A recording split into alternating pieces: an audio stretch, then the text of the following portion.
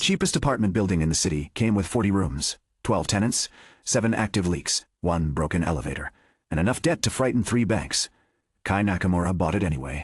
The auction officer lowered his gavel. Apartment 8 has been transferred for $480,000. A murmur ran through the room. 2 property agents turned to stare at Kai as though he had purchased a sinking ship. His uncle leaned across the row behind him. "You actually signed?" Kai capped the pen. "It belonged to grandfather. That does not make it valuable. It made him stay there for 37 years. His cousin laughed. "Exactly. 37 years, and the place still looks like that." Through the auction hall windows, Apartment 8 stood 6 streets away between 2 modern towers. 6 floors of stained concrete, rusting balconies. A rooftop water tank tilted slightly to the east. The front sign had lost the letter P, leaving J. Apartment 8 land. The land beneath it was worth more than the structure. That was why the developers had come. That was why Kai's relatives had refused the inheritance after learning it included unpaid taxes, maintenance orders, and a loan secured against the property. Kai had received nothing else from his grandfather. No savings, no company, no hidden fortune. Only one brass key and a handwritten sentence. "You building is only as valuable as the futures it protects." The auction officer pushed the ownership file toward him. "Payment has cleared. The property is now legally yours." Kai placed the brass key on top of the file. A transparent screen appeared in front of his eyes. Apartment steward system activating registered property. Apartment 8 current community level. 0 occupied units. 1240 financial stability. Critical resident trust. 11% building condition. Dangerous primary mission. Create a place where people can build a future. Young Belia. Condition. Nobody believes Apartment 8 can remain home. Kai stared at the screen. His uncle followed his gaze. "Are you finally realizing what you did?" Kai closed the file. "No, what? I think I bought more trouble than the report listed." His uncle exhaled with relief. "At least you understand that much. Sell the land before the tenants become your responsibility." Kai looked down at the old brass key. "They already are. The first thing Apartment 8 did after gaining a new owner was flood the 5th floor." Kai reached the building 20 minutes after a tenant called. Water ran beneath 3 apartment doors and poured down the stairwell in steady silver sheets. A short elderly woman stood in the hallway holding an umbrella indoors. "You took your time." Kai stared at the ceiling. "I came as fast as I could." "You should have come before the pipe burst." "I became the owner this morning." "Then your first morning has been very productive." Her name was Mrs. Mori, Apartment 203, 72 years old, widowed. Resident of Apartment 8 for 26 years. She handed Kai the umbrella. "Hold this." "What are you doing?" "Turning off the water. You know where the valve is. I know where everything is." Your grandfather did not. She marched toward the utility stairs. Kai followed while water dripped from his hair. The maintenance room door opened only after Mrs. Mori struck it twice with her shoulder. Inside, rust covered the main pipes. 3 valves had been painted the same color as the wall. She pointed. "Blue handle. They're all blue. The less blue one." Kai found it and turned. Nothing happened. "Other direction," she said.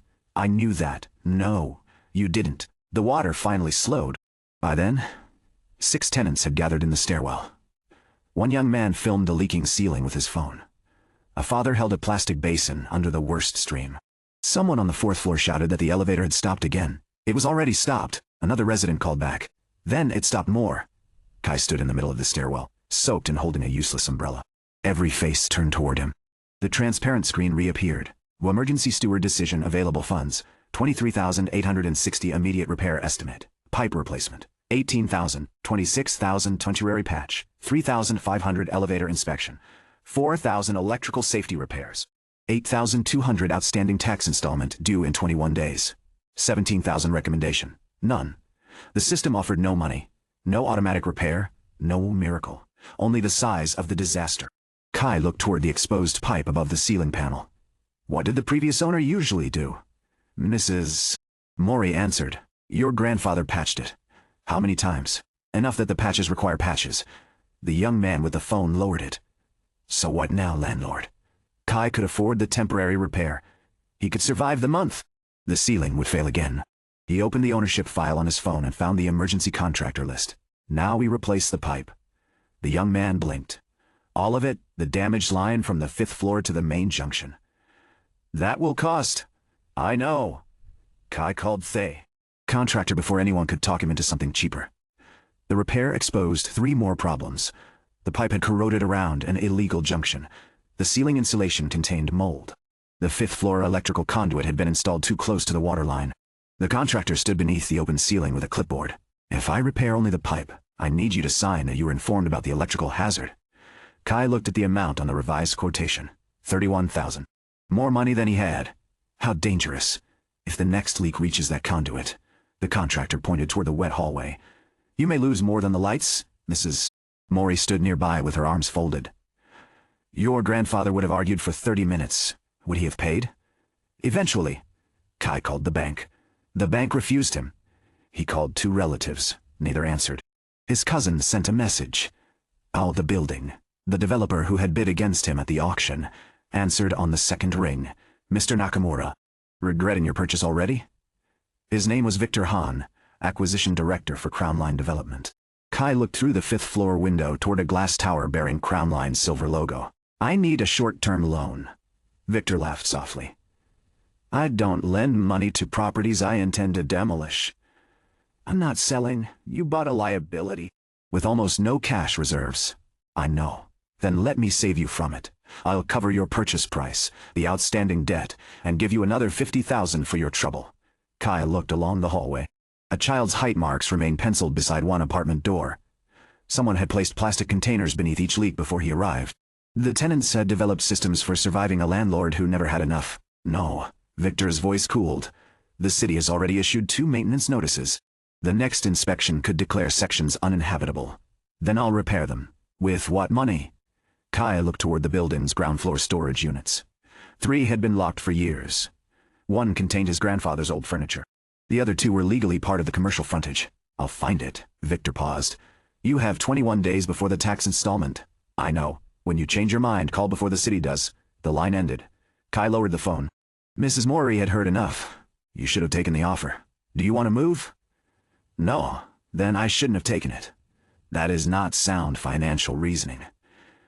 "It's the only reasoning I have today." She studied him for a moment, then handed him a small notebook. His grandfather's handwriting filled the cover. "Repairs promised," and Kai opened it. Hundreds of entries, some crossed out, most not. Mrs. Mori said, "Your grandfather wrote everything down. He just ran out of years before finishing. Kai sold his car that afternoon. It was 6 years old and worth less than he hoped. The payment covered the electrical repair and part of the pipe replacement. The contractor accepted the balance in 2 installments after Kai agreed to help clear the hallway and remove damaged ceiling panels himself. By midnight, the 5th floor had water again. The lights worked. The molded insulation had been removed. The hallway looked worse than before, but it was safer. The system chimed. "Building hazard reducing, major water failure resolved. Electrical danger removed. Residents protected. 7 community points earned. 8 current community points. 8. Kai leaned against the stairwell wall. 8 points. He had spent almost everything he owned for 8 points. A second message appeared. Steward principal recorded.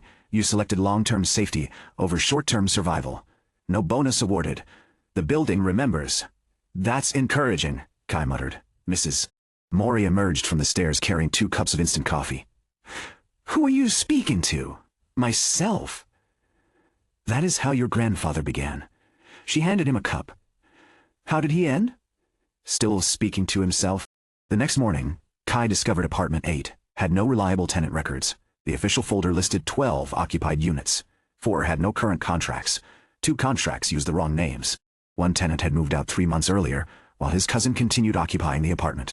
Room 501 was marked empty but contained a university student named Daniel Wu, who opened the door wearing headphones and holding a frying pan. You're the new landlord. Yes, Mrs. Mori said you were less terrible than expected. I've owned the building for 1 day. She updates quickly. Kai held up the occupancy file. This room is registered as vacant. Daniel glanced behind him. That explains why nobody collected rented last month. You didn't think that was strange? I thought your grandfather forgot. He passed away. Daniel lowered the frying pan. I know. The careless tone disappeared. He let me stay. Under what arrangement? Daniel went to a desk covered in electronic parts, overdue notices, and instant noodle cups. He found a folded piece of paper. The note contained only 3 lines. Daniel may use 501. Rent begins when scholarship payment arrives. I do not throw away the circuit boards. Kai looked around. Half-built devices covered every flat surface. A cheap computer ran without its outer casing. 3 fans had been wired together to cool it. The system activated. Why potential insight available resident. Daniel Wu, current situation. University engineering student, academic status. At risk of dismissal, financial stability. Severe observed strengths. Exceptional systems thinking, high tolerance for technical failure, persistent independent learning, critical obstacle. Converts every personal problem into a technical problem. Avoids requesting human assistance.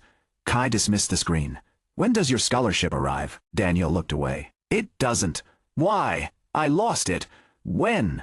Last semester. So grandfather knew. Yes, and he let you stay anyway. Daniel folded his arms. I'm not asking you to do the same.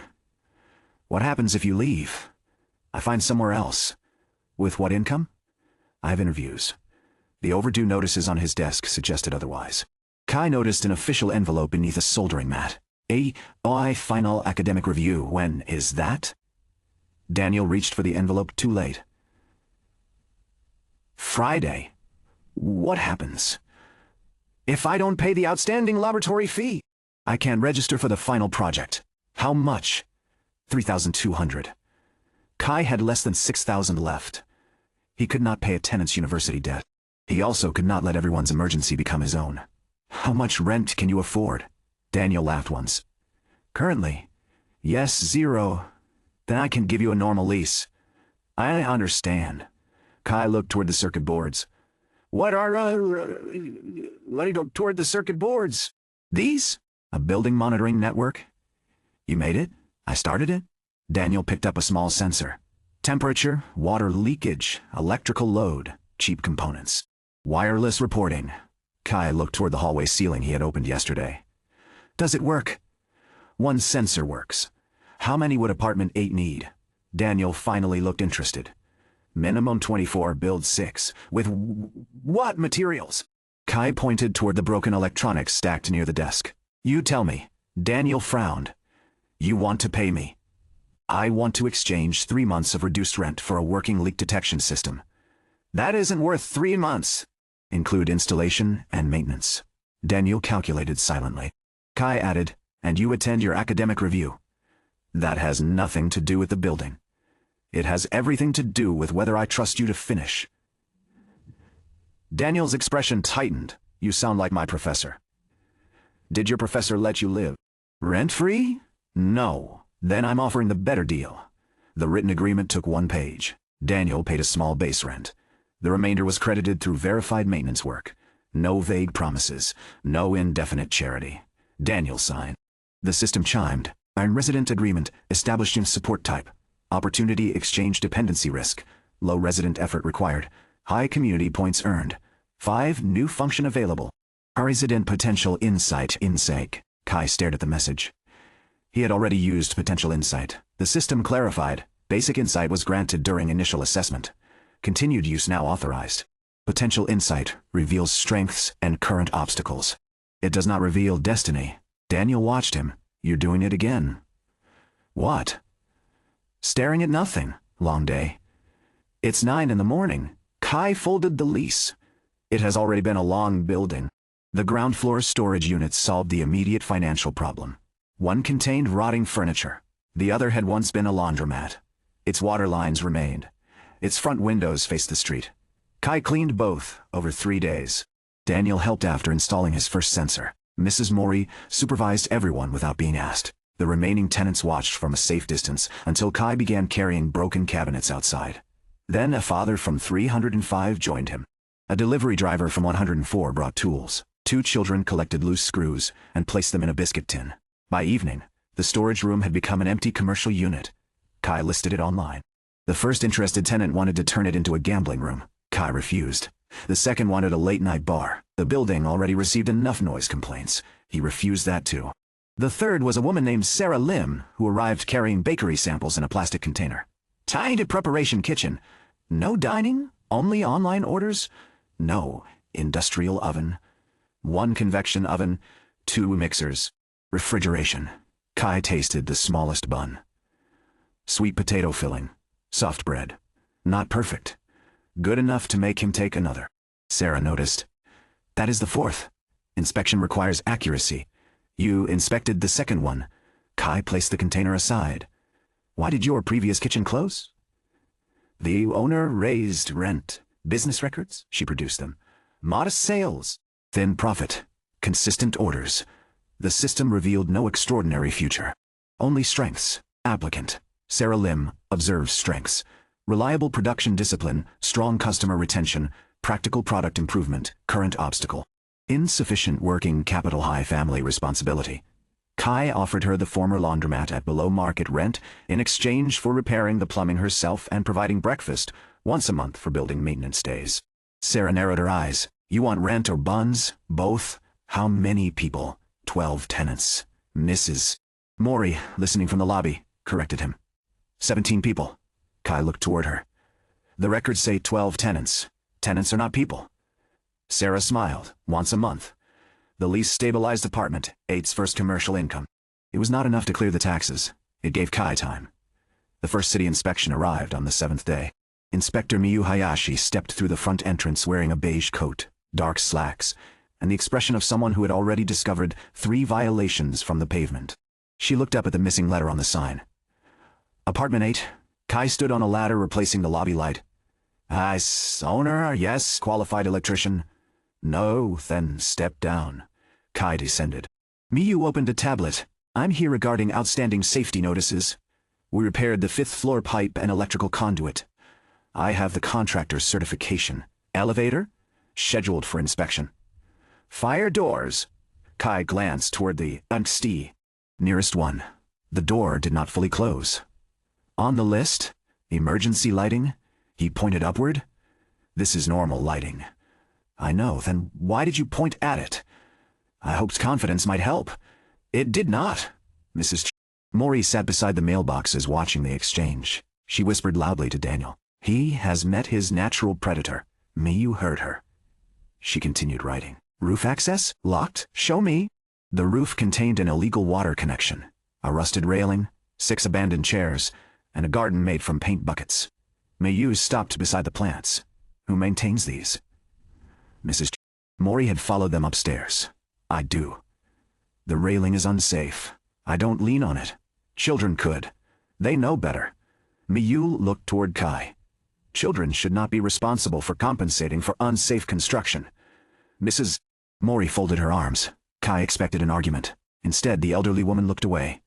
Miyu had said the one thing she could not dismiss. Kai asked, How long do I have? For critical issues? 14 days. The tax installment is due in the same period. That is not part of the safety assessment. It is part of whether the building survives. Miyu's expression remained professional. But she closed the immediate violation form. Some repairs qualify for the city's aging resident support program. I checked. The application window closed, because the previous owner never completed the structural assessment. Yes. She looked around the roof. The program allows late review after ownership transfer. Kai stared at her. I stared at her. That wasn't on the website. It is in the implementation guidelines. Where? Appendix 11, of course. Miyu sent a document to his phone. Submit the structural assessment within 5 days. It may cover half the elevator and fire safety work, may. The building still has to qualify. Will it? I don't know yet. She turned toward the stairs. Repair the railing before anyone uses this roof. Mrs. Mori waited until the door closed. She likes the building. Kai looked at the list of violations she had sent him. She is trying to kill it with paperwork. No. That is how serious people show affection. Kai spent the next 5 days doing very little that resembled being a landlord. He removed damaged plaster, negotiated with contractors, submitted city forms, reconstructed tenant records, cleaned an apartment after a resident moved out without notice, chased a recycling company that had collected the wrong pile of metal, explained to Daniel why 6 leak sensors could not all be installed beside his own computer. The first sensor detected water on the 3rd floor before anyone saw the stain. The leak came from a loose sink connection in apartment 304. A 10-minute repair prevented another damaged ceiling. The system awarded 3 community points. Daniel stared at the alert on his laptop. It worked? You sound surprised. I knew the system worked. You didn't know the building would cooperate. Buildings don't cooperate. Kai looked around the crooked hallway. This one certainly doesn't. Daniel smiled despite himself. That afternoon he attended his academic review. He did not tell Kai how it went. He returned carrying a sealed envelope and installed the remaining sensors without speaking. At midnight, Kai found the envelope beneath the lobby notice board. Conditional academic reinstatement approved. Requirements. Laboratory fee repayment plan. Final project supervision. Weekly progress review. Daniel had not solved everything. He had asked for help. The system chimed. Human potential realizes resident chose assistance over withdrawal. Potential progress. 4% community points earned. 12 current community points. 28. Kai looked toward room 501. One person had moved 4% closer to who he could become. Apartment 8 had earned more points for that than for repairing a pipe. The first difficult rental application arrived the next morning. A woman stood in the lobby with a 6-year-old daughter sleeping against her shoulder and 2 suitcases beside her feet. Her name was Grace Chen. Employment. Recently terminated. Savings. Enough for 1 month's reduced rent. Previous landlord reference. Unavailable. Credit check. Poor. She had already been rejected by 6 buildings. Kai knew all of this before asking why. Grace answered anyway. My daughter's school is 20 minutes from here. What work did you do? Hotel housekeeping. Why were you terminated? I missed too many shifts. Why? Grace looked down at her daughter. Her father used to collect her daughter from school. And now, he no longer does. The answer closed more doors than it opened. Kai had one ready apartment. Room 37. It needed paint but remained safe. He also had taxes due in 9 days. A tenant unable to pay reliably could become another person he could not support. The system activated. Which applicant assessment to Grace Chen, observed strengths. Exceptional operational discipline, high tolerance, for physical workload, strong service, instincts, current obstacles. Unstable childcare, damaged credit, severe loss of confidence, dependent. Lily Chen community compatibility. High financial risk, high recommended decision, none. Kai almost laughed. The system was excellent at explaining why decisions were difficult. Can you pay the deposit? He asked. No. First month? Yes.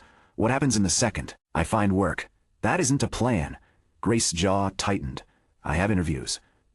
So tightened. Did Daniel? She looked confused. Kai glanced toward the stairs. He could refuse her. It would be responsible financially. Someone else might help. The title papers in his office suggested nobody had helped so far. Room 307 is available. Grace looked up. But I can't waive the deposit without replacing it with something. I understand. Sarah downstairs needs help with cleaning and packing. Morning orders. Grace glanced toward the bakery unit. I can do that. The apartment also needs common areas cleaned twice a week. You want me to work for rent? I want a written service credit for part of the deposit. The rest becomes a 6-month payment plan. Grace remained cautious. What if I find full-time work? Then you stop the building work after giving notice. And the rent? Same as everyone else. No special increase, no. She looked toward Lily. What if I miss a payment? We speak before it becomes 2. That answer affected her more than the offer. Not forgiveness. A place to speak before failure became eviction. Grace signed the preliminary agreement. Kai handed her the key to 307. Lily woke as the brass touched her mother's hand. Is this our house? Grace looked toward Kai. He answered carefully. It's your apartment? The child hugged the key. That means yes. The system chimed before they reached the stairs. New resident acceptee support structure. Conditional stability opportunity created. Housing work access community connection community points earned. 20 current community points earned. 48. A new mission appeared. First community milestone requirement. 50 community points reward. Level 1 building upgrade remaining. 2. Kai watched Grace struggle with both suitcases while carrying Lily. He lifted the heavier one. 1 point would have been convenient. The system gave him nothing. Of course, he muttered. Grace looked back. Sorry, nothing. Room 307 had been empty for 11 months. The walls were yellowed, one window stuck halfway open. The bedroom door had a crack beside the hinge. Grace placed the suitcases down. It's fine. Kai looked around. It isn't. We've stayed in worse. That doesn't improve this. He called the father from 305, who knew how to repair hinges. Sarah brought cleaning supplies. Daniel arrived with one of his sensors and announced the room's humidity was unacceptable. Mrs. Morey brought curtains that had belonged to a previous tenant. Within 2 hours, the bedroom door closed properly. The window opened. The floors were clean. Sarah reheated buns in the downstairs oven. Lily sat in the middle of the empty living room eating one while everyone else worked. She pointed toward the wall. "It needs a sun." Grace tried to stop her from drawing. Mrs. Morey handed the child a pencil. "Plan first?" Kai found leftover yellow paint in the storage room. The sun became a circle beside the window. "Not artistic." "Right." When the final curtain was hung, Grace stood in the doorway without entering. Kai thought she was unhappy. Then he noticed she was trying not to cry in front of her daughter. Nobody commented. Sarah handed her another bun. Daniel checked the sensor. "Humidity is now acceptable, Mrs. Morey looked around. "It needs furniture." Grace shook her head. "We'll manage," the father from 305 said. "There's a table in storage." Kai remembered the rotting furniture. One table survived. Within 20 minutes, it stood beneath the painted sun. The system chimed. Way Community Action Detective residents independently contributed to a new household. People supported. 2 community points earned. 7 milestone reached. 5550. The walls of apartment 8 vibrated. Not enough for anyone to panic. Enough for dust to fall from the ceiling light. Daniel looked up. That didn't come from the elevator. A golden outline spread across Kai's vision. Apartment 8. Community level increased to level 0. Level 1 upgrade category available. Safety, comfort, utility. Choose one immediate building improvement. 3 options appeared. Restore 1 shared laundry room. Kai chose safety. The system did not transform the building instantly. Instead, a new account appeared in the property ledger. Bank Steward Improvement, grant approved restricted funds. 42,000 authorized use. Emergency lighting, security doors, ground floor access controls. Approved contractors available. Real money. Not enough to solve everything. Enough to make one improvement properly. Kai stared at the amount. Mrs. Morey followed his gaze again. "Speaking to yourself?" "I think the building just approved a budget." "Then, ask it about the elevator. It has priorities. It has priorities. So do my knees." The new security doors were installed within 3 days. Emergency lighting returned to every floor. The lobby entrance no longer required tenants to lift the frame before turning the key. Residents noticed immediately. The developer noticed too. Victor Hahn arrived while the contractor fitted the final access panel. He wore a charcoal suit that looked expensive enough to cover Apartment 8's monthly repairs. "This is unexpected." Kai stood beside the new door. "Doors usually are. I meant the work." Victor examined the contractor logo. "City certified." "You found financing. Enough. Not enough to repair the elevator. That's next." Victor smiled. "You're investing in a building the city wants replaced. The city approved the support application." That removed the smile. "You qualified?" "For?" "Conditional matching funds." Miyu had inspected the structural report personally. The building was old. It was not unsound. Crown Line's demolition proposal relied on portraying Apartment 8 as beyond repair. That argument had weakened. Victor glanced toward the occupied balconies. "Repairs increase the acquisition price. They also decrease my interest in selling. You think a few lights create a viable property?" "No." Kai looked through the lobby. Grace cleaned the mailboxes before leaving for Sarah's bakery shift.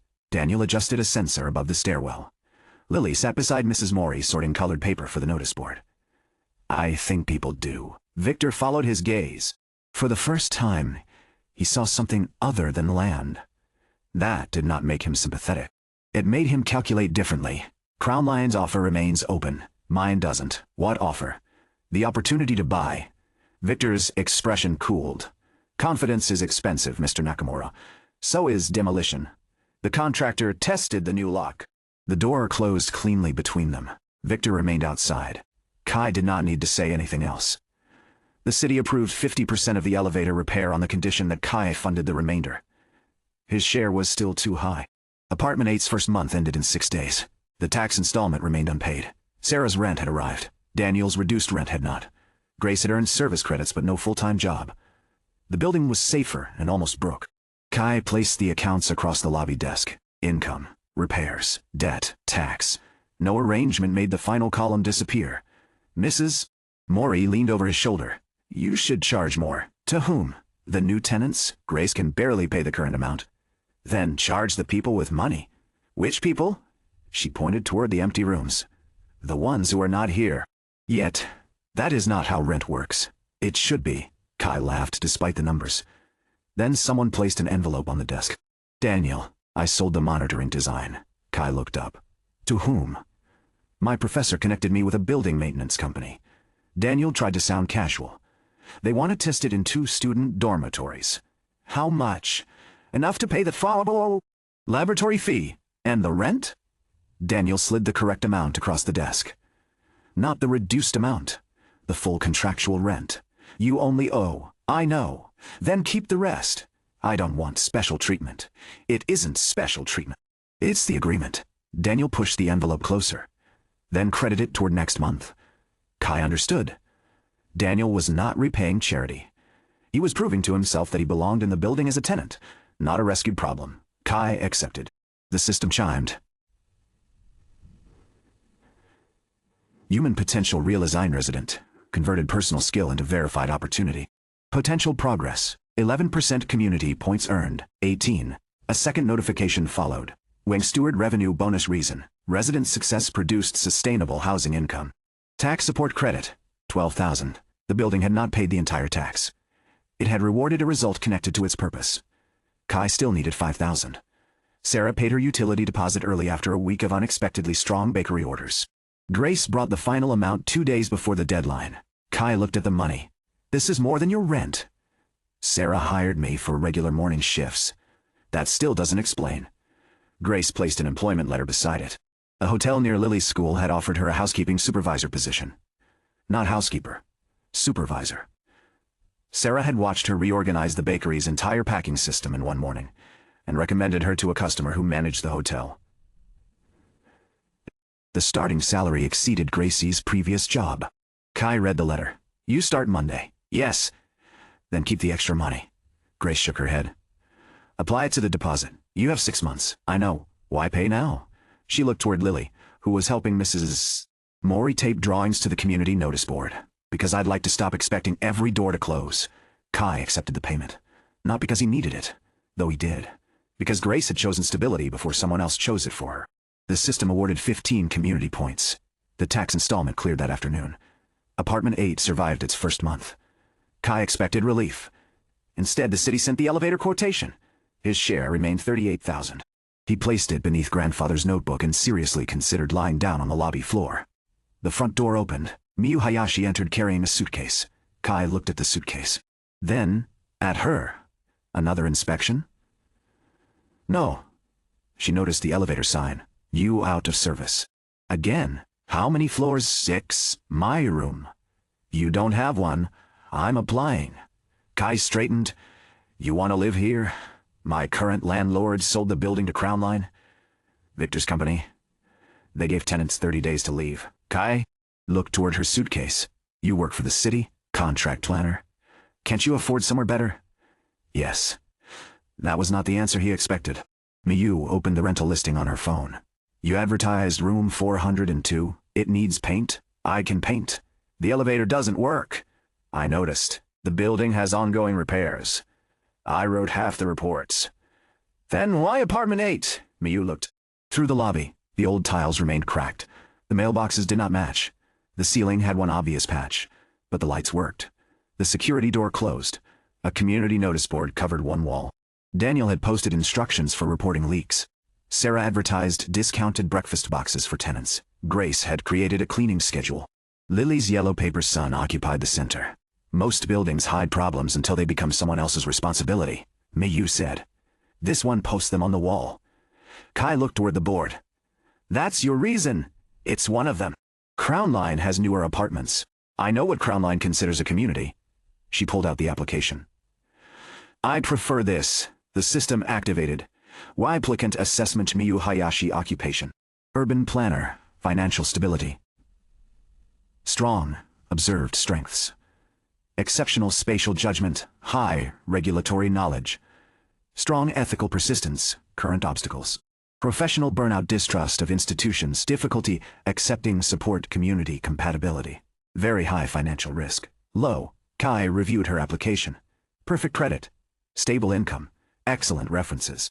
She was the first person who could easily afford to live elsewhere. Mrs. Maury emerged from the stairwell. She saw the suitcase and smiled. Good. Miao looked toward her. You knew I was coming? No. But he needs supervision.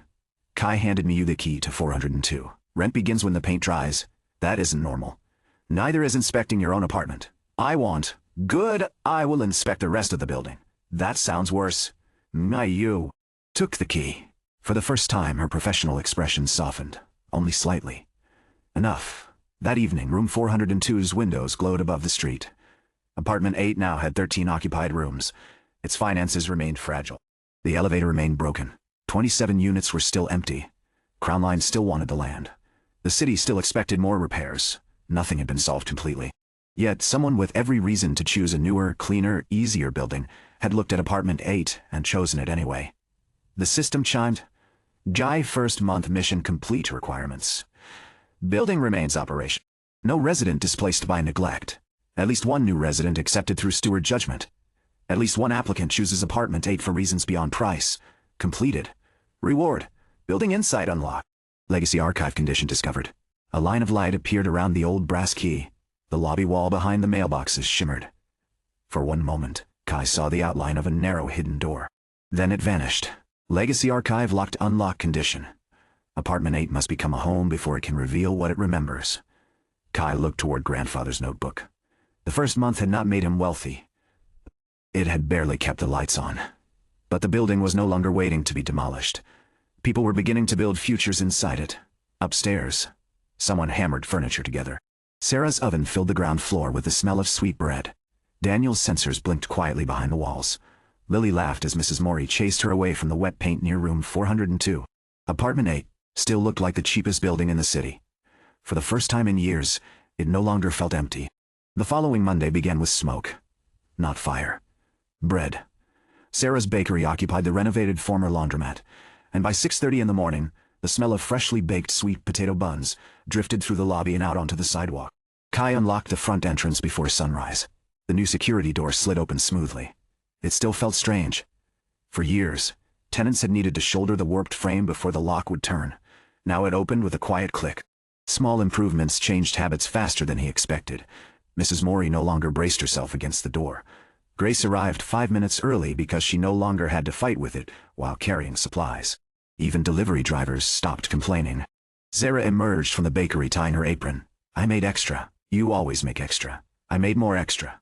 She handed Kai a paper bag, building breakfast. Kai looked inside. There are 8 buns. There were 10? You inspected them. Where are 8 buns? There were 10. Inspected quality. Sarah smiled. Quality required 2 samples. Grace walked in carrying Lily's school bag. The little girl still wore her backpack despite not leaving for another hour. She waved enthusiastically. Good morning, Mr. Kai. Morning. Lily pointed toward the community notice board. My son is still there. Kai looked. The yellow paper sun remained in the center of the board, surrounded by maintenance notices, bakery discounts, and Daniel's neatly printed leak monitoring instructions. It hasn't moved. It can't. Why? Mrs. Mori answered while watering the lobby plants. Because it's holding the building together. Lily nodded seriously. I knew it. By 8 o'clock, Apartment 8 had settled into its own rhythm. Grace cleaned the lobby before leaving for her new hotel job. Sarah prepared online orders. Daniel hurried downstairs carrying 2 laptops, 1 backpack, and exactly 0 awareness of where he was walking. He nearly collided with Miyu. Sorry, he stopped. Oh, you live here now. Miyu adjusted the folder under her arm. So do you. Daniel looked genuinely surprised. I thought inspectors weren't allowed. I'm an urban planner. That's close. Enough. She noticed the sensor mounted above the entrance. You installed this? Daniel immediately became less awkward. It measures moisture, hallway temperature, and electrical load. Useful. I'm adding vibration detection. For earthquakes, for the elevator. There isn't one. Exactly. Miyu blinked. He continued walking before realizing what he had said. I understood. For the first time, Kai noticed the smallest hint of amusement reach her eyes. Daniel had somehow accomplished what nobody else had. He had made Miyu almost smile. The morning remained peaceful until a white SUV parked across the street. Nobody stepped out immediately. Instead, 2 people photographed Apartment 8 from different angles. The balconies, the entrance, the bakery, the rooftop. Kai watched from the lobby. Sarah noticed them too. Customers? I don't think so. One of them measured the width of the frontage with a laser device. Definitely not customers. Miyu followed his gaze through the window. Crown Line. You recognize them? They're pretending not to be. She pointed toward the clipboard. They're conducting site feasibility. For buying. For replacing. Kai watched them photograph Lily's painted sun through the lobby window. The image lasted only a second before one man deleted it. He wasn't documenting memories. He was documenting obstacles, residents, businesses, occupied units. Anything that complicated redevelopment. They'll be back, Miyu said quietly. I know. They've invested too much into this district. Kai looked at the building around him. Peeling paint still covered sections of the walls. The elevator remained unusable. Nearly 2/3 of the apartments were empty. Objectively, Crown Line's proposal made financial sense. Demolish, rebuild. Triple the property value. Yet, when he imagined the yellow paper sun disappearing beneath demolition equipment, the calculation suddenly seemed very simple. Some things could not be measured by square footage.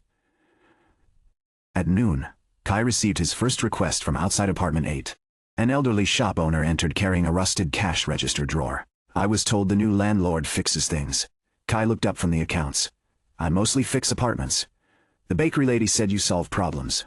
Sarah looked up from behind her. Counter. I said he tries. The old man introduced himself as Mr. Ito. He owned the stationery shop 2 buildings away. My register won't lock. Kai examined it. The spring mechanism had snapped. I don't know how to repair this. I know, Mr. Chi. Ito smiled. I wanted to ask if that engineering boy might. Kai looked toward room 501. Daniel was supposed to be at university. Instead, he was sitting on the lobby floor surrounded by circuit boards. I have class in 40 minutes, Daniel said. Kai held up the register. Can you repair it? Daniel opened the drawer. No. Mr. Ito sighed. The replacement costs almost a month's profit. Daniel continued examining the mechanism. I can't repair it. He looked up. But I can make a stronger one. 3 hours later, the cash register clicked shut perfectly. The replacement spring had been designed on Daniel's computer, printed using the university's engineering lab, then hand-finished with files borrowed from the elderly mechanic living in apartment 106. Mr. Ito tried the drawer again. Smooth. Better than before. How much? Daniel hesitated. Kai remained silent. This was Daniel's work. His decision. Daniel thought for several seconds. He glanced toward Kai. Buy breakfast from Sarah sometimes. Sarah almost dropped a tray. Mr. Roy. Ito laughed. That's your price? And Daniel looked embarrassed. If anything else breaks, ask before replacing it. The old shopkeeper nodded. Deal. After he left, Kai looked at Daniel. You charged him with bakery. I didn't know what engineers charge. You could have asked for money. He can't afford much. Kai smiled. So you noticed. Daniel looked confused. What?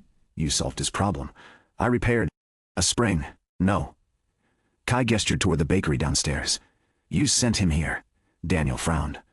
He'll become a regular customer. Probably. Sarah folded her arms. So I owe him commission now? Daniel blinked. I wasn't thinking that far. No. The system chimed quietly. A community contribution recorded in resident skill connected to local businesses. Economic relationships strengthened. Community points earned. 6. Kai smiled to himself. This was different.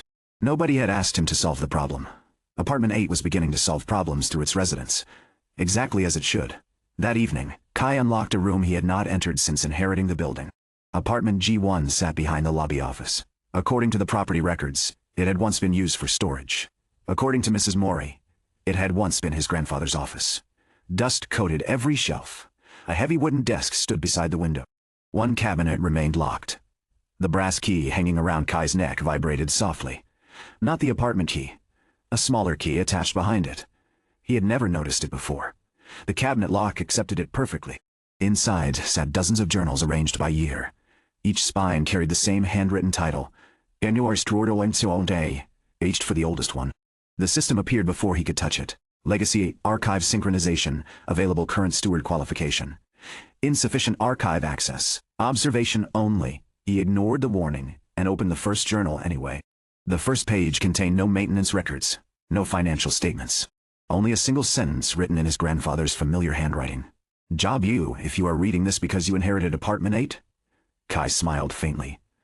Then I'm already late. He turned the page. The next sentence made him stop. The building will eventually teach you that fixing walls is the easiest part of this job. Kai read the sentence again. A building will eventually teach you that fixing walls is the easiest part of this job. The next page contained a list, not rules. Mistakes? Year 1, accepted a tenant because I felt sorry for him. Ignored 3 warnings from other residents. Waited until kindness became resentment. Result: 1 damaged room, 2 families moved out, and everyone blamed the wrong person. Kai turned the page. Wellison, compassion without boundaries becomes another form of neglect. The entry ended there. The following page described a woman who paid rent on time but terrorized the floor beneath her with midnight music. Another tenant who volunteered for every repair, then used the favors to control decisions. A family grandfather protected from eviction long after they stopped trying to recover. Every story ended with a short conclusion, not wise enough to sound carved into stone. Specific enough to sound painful. Kai moved through the entries slowly. His grandfather had not built apartment 8 through perfect judgment. He had learned by hurting people he meant to help. A floorboard creaked behind him. Miyu stood in the doorway carrying 2 cans of paint. You found the office. Kai closed the journal halfway. Mrs. B. Mori told you? She told everyone. Of course she did. Miyu placed the paint beside the wall. She also said your grandfather used to hide when residents wanted rent extensions. He kept records. Those facts are not mutually exclusive. Kai looked at the open page. Miyu did not ask to read it. That made him more willing to explain. He wrote about mistakes. What kind? Tenant conflicts. Bad boundaries. Helping people until they depended on him. Miyu glanced around the neglected office. Useful records. Painfully useful. That is usually the useful kind. Kai turned to another entry. Year 7 built the shared kitchen before asking whether entry. Residents wanted to share one. Result: 2 stolen pans, 1 broken friendship, and a week-long argument about garlic. Miyu looked over despite herself. Garlic? Apparently significant. It often is. The journal continued. Wayne, listen. Shared space does not create community. Shared rules might. Kai sat back. The system panel appeared above the desk. Legacy observation record steward lesson identified. Facilities amplify existing relationships. They do not repair them. Resident trust function. Locked, unlock requirement. Resolve 1 community conflict without forced compliance. Miyu could not see the words, but she noticed his focus shift. This system. Yes. What does it want? For once. Something specific, he told her. Miyu considered the requirement. Then don't build the shared kitchen yet. We don't have one. Exactly. Kai looked toward the paint cans. What are those for? Room 402. You already painted. 1 wall. What happened to the others? I discovered the previous tenant painted around the furniture. Kai pictured pale rectangles preserved beneath years of dust. That is almost efficient. No. The first community conflict began the next morning with a washing machine. Apartment 8 had 1 functional machine in a ground-floor utility room. It was old enough to shake the pipes during the spin cycle, and large enough to encourage residents to overfill it. At 7:10, Grace found her wet laundry sitting in a plastic basket on the floor. Someone else had removed it before the cycle finished. The replacement load belonged to Mr. Park from apartment 204, a delivery driver who worked rotating shifts. Grace stopped the machine. Mr. Park arrived before she could remove his clothes. What are you doing? My laundry wasn't finished. You left it. For 6 minutes. The machine was idle. It was rinsing. It looked finished. The display said 12 minutes. The display said 12 minutes. Has said 12 minutes since last year. Voices carried into the lobby. Sarah came out of the bakery. Mrs. Mori emerged from the stairs.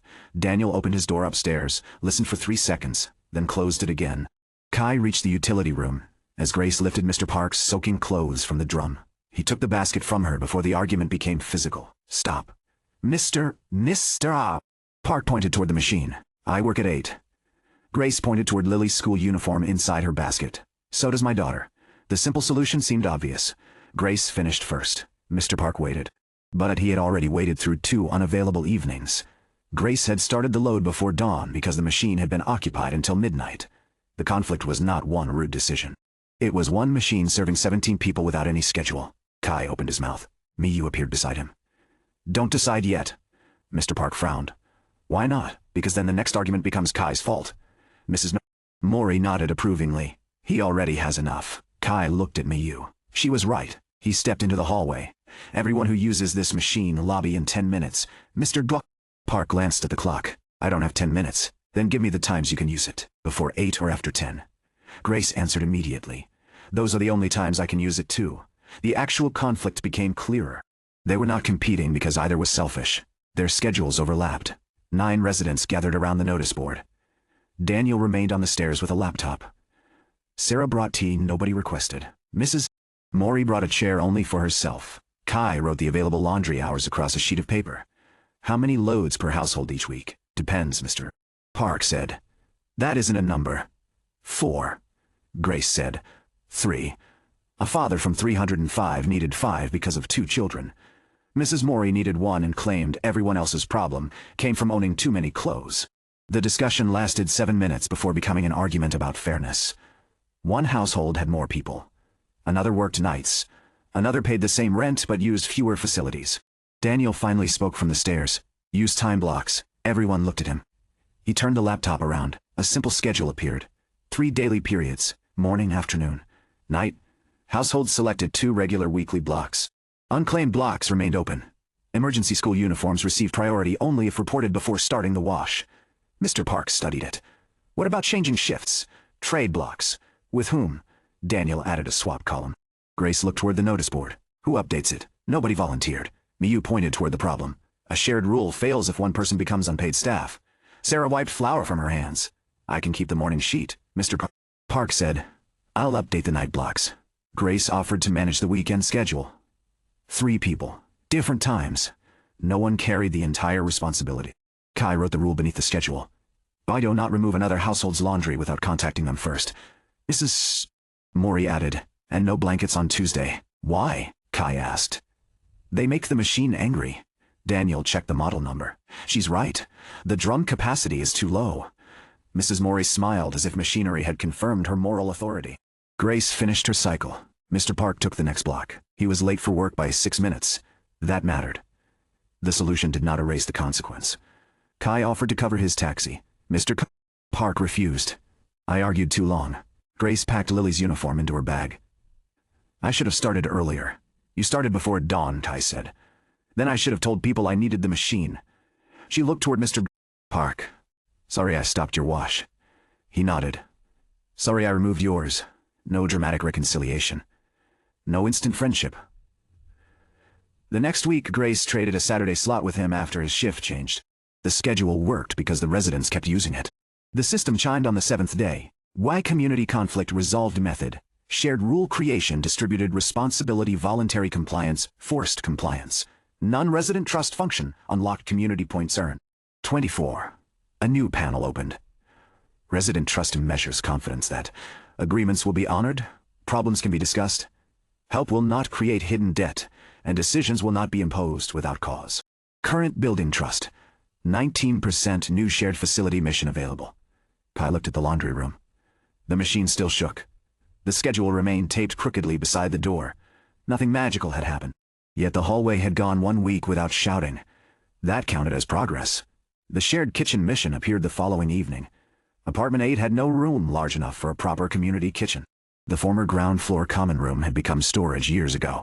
Kai opened it with Miyu and discovered stacked chairs, a broken vending machine, 3 boxes of outdated tax records, and a refrigerator that had not been plugged in since Daniel was in secondary school. Miyu stood in the doorway. This is smaller than the plan. The plan shows 28 square meters. It includes the wall cavity. Why? Your grandfather measured from the structural line. Was that legal, technically? Useful? No. The system assessed the room. A shared facility candidate its usable area. 19.4 square meters possible functions. Compact shared kitchen, flexible dining room, laundry expansion, study room, current. Recommended priority. None. Kai looked toward Miyu. What do we need most? That depends on who you ask. The system says the same thing with more numbers. Then ask. The residents did not agree. Sarah wanted kitchen space for community meals but did not want her bakery equipment used. Grace wanted a small dining area where Lily could eat before school. Daniel wanted a study room because room 501 had become too crowded with prototypes. The father from 305 wanted laundry expansion. Mrs. Mori wanted the room returned to storage because she distrusted spaces everyone claimed, and nobody cleaned. Miyu listened without taking notes. Kai noticed. You usually write everything down. I already know what they want. What do they need? That is not the same question. She walked into the room and measured the wall beside the old vending machine. One permanent function would create winners and losers. So? Make it flexible. She sketched a folding counter against one wall. Lockable storage beneath it. 2 induction units. A deep sink. Tables on wheels. A wall-mounted projector screen. No built-in commercial appliances. The room could host a meal in the evening, study sessions at night, and resident meetings when needed. Daniel examined the drawing. That makes every function worse. Miyu nodded. Yes. He looked confused. Then why do it? Because a shared room should serve the community, not become one person's superior private room. Sarah crossed her arms. What about cleaning? Booking deposit? Kai looked toward her. Money? No. Time. Anyone booking the room signed for setup and reset. Failure meant losing booking priority for 2 weeks. Mr. Park asked, who checks? The next silence nearly killed the plan. Lily raised her hand. Everyone looked down. I can check. Grace shook her head. No.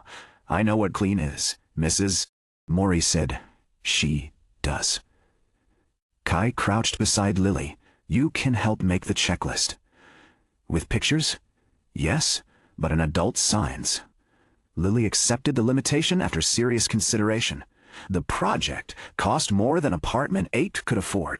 The system offered a restricted grant if the residents contributed verified labor or materials. Kai expected reluctance. Instead, contributions appeared in forms he would not have planned. Mr. Park arranged discounted delivery for cabinets. Zara supplied a used stainless steel sink from a bakery renovation. Daniel repaired the projector. The father from 305 built folding table supports. Grace organized the cleaning rotation. Mrs. Mori donated 6 mismatched cooking pots and threatened anyone who scratched the largest one. Miyu handled the permit amendment. Kai covered electrical work, flooring, and the remaining fixtures. The system recorded every contribution, not by price, by useful commitment, with shared facility mission progress and resident participation, 8 households contribution diversity, high single-person dependency, low community points generated, 31. The room opened 3 weeks later. Lily cut the ribbon because nobody trusted Kai with scissors near the new wall paint. The first booking was Daniel's study group. The second was Sarah's monthly building breakfast. The third became an argument before it began. 2 families booked the same evening because the paper schedule and Daniel's online version did not match. Mrs. Mori suggested canceling both. Miyu suggested choosing one official system. Daniel defended the online version. Grace pointed out that Mrs. Mori did not use a phone. The final solution kept both but assigned the lobby copy as authority whenever they conflicted. Daniel disliked it. He accepted it. The room survived its first week. The system granted the next building function, Y-Gate Community Level 1. Shared facility established new steward function. Community contribution records new facility support. Maintenance matching current community points. 86 next level requirement. 150. Kai opened the contribution records. Every resident had a page. Not a score. A history. Grace. Cleaning coordination. Childcare support exchanged with 305. Local business connection. Daniel. Building sensors. Projector repair. Resident technical support. Mrs. Mori. Historical knowledge. Conflict warnings. COTS. The records did not turn kindness into currency. They made invisible work visible. Kai understood why that mattered the first time someone complained that Sarah received too much booking time. The record showed how often her kitchen had fed workers during repairs. The residents still debated the issue. They debated from complete information. Miyu moved through apartment 8 as if she had always intended to stay temporarily and accidentally become essential. She completed her own paint, then helped Kai correct the grant application. Then redesigned the fire escape signage because the old arrows pointed toward a locked service door. She refused payment for work connected to her own tenancy. Kai refused to accept unlimited free labor. Their disagreement ended with a formal arrangement. 4 hours of planning consultation per month credited against a small portion of rent. Anything beyond that required a separate fee or voluntary agreement. Miyu read the contract. You added a limit. Grandfather's journal says boundaries prevent resentment. Your grandfather learned that from tenants. Painfully. She signed. Good. Kai looked up. You agree? I dislike favors nobody defines. So, do I? Then, why do you keep offering them? Kai had no answer ready. Miyu handed him the contract. That is your current obstacle. The system did not need to display one. Crown Line returned with a formal offer. Victor Han arrived during the first community breakfast. The flexible room held 14 residents, 2 folding tables, and enough food for twice that number, because Sarah had no understanding of moderate portions. Victor stopped at the entrance. He had expected an office meeting. Kai had told him to come at 9. He had not mentioned the audience. This can wait, Victor said. Kai looked around. Residents had already noticed the suit. No. Sit. Victor did not. Sarah offered him a bun. He declined. Mrs. Mori ate the offered bun herself. Victor placed a folder beside Kai's plate. Crown Line has revised the acquisition value. The number on the first page was nearly double the auction price. Enough to clear every debt. Enough to repay Kai's personal expenses. Enough to give each tenant relocation support far above the legal requirement. The room became quiet. Victor had made the offer difficult to dismiss. We will also guarantee priority application for units in the new development, he said. Miyu read the relocation schedule. At market rent. Discounted for existing occupants during the first year. And after, standard adjustment. Grace looked toward Lily. Daniel asked, how long would construction take? 30 months? Where do tenants live during that time? Relocation properties. Together? Sarah asked. Victor did not pretend. Not necessarily. The offer solved the building's financial problems by dissolving the community. Kai closed the folder. No. Victor looked toward the residents. I expected you to discuss it. We are. That was not a discussion. Kai slid the folder into the center of the table. Everyone can read it. Victor's expression sharpened. You are the owner. Yes. So the decision is yours. Yes. Then why perform democracy? Kai looked around the room. Because ownership decides the building. Living here decides what the decision costs. Victor glanced toward Miyu. You know, the district plan. I helped review an earlier version. Then you understand this site is inefficient. Miyu answered calmly. Underused is not the same as useless. 27 empty units. Because maintenance was neglected. An obsolete structure. Structurally repairable. No parking. Near transit. No premium amenities. Sarah looked around the breakfast table. We have buns. Victor ignored her. He faced Kai. Your current model cannot survive indefinitely.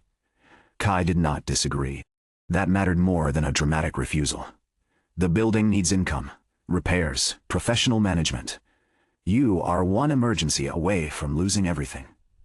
Probably. Victor leaned closer. This offer protects everyone from your optimism.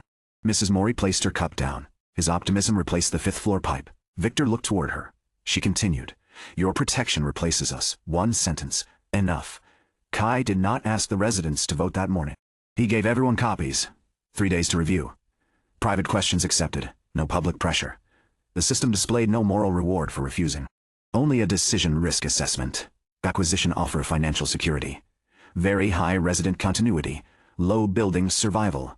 Guaranteed through replacement community survival. Uncertain steward mission. Compatibility. Conditional. Conditional. The system did not call selling a failure. If Apartment 8 became unsafe or financially impossible, relocation might protect more futures than stubborn ownership. Kai respected the ambiguity. It made the choice real. Grace considered the offer seriously. The relocation payment could cover years of rent. Daniel could move closer to university. Sarah could afford a better commercial kitchen. Even Mrs. Mori admitted the new building would have elevators. The decision returned to Kai with no unanimous answer. Miyu found him on the rooftop after midnight. The railing had been repaired. The bucket garden remained. He held the acquisition folder beneath one arm. Still deciding? She asked. You said no immediately. I said no immediately. I said no to Victor. Not the offer. Kai looked across the district. Crown Line's tower lights formed a clean grid. Apartment 8's windows glowed unevenly. One dark unit. 3 lit, 2 with curtains open. 1 with laundry hanging across the balcony. If I sell, everyone gets money, and loses this place. Places can be rebuilt. Can this one? Kai looked toward her. Miyu stood beside the repaired railing. Her professional distance had changed since moving in. Not vanished. Replaced by care she tried to structure before it became vulnerable. You worked on developments like Crown Lines, Kai said. Yes. Were they bad? No. The answer came quickly. Some were excellent buildings. Then, what went wrong? Miyu looked wrong. Miyu looked toward the towers. We measured replacement units, transit access, commercial value, energy efficiency, public space. All useful. She paused. We did not measure how many neighbors remained neighbors afterward. Kai waited. She continued because the silence allowed it. My first major project replaced 6 old blocks. Every household received compensation. Most moved into better apartments. The official report called it a success, wasn't it? For the buildings. She rested both hands on the railing. A market closed. 3 childcare arrangements disappeared. An elderly man who ate dinner with the same family every Thursday moved 40 minutes away. A seamstress lost half her customers. None of those counted as relocation damage. Kai understood her wound now. Not that she had designed luxury housing. That she had learned too late what her measurements omitted. Did you object? After approval? Why so late? I wanted stronger evidence. And? The people had already packed. No repeated explanation followed. Her decision to live at apartment 8 suddenly carried more meaning. She was not hiding from urban planning. She was trying to remember whom it was for. What would you do? Kai asked. About the offer. Yes. Miyu did not answer as his planner. She answered as a resident. I would refuse this version. This version? Victor is buying the land. Not the community. If Crown Line offered guaranteed long-term affordable units together, I would examine it. Same site? Temporary relocation with the right to return? Maybe. Resident businesses protected? Maybe. Community spaces? Design before demolition? Maybe. Kai smiled faintly. That sounds less like refusal. It is planning. The distinction mattered. Protecting apartment 8 did not mean worshipping old concrete. It meant protecting the futures and relationships inside it. For now, Crown Line's offer did not. Kai rejected it formally the next morning. Not because the building could never change, because the proposal treated community as a cost to remove. Victor responded by accelerating inspections. Not illegally. Crown Line reported visible facade damage to the city. The report was valid. 2 balcony edges had deteriorated. Miyu refused to dismiss it as retaliation. The motive doesn't change the concrete. Kai looked at the repair estimate. Can we stabilize it? Yes. Affordable? No. The city gave them 30 days. 1 balcony required immediate closure. 3 more needed reinforcement. The matching grant had already been used for the elevator and firework. Kai's accounts could not cover the project. The residents had just chosen not to sell. Now their choice came with a bill. The system offered a mission. 1K community value test threat. Exterior safety repair required outcome. Protect residents without creating unsustainable dependency. Available system support. Matching contribution up to 40% conditions. At least 3 independent external partnerships.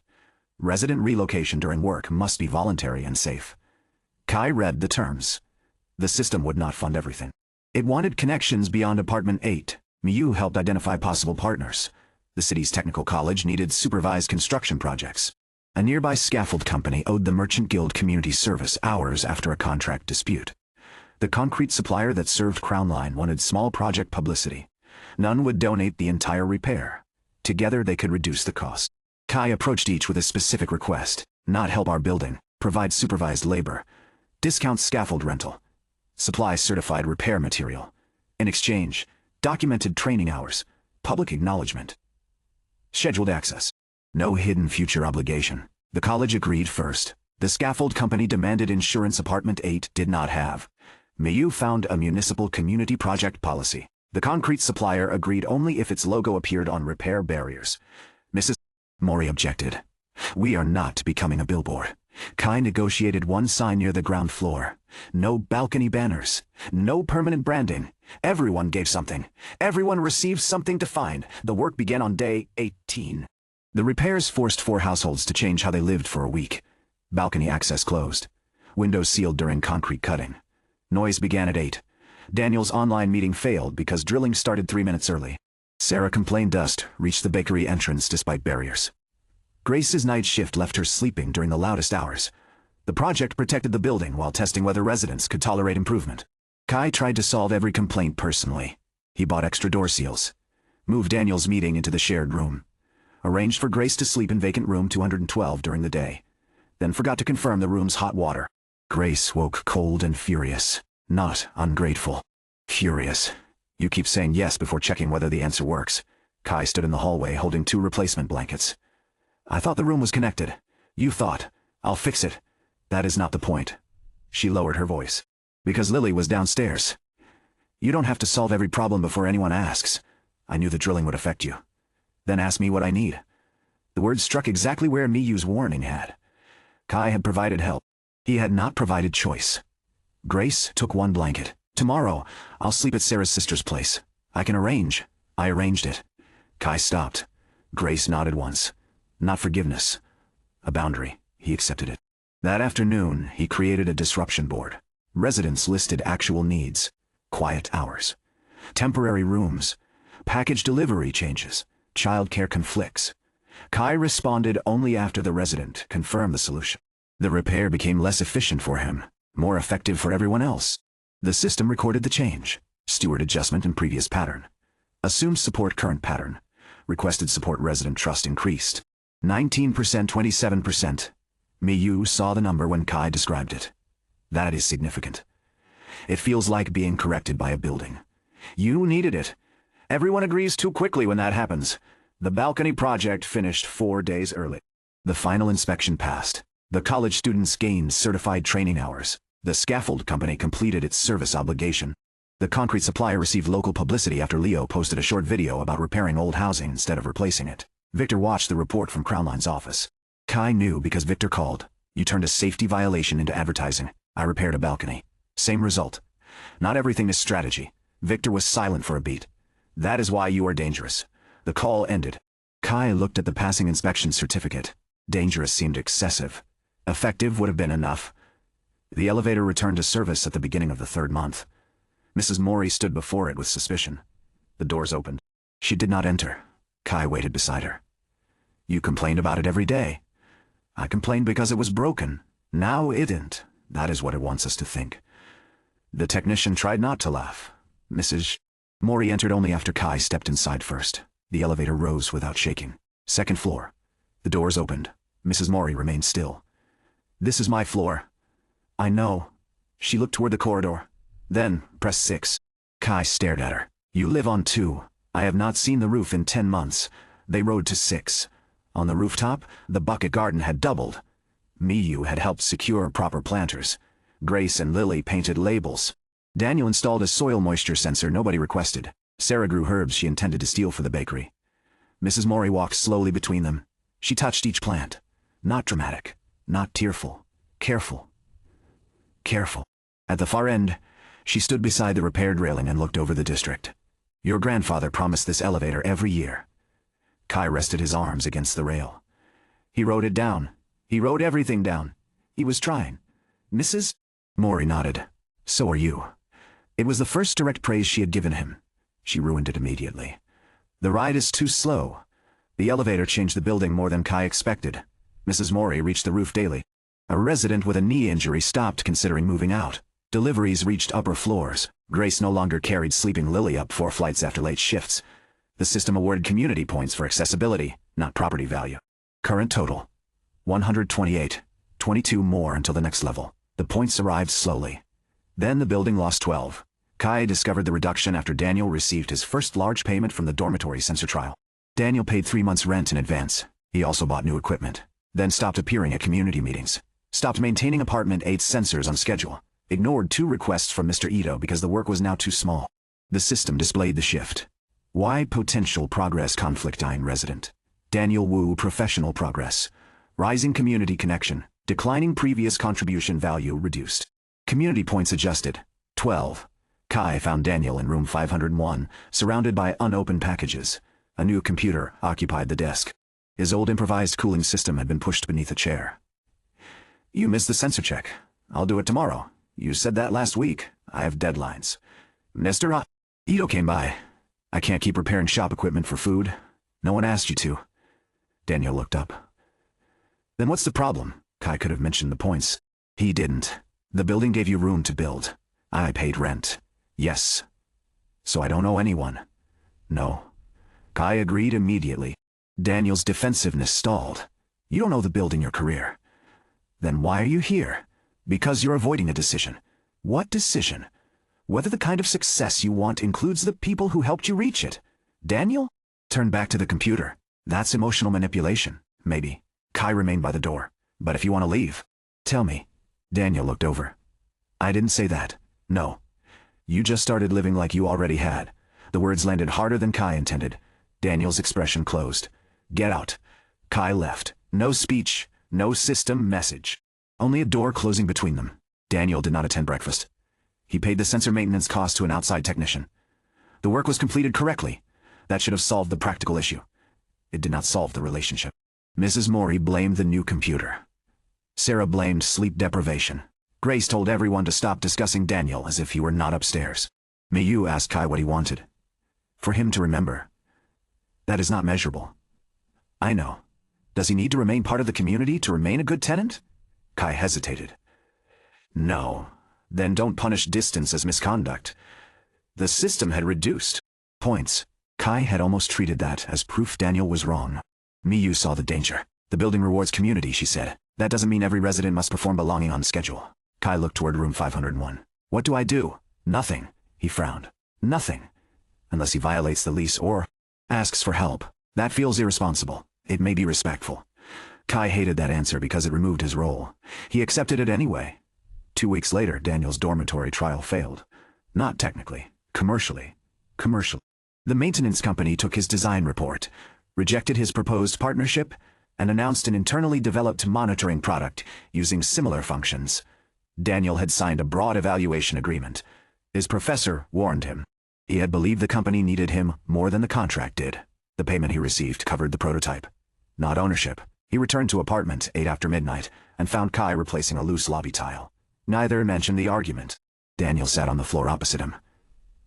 They're launching without me. Kai pressed the tile into place. Can they, legally? Did they copy you? Not exactly. That sounds like yes.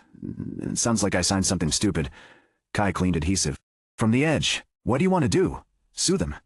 Can you afford it? No. University support. They said the agreement was private. Professor? He said he warned me. Kai sat back. Daniel waited for reassurance. Kai did not tell him talent would win. Did not promise justice.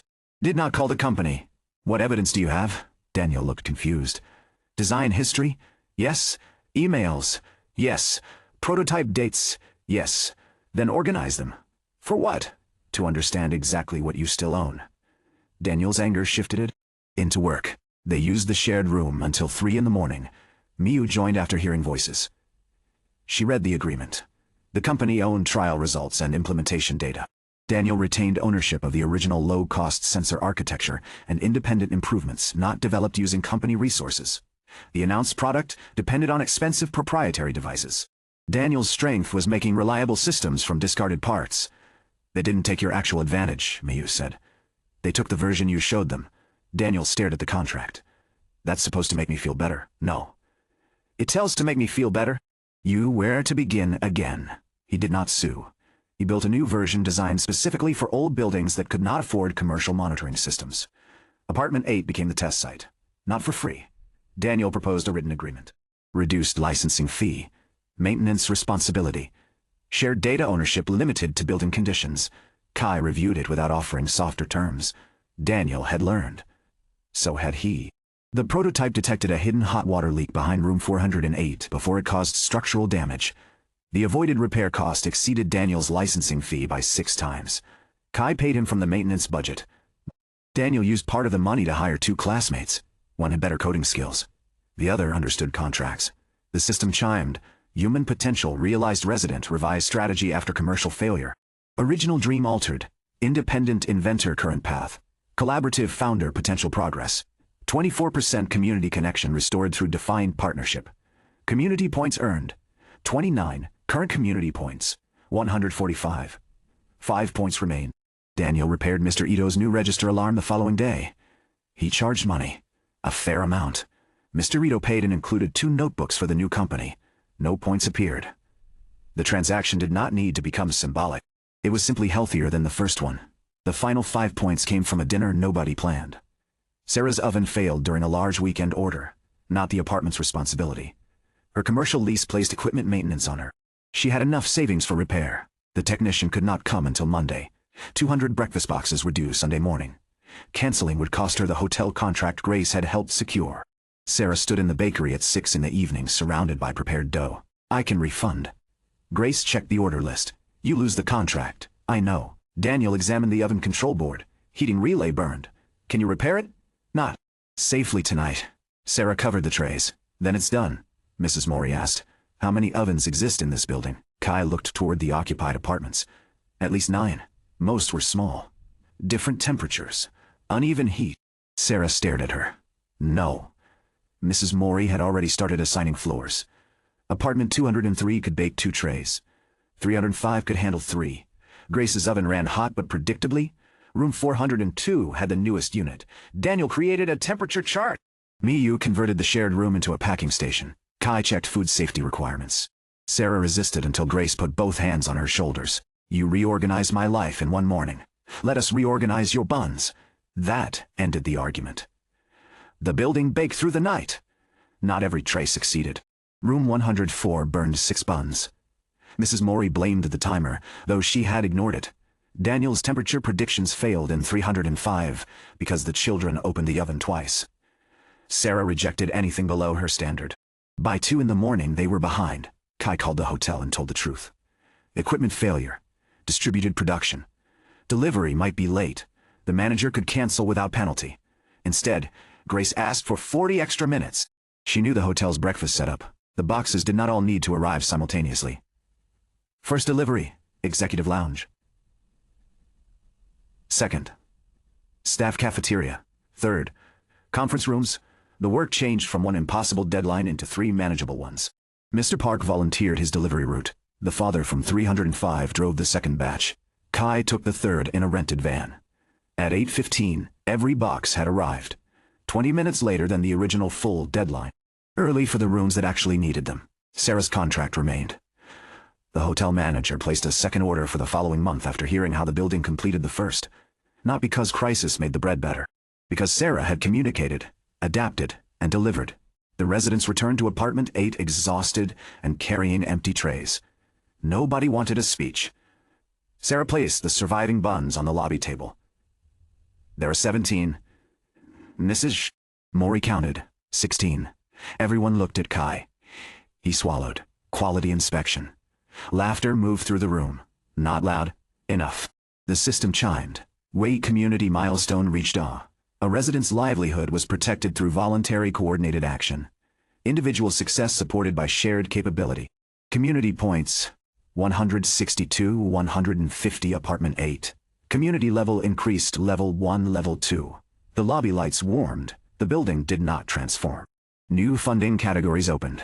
Level 2 steward functions, resident trust dashboard, shared facilities scheduling support community contribution records, expanded maintenance reserve matching new physical upgrade available. Chu 1 2 art. Laundry expansion 2. Rooftop garden infrastructure 3. Study and workroom conversion. Kai looked around. The washing machine schedule still carried corrections in 3 colors. The rooftop garden had already become Mrs. Morey's daily destination. Daniel's company used the shared room at night, forcing residents to relocate study sessions. He did not choose alone. They held the first formal community meeting the next evening. Not because the system demanded democracy. Because each option served different people. Laundry expansion received 4 votes. Rooftop garden received 3. Study and workroom received 6. Mrs. Morey accused Daniel of campaigning. Daniel admitted he had printed a proposal. Grace asked whether the new room could include a quiet corner for children. Miyu revised the layout during the meeting. The final decision became a study and workroom with 2 reservable desks, a long shared table, sound-reducing panels, and locked storage for resident projects. The system approved. Construction began with matched funds. The room opened before the end of the 4th month. Daniel moved his company meetings there. Lily used one corner for homework. Miyu spread redevelopment maps across the long table after work. A nursing student from apartment 411 began studying there every night. She had lived in apartment 8 since before Kai's arrival but rarely spoke to anyone. Her name was Priya Nair. The system assessed her only after Kai noticed she had fallen asleep over the same medical textbook 3 nights in a row. Resident potential insighting Priya Nair occupation. Nursing student DI night shift care assistant observed strengths. High clinical calm exceptional patient observation reliable under pressure current obstacles. Exhaustion fear of academic failure belief that requesting help proves professional weakness. Kai looked toward the system. That last problem is popular here? Priya opened one eye. Are you talking to yourself? Apparently, it's a building. Tradition. She closed the book. I'll move. You don't have to. I fell asleep. That is what chairs are for. Study rooms are for studying. The room is for residents. Priya packed her notes. Kai did not offer tutoring. He did not know medicine. Instead, he asked one question. When did you last sleep more than 4 hours? Priya left without answering. The next morning, Grace found her collapsed beside the lobby mailboxes.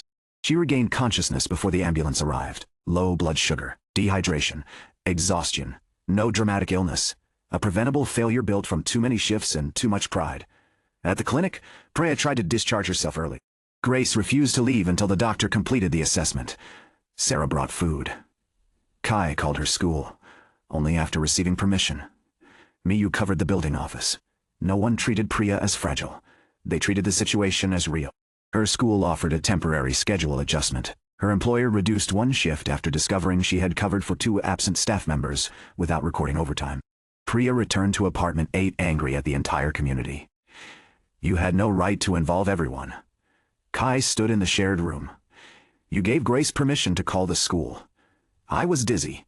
You gave it clearly. I would have managed. You collapsed. Once. Grace closed the door behind her. I used to say that.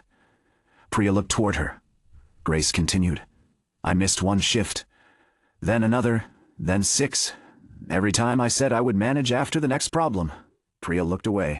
Grace did not lecture. She placed a container of soup on the table. Eat, then left. Priya remained.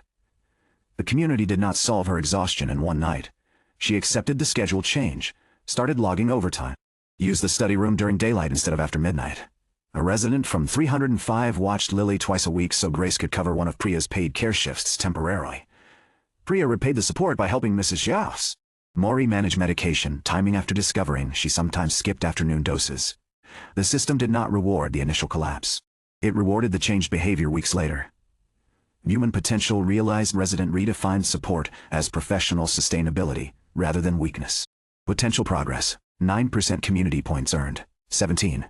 Priya's story did not become the center of apartment 8. It joined the building's pattern. People did not arrive, receive help, and become perfect. They entered relationships that made continuing failure harder to hide. The first community dinner happened at the end of the 6th month. It began as a practical response to too much food. Sarah had surplus vegetables from a canceled order. Mrs. Mori had bought fish in bulk because the market seller offered a discount. Grace had promised Lily noodles. Priya needed to practice a low-sodium meal plan for a course. None of those reasons required the entire building. The kitchen schedule filled anyway. Someone added rice. Someone brought folding chairs. Daniel projected an old comedy film against the wall, then spent 20 minutes correcting the image ratio while everyone shouted at him to stop. Kai arrived late after meeting a contractor. The shared room was full. Not arranged for him. Not waiting for permission. Residents had moved tables into the lobby because the room could not hold everyone. Sarah directed food. Grace managed children. Mr. Park brought drinks. Miyu sat on the floor beside a stack of bowls, sleeves rolled past her elbows. She looked up. You missed setup. I see that. Convenient. I was working. So were we? Kai placed the contractor folder on the desk. What can I do? Mrs. Mori handed him a bag of garlic. Peel. The journal had warned him. He obeyed. Dinner moved without speeches. Small conversations overlapped. Priya argued with Mrs. Mori about salt. Daniel tried to explain sensor pricing to a 6-year-old and lost. Sarah asked Miyu whether the shared room needed another ventilation fan. Grace discussed hotel schedules with Mr. Park. The father from 305 repaired a loose chair while eating. Nobody called apartment 8 a family. That word would have been premature. Families contained obligations people could not always choose. This was something built through repeated choice. Stay. Help. Ask. Refuse. Return. Lily climbed onto the chair beside Kai. Is this the festival? No. Why not? We don't have decorations. She pointed toward the notice board. Her yellow sun remained there. We have one. Kai looked around. Then maybe it's a small festival. Lily accepted that. Miyu heard them. A community dinner, she corrected. That sounds official. It is accurate. Sarah placed another bowl in front of her. You have lived here 6 months and still speak like a report. Miyu ate one bite. Excellent soup. Sarah smiled. Progress. Near the end of the meal, the lights flickered. Every conversation stopped. Kai looked upward. Daniel checked the building monitor. Load spike. Where? Ground floor. The new shared room. Bakery refrigeration, induction cookers, projector and laundry machine had overloaded one circuit. No fire. The breaker tripped as designed. The breaker tripped as designed. Half the lobby went dark. The emergency lights came on immediately. 6 months earlier, the same failure would have left the stairwell black. Now everyone remained seated. Daniel and Kai reset the breaker after moving 2 cookers to a separate circuit. Dinner resumed within 9 minutes. The system chimed. Wide community stability event. Unexpected disruption occurred. Response. Calm coordinated. No single person dependency. Resident trust increased. 27% G 41%. A second panel appeared. Lark milestone detected. Apartment 8 has become more than occupied housing. Residents now create shared life without steward initiation. Legacy archive condition. Partially satisfied additional requirement. One resident must choose to remain when leaving would be easier. Kai read the final line. He thought the requirement referred to him. It did not. The opportunity to leave came from Mayu. Her former employer, Meridian Urban Development, offered her a senior planning position.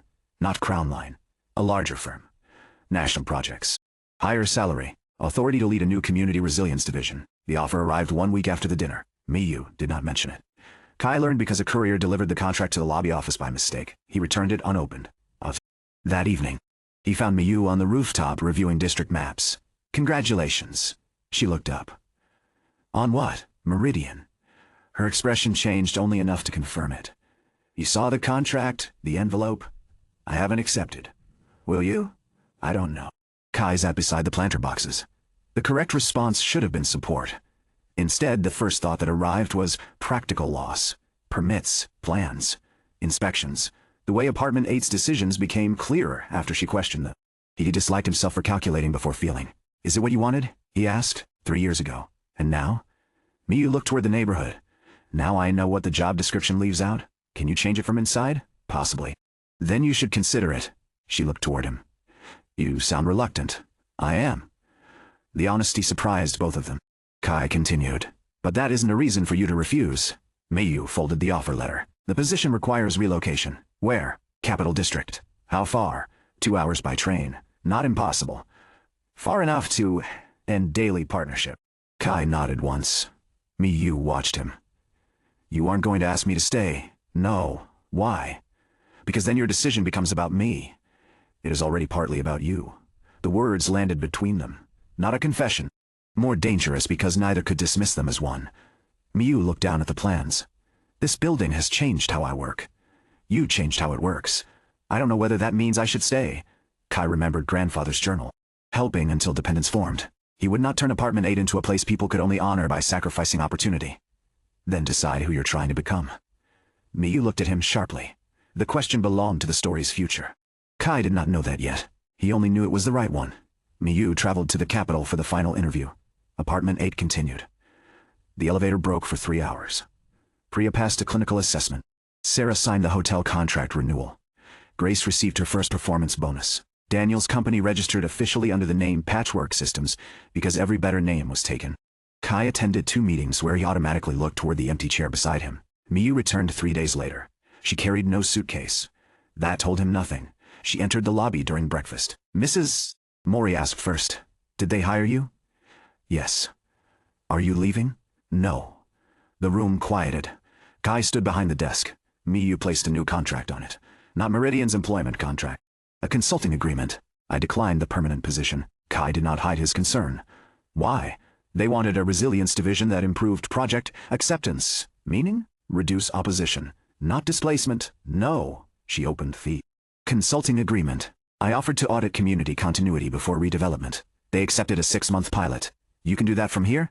Apartment 8 becomes one of the case studies. Kai looked toward the residents. Miyu had not rejected ambition. She had rewritten the role around the work she believed mattered. What about the salary? Lower. Mrs. Mori clicked her tongue. Miyu added, still higher than my current contract. Mrs. Mori approved. The system chimed. Resident choice recorded in resident. Miyu Hayashi, easier path. Prestigious relocation and defined authority, chosen path. Independent community-centered planning with uncertain influence reason. Alignment with developing purpose, human potential progress. 12% legacy archive requirement satisfied. The hidden outline behind the lobby mailboxes appeared again. This time, it remained. A narrow door. Old wood, no handle. The brass key warm against Kai's chest. The residents could not see the system panel. They could see the door. Mrs. Mori stood first. It finally came back. Kai looked toward her. You knew? She walked closer. Your grandfather's office had 2 entrances. The other disappeared after he died. Miyu examined the frame. No structural space exists behind this wall. Daniel appeared from the stairs. That sounds interesting. Kai inserted the brass key. The door opened inward. Beyond it waited a room no larger than the shared kitchen. Shelves covered every wall. Hundreds of journals, resident applications, photographs, keys tagged with names, old repair plans, newspaper clippings, a child's drawing dated 22 years earlier. At the center stood a simple wooden table. The system appeared. Legacy archive unlocked. First chamber access level. Observation contents available. Early steward records, resident histories with completed consent building development decisions, unresolved legacy questions restricted. Private records of living residents, future steward authority. Kai entered. Miyu followed. Mrs. Mori remained at the threshold. On the nearest shelf, Kai found a photograph of apartment 8 before the surrounding towers existed. His grandfather stood beside the entrance, younger, thin, holding a paint roller.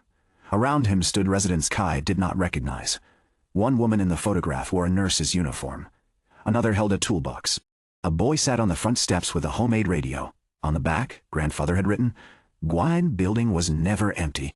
We simply had not learned how to see what was beginning inside it." Miyu read over his shoulder. This happened before. Kai looked across the archive. Apartment 8 had changed lives long before the system chose him. Or perhaps the system had never stopped. The final shelf contained a locked journal. Unlike the others, it carried no year. Only a title. Why the first time I almost lost apartment 8? Kai reached toward it. The system blocked his hand with a thin field of light. Restricted legacy recordy unlock condition. Community level 3 steward must first learn. A home cannot survive if everyone agrees, only when life is easy. The archive had opened. The deeper lesson remained ahead. Behind them, Lily entered and looked at the shelves. Is this a secret room? Kai glanced toward the adults. Apparently. Can I have one? No? She considered the answer. Can we put the festival pictures here? Miyu looked toward the empty section of wall. Yes. The first new record added to the legacy archive was not a contract. Not a repair certificate. A photograph taken after the community dinner. Half the residents were looking at the camera. Daniel was adjusting the projector. Mrs. Mori held 2 bowls. Kai stood near the edge, still wearing an apron someone had forced on him. Miyu placed the picture beneath grandfather's photograph. 2 different generations, the same building. Outside the archive, apartment 8 remained old. Its paint still needed work. Its finances still required attention. Its residents still argued over laundry, noise, food, and responsibility. But when the door closed that night, the lobby no longer felt like the entrance to a failing property. It felt like the center of something people had chosen to build together. The last residents drifted home as the evening cooled. Children yawned against their parents' shoulders. Folding tables disappeared into the shared room. Paper decorations came down one string at a time. No one announced the cleanup. Someone simply picked up the first chair. Someone else followed. Within minutes, the courtyard became a quiet rhythm of ordinary work. Grace stacked empty containers beside the bakery crates. Sarah wrapped the remaining festival pastries into small paper bags. No leftovers go to waste. Nobody objected. Mr. Park carried borrowed benches back to the lobby. Daniel insisted on packing the projector himself after everyone reminded him what had happened the last time someone else touched his cables. Mrs. Mori supervised from a chair while drinking tea. She called it supervision. Everyone else called it commentary. The flowers should stay there. The lights are too bright. Someone scratched my largest cooking pot. Kai smiled to himself. The complaint sounded oddly comforting. Apartment 8 was returning to normal. When the last guest left, Kai switched off the courtyard lights 1 row at a time. Only the new lamp remained. Its warm glow spread across the benches without overwhelming the space. It had been purchased with the festival's surplus after everyone agreed that one permanent improvement mattered more than temporary decorations. Children would still chase each other beneath it. Residents would still sit there after work. Conversations would continue long after the festival was forgotten. The light would remain. Kai rested one hand against the low brick planter bordering the courtyard. Months earlier, he had stood in nearly the same place wondering whether buying apartment 8 had ruined his future. Now his greatest concern was remembering tomorrow's garbage collection. He laughed quietly. The thought felt strangely satisfying. Monday morning arrived exactly as every successful community eventually did, without ceremony. Sarah unlocked the bakery before sunrise. The smell of fresh bread drifted into the lobby before most residents woke. Grace hurried downstairs balancing 2 coffees and Lily's school bag. Daniel emerged half awake while reading code on his tablet and nearly walked into the mailbox. Mr. Park apologized for occupying the elevator too long before rushing toward another delivery shift. Mrs. Mori watered the courtyard plants while insisting she was only checking whether the weather forecast had lied again. Apartment 8 breathed through familiar routines. No celebration, no speeches. Just people living. Kai unlocked the office. The maintenance ledger already contained 2 new notes. One resident had reported a loose stairwell handrail. Another had reserved the shared room for a birthday dinner next week. Neither request felt urgent. Neither required saving anyone. That realization stayed with him all morning. By afternoon he noticed something else. He had heard about the loose handrail only after Daniel had already traced the vibration to a worn mounting bracket using the building's sensor logs. The replacement had been ordered before Kai reached the office. Daniel stopped by long enough to explain. It isn't structural. You checked? The sensors narrowed it down. He showed Kai a simple graph on his tablet. The vibration increased every time someone descended from the 4th floor. So, the bracket loosened before the rail itself. Kai looked at the report. You already called Mr. Ishikawa. The repair contractor confirmed tomorrow morning. Kai nodded. Good work. Daniel hesitated. I forgot to tell you first. You told me now. I thought you might want to approve it. Kai smiled. You already approved it by solving the ferry. Right problem. Daniel blinked once before leaving. Kai watched him disappear into the stairwell. Several months ago, Daniel would have waited outside the office for permission. Today he had handled the situation responsibly, documented everything, and informed the owner afterward. That was better. Much better. Much better. The system appeared quietly above the ledger. Community evaluation updated resident trust, increasing shared initiative, increasing owner dependency, declining community stability, stable. No reward followed, no community points, no mission. Only information. Kai found himself unexpectedly pleased. The building no longer needed to celebrate every successful decision. Some improvements had become normal. That was the point. 3 months into Miyu's municipal pilot, she returned home later than usual, carrying a thick folder beneath one arm. She found Kai replacing labels on the maintenance files. The review board finally responded. Kai looked up. Good news. They approved the first phase. He closed the drawer. Congratulations. They also expanded the project. She placed the wall folder on the desk. The pilot now includes 2 additional neighborhoods. That sounds like exactly what you wanted. It is. She paused. It also means I'll spend much less time at apartment 8 during the week. Kai glanced at the project schedule. Site inspections, community interviews, planning workshops, evening consultations. The workload filled nearly every page. You'll still be living here? She nodded immediately. I'm not moving. The answer came so naturally that both of them seemed relieved. I'll just be leaving earlier. And coming home later, most days. Kai leaned back in his chair. Then congratulations again. She studied him for a moment. That's all? What else should I say? I don't know. She laughed softly. I thought you might complain that your unofficial planning department was disappearing. I'll survive. Barely. Probably. The quiet humor settled comfortably between them. Apartment 8 had changed their conversations. Neither of them needed to fill every silence anymore. Miyu wandered toward the office window overlooking the courtyard. Children were drawing chalk suns on the pavement where the festival games had been held 2 days earlier. Sarah carried fresh bread across the courtyard to Mrs. Mori's bench. Grace stopped to help Mr. Park carry a package without either of them making a fuss about it. Life resumed almost immediately. It happened faster than I expected, Miyu said. What did? They stopped waiting for us. Kai joined her at the window. The building moved beneath them without asking for instructions. Residents solved small problems together before they reached the office. Suggestions appeared on the notice board with names already attached to volunteer lists. The shared room booking calendar filled itself. The rooftop garden watering schedule changed twice without Kai touching it. He watched the activity below. I used to think they needed me. They did. And now? They need a steward. She looked toward him, not a guardian. The distinction settled quietly between them. After a moment, she continued. When I first moved here, I thought apartment 8 existed to protect people. She shook her head. I misunderstood. Kai waited. It exists to give people enough stability to become whoever they're meant to become. She looked back toward the courtyard, and if it succeeds, her voice softened. People become strong enough to leave. Kai nodded once, and still want to come back. Neither of them spoke after that. The sounds drifting through the open window answered for them. Children laughing. Someone testing the bakery's new mixer. A bicycle bell outside the gate. Life continued whether either of them watched or not. Kai realized that was exactly what he wanted. Not a building that depended on him. A building that could continue growing even when he stepped back. That evening, after the office lights were switched off, Kai unlocked the legacy archive. The hidden room had already become part of his weekly routine. Not because he expected new secrets, because someone needed to preserve the stories still being written. He placed a new folder onto the archive table. Inside were photographs from the Sun Festival, residents hanging decorations, children painting wooden suns.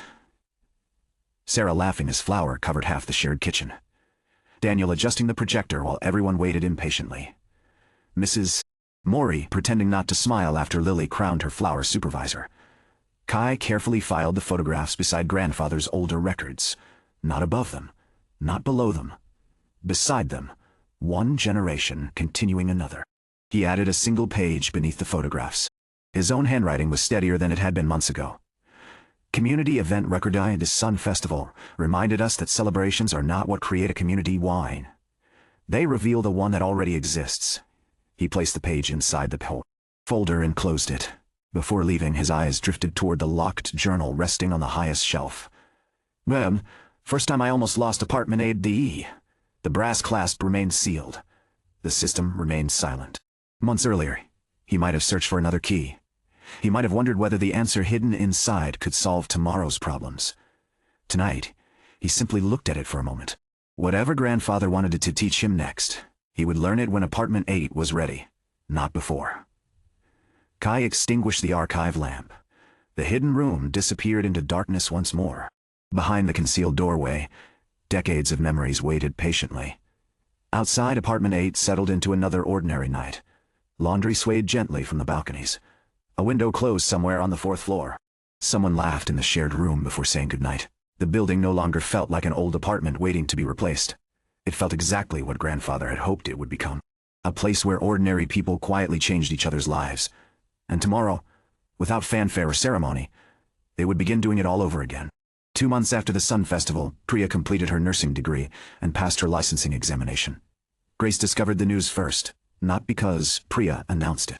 Because the registration letter had been left beneath a utility bill on the lobby desk, and Grace had developed the dangerous habit of noticing documents other people hoped to ignore.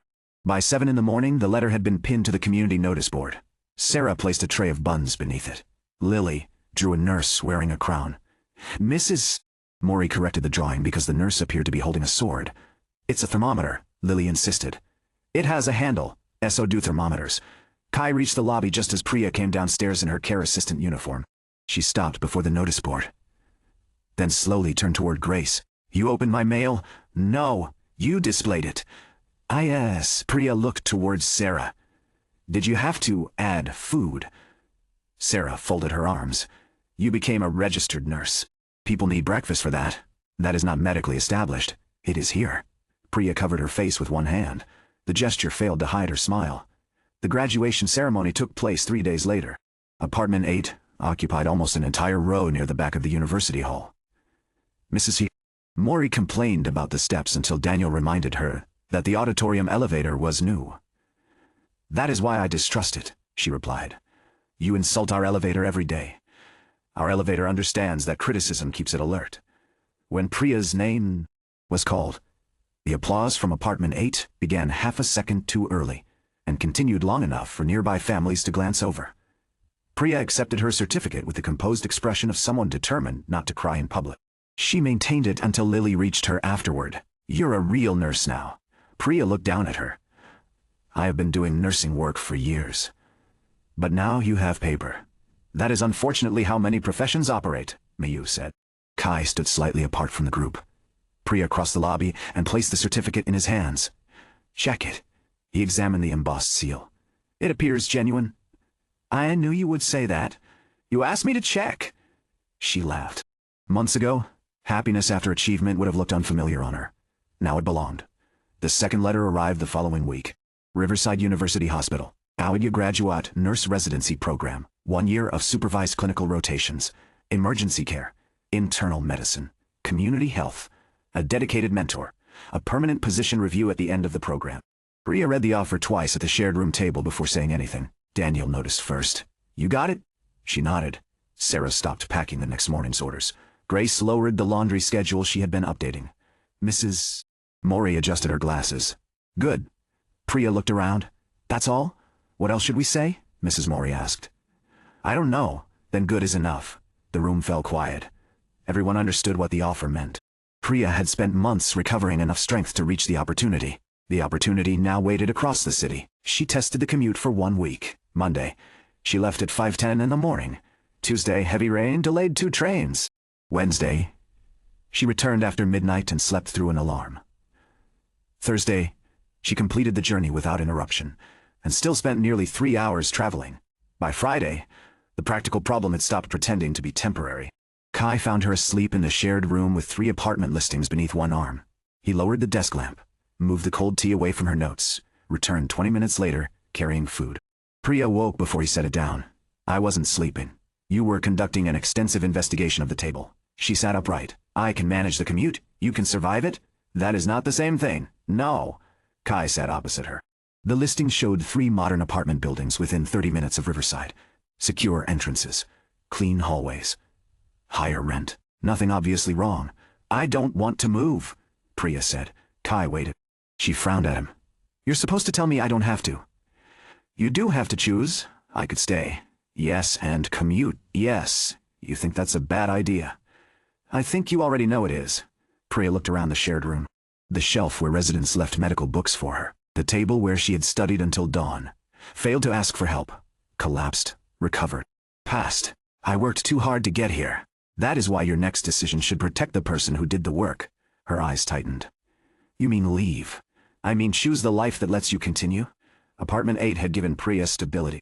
Turning that stability into a reason she could never move would corrupt everything the building had helped her build. She understood. That did not make the decision painless. The residents approached the search the same way they approached repairs. Nobody chose for her. Everyone collected information. Mr. Park compared late-night transport routes. Grace checked which streets remained active after 11. Miu reviewed maintenance records and building complaints. Daniel created a spreadsheet weighing rent, travel time, shift variability, grocery access, and noise. Mrs. Mori rejected it because it did not include sunlight. Daniel added sunlight. Sarah inspected every kitchen as if Priya intended to start a restaurant. Lily judged the buildings by whether the lobby plants appeared healthy. They visited 3 apartments. The first was affordable, but required a long walk from the station. The second stood almost opposite the hospital, but had thin walls and a landlord who avoided every question involving repairs. The third occupied the 4th floor of a modest building 25 minutes from Riverside, older than the others. Well maintained. A grocery shop downstairs, a bus stop outside. The owner lived on the ground floor and knew every tenant's name. Priya stood beside the window. Morning sunlight crossed the empty room. Mrs. Mori checked the direction. Good? Daniel updated his spreadsheet. Sarah opened a cabinet. Acceptable. Lily examined the lobby plant. It's alive. The landlord looked confused. Kai asked Priya, what do you think? She looked around the quiet apartment. It could become home. Not immediately. That was enough. Priya signed the lease 2 days later. She returned to apartment 8, carrying the agreement and a formal 30-day notice. Kai checked the dates. Correct. You don't seem surprised. I attended the inspection. I thought you might still argue. Why? Priya looked through the office window toward the courtyard. Because I'm leaving. Kai folded the notice carefully. You are moving. That sounds less final. It is less final. She remained quiet. Kai continued. Your room will belong to someone else. You will sleep somewhere else. You will work somewhere else. None of that removes what happened here. Priya gave him a faint smile. You make everything sound administrative. I own an apartment building. That is not an excuse. No. She rested one hand on the desk. I want to keep coming for community dinners. Then come. And help Mrs. Mori with her medication. You should discuss that with Mrs. Mori. She'll say she doesn't need help. She does that. I also want to use the study room sometimes. Current residents have priority. I know. Former residents need to book. I know. Kai filed the notice. Then book. Priya laughed. Then book. The decision hurt less after becoming specific. Her final month passed quickly. Riverside began orientation. Medical textbooks disappeared into boxes. The plant beside her window moved to Mrs. Shee's. Maury's balcony because the new apartment had no suitable ledge. Grace organized the moving schedule. Daniel arranged a van through one of Patchwork System suppliers. Priya refused until he showed her the written rental agreement, proving it was not another undefined favor. Sarah mislabeled 3 boxes because she was helping during her busiest production week. Lily drew a card that read, You are still our nurse even far away. Priya corrected it. I am not your personal nurse, Lily added. But you come back sometimes. Priya accepted the revision. On moving day, apartment 411 emptied by noon. The van waited in the courtyard. Priya stood in the office holding the brass room key. Kai extended his hand. She did not release it immediately. Keep it safe, she said. I intend to rent the room. I know. That means someone else receives the key. I know that too. Priya finally placed it in his palm. For several seconds, neither spoke. Then Kai said, "Come back for dinner." She looked toward the shared room. "If the cooking gets worse, I'll complain. Mrs. Mori already handles that. She needs support."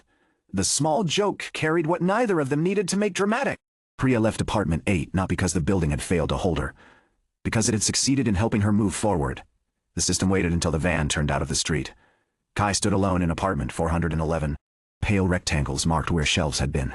A small dent remained beside the desk. The room felt quiet, not abandoned. Completed. Resident development record updating resident. Priya Nair initial condition. Exhausted nursing student. Avoided support at risk of academic and professional withdrawal current condition. Registered nurse. Accepted into graduate nurse residency program. Maintains healthy support relationships. Able to care for others without destroying personal stability. Housing status. Former resident. Growth departure. Confirmed in human potential progress. 31%. A second message appeared. When community principal. Confirmed in. A resident leaving for genuine growth does not reduce community progress. Permanent dependence is not the purpose of apartment 8. New function unlocked. Former resident network. Priya had not become famous. She had not transformed an industry. She had taken one difficult step toward the person she had worked to become. For apartment 8, that was enough. Apartment 411 did not remain empty for long. Priya recommended the next applicant herself. A final-year nursing student named Aisha Rahman had lost her previous room after the owner converted the unit into short-term accommodation. For 2 weeks, she had slept in a hospital staff lounge between classes and shifts. Priya sent Kai her academic records, employment schedule, and a reference letter. She included one note. She reminds me of who I was before I admitted I needed help. Kai interviewed Aisha in the office. Every document was prepared. Every answer sounded practiced. When he asked why she wanted apartment 8, she replied, "Because it's affordable." A reasonable answer. Incomplete. Kai waited. Aisha looked through the open door toward the shared room. Priya had told her about the meals, the study schedules. The residents who interfered with one another's lives in ways that were occasionally irritating and often necessary. Also, she paused. "I don't think I can finish the year alone." The honesty cost her. Kai could see it. The system displayed strengths and obstacles but offered no recommendation. It did not need to. Apartment 411 gained a new tenant 1 week after Priya left. Priya returned for community dinner that evening. She sat beside Aisha instead of reclaiming her old place. No speech marked the transition. One person had moved forward. Another had arrived needing room to begin. Neither replaced the other. Daniel's company encountered its first serious growth failure 3 months later. Patchwork Systems held 6 contracts. 3 student dormitories, 2 aging residential blocks, 1 neighborhood clinic. Daniel had hired 2 former classmates. Every installation still depended on him. He designed the sensors, reviewed every line of code, visited each site, answered every complaint, worked through most nights. When Kai pointed out the pattern, Daniel dismissed it. "I'm not collapsing, yet. I know my limits. You said that before losing your scholarship. That was different." "How?" Daniel did not answer. His company had grown beyond one person. Instead of treating that as success, he treated delegation as proof that his work had become less important. Kai recognized the fear because he carried his own version of it. "Why did you hire them? To help? Do you trust them?" "Ice." "Then why do you redo their work?" Daniel looked toward the screens. "Because the company has my name on it." "So does this building." Kai gestured toward the office walls. "I don't repair every pipe, you don't know how." "That helped me learn faster." Daniel almost smiled. Almost. The failure came from a clinic installation. The clinic dashboard continued displaying the last stable temperature while the actual refrigeration unit rose beyond its safe range. No medication was administered. A nurse noticed condensation and stopped the refrigerator. The clinic lost a small batch of supplies. Patchwork Systems lost its claim of perfect reliability. Daniel reached the site before sunrise. The sensor itself worked. A software update had disconnected the alert panel from one older gateway. The reading existed. The warning went nowhere. Daniel had personally approved the update without asking his teammate to test backward compatibility. He returned to apartment 8 carrying the failed gateway and no excuses. Kai found him in the study room. "What happens now? What compensate the clinic? Can the company afford it?" "Yes, then. We audit every installation." "Who?" Daniel looked toward the empty chairs. "My team." "You, my team," he repeated the empty chairs. "Answer." Until it became a decision. Daniel called both employees. Explained the failure. Accepted responsibility. Assigned one to review older gateways. Asked the other to build a separate test environment. He remained available. He did not take the work back. The audit found 2 additional vulnerable systems before either failed. The clinic kept Patchwork's contract after receiving compensation, the full audit, and a corrected update. Daniel's company did not become stronger because it avoided failure. It became stronger because one person no longer had the power to hide it. The system recorded the result without granting community points. Resident development record updated. Daniel Wu, professional obstacle. Personal indispensability corrective action. Distributed technical responsibility transparent failure response team capability increased potential progress. 31%. Daniel could not see the panel. He stood in the courtyard that evening while his employees installed a public temperature display for Sarah's bakery refrigerators. They worked. He supervised. Then he stepped away before either asked permission. Kai noticed. Daniel noticed him noticing. Do not make this emotional. I wasn't going to. You were. Probably. Sarah opened her second location near the end of the year. Not inside apartment 8, a vacant shop 2 doors away, wider frontage. A proper retail counter. A kitchen capable of handling larger orders. She kept her original preparation unit inside apartment 8 for online production, recipe testing, and resident breakfast days. Kai challenged the decision. 2 kitchens mean 2 rents. The original rent is reasonable. That is not enough. It handles production.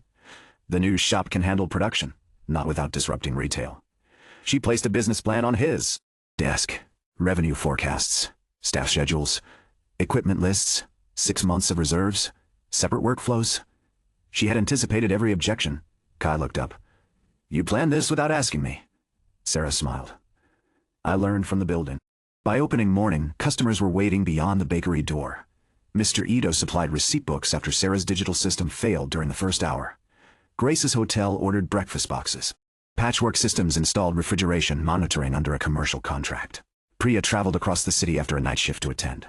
Miyu arrived late from a planning meeting and stood beside Kai near the entrance. Sarah worked behind the counter with the focused expression of someone too busy to feel proud yet. Shall open more? Miyu said. Probably. Will apartment 8 become our first branch?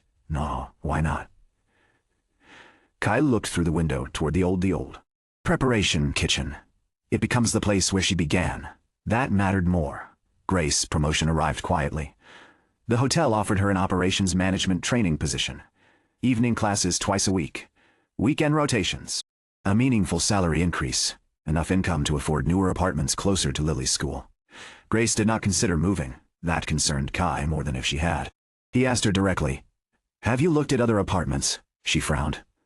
Why? You have more options now. We're fine here. That is not an answer. It is. Lily sat nearby drawing at the lobby table. Grace lowered her voice. Do you want us to leave? No? Then why are you asking? Because apartment 8 should not become somewhere you stay only because leaving feels disloyal. Grace stared at him. The question offended her before she understood it. This is our home. I know. Then stop treating home like a temporary program. Kai fell silent. She was right. The lesson of Priya's departure could become another pressure if Kai began testing whether every successful resident should leave. Apartment 8 helped people grow. It did not demand graduation. Some futures continued inside the place that supported them. Grace looked toward Lily. My job will change. Maybe our apartment won't. That is also a choice. Kai nodded. Understood. The system did not appear. Grace had already corrected him. Apartment 8 entered its 3rd year without ceremony. The building remained occupied enough to stabilize its finances, but never completely full. Kai kept several units available for repairs, emergencies, and careful tenant selection. The elevator required maintenance. The shared room floor gained scratches. The rooftop garden expanded through resident effort rather than system grants. The courtyard lamp survived one winter storm and failed during another. Apartment 8 looked better, not new. Lived in.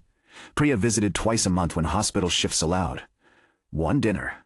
One morning helping Aisha review clinical scenarios. She never resumed managing Mrs. Mori's medication.